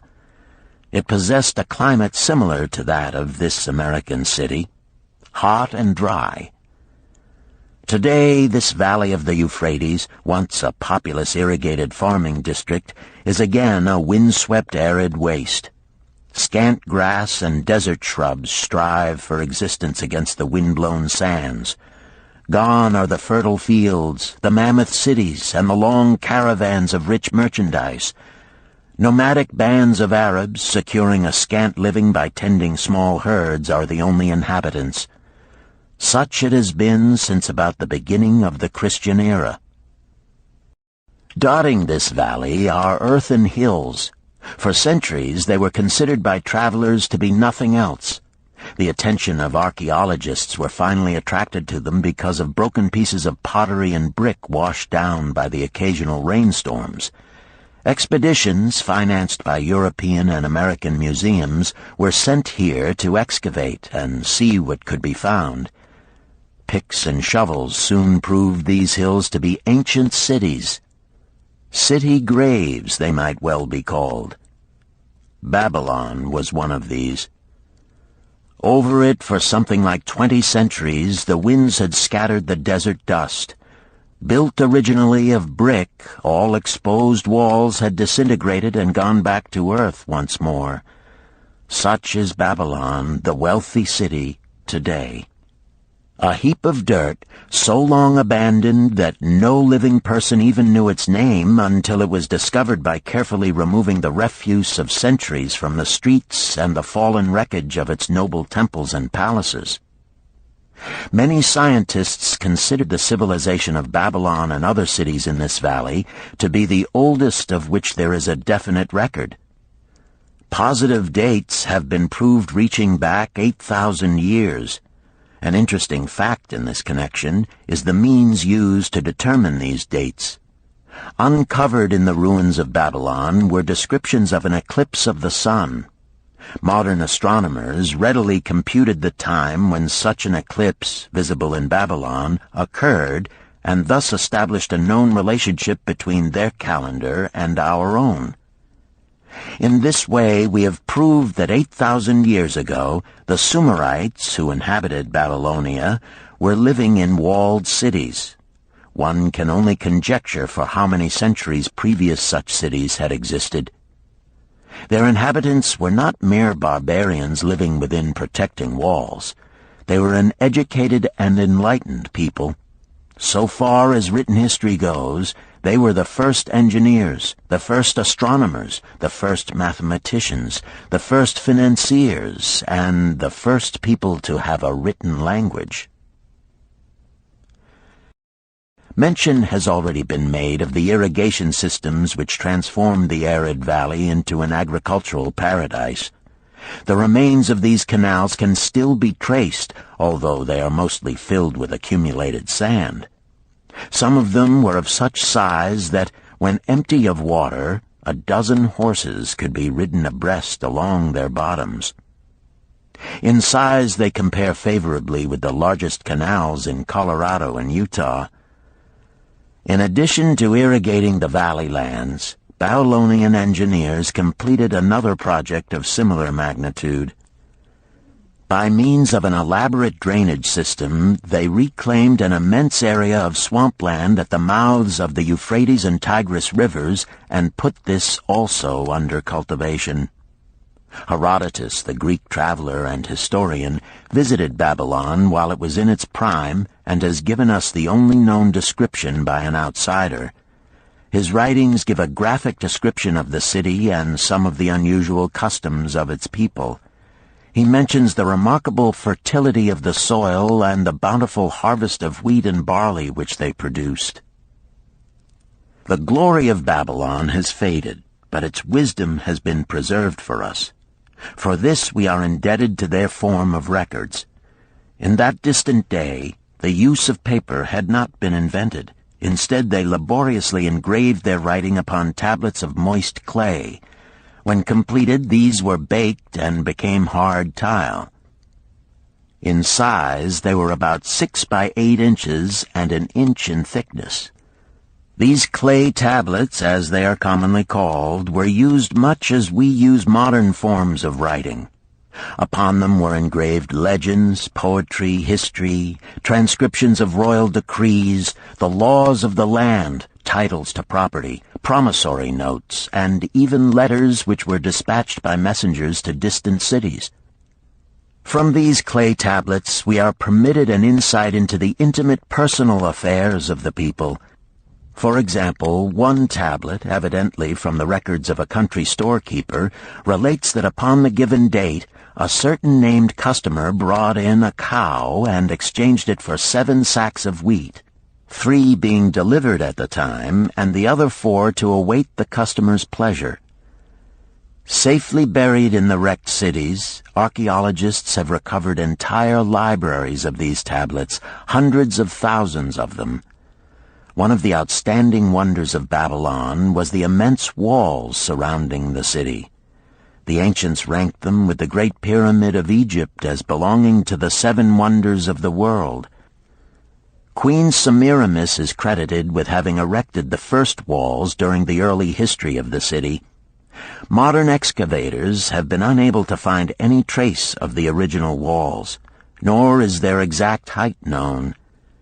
From mention made by early writers, it is estimated they were about 50 to 60 feet high, faced on the outer side with burnt brick, and further protected by a deep moat of water. The later and more famous walls were started about 600 years before the time of Christ by King Nabopolassar. Upon such a gigantic scale did he plan the rebuilding, he did not live to see the work finished. This was left to his son Nebuchadnezzar, whose name is familiar in biblical history. The height and length of these later walls staggers belief. They are reported upon reliable authority to have been about 160 feet high, the equivalent of the height of a modern 15-story office building. The total length is estimated as between 9 and 11 miles. So wide was the top that a 6-horse chariot could be driven around them. Of this tremendous structure, little now remains except portions of the foundations and the moat. In addition to the ravages of the elements, the Arabs completed the destruction by quarrying the brick for building purposes elsewhere. Against the walls of Babylon marched, in turn, the victorious armies of almost every conqueror of that age of wars of conquest. A host of kings laid siege to Babylon, but always in vain. Invading armies of that day were not to be considered lightly. Historians speak of such units as 10,000 horsemen, 25,000 chariots, 1,200 regiments of foot soldiers with 1,000 men to the regiment. Often 2 or 3 years of preparation would be required to assemble war materials and depots of food along the proposed line of march. The city of Babylon was organized much like a modern city. There were streets and shops. Peddlers offered their wares through residential districts. Priests officiated in magnificent temples.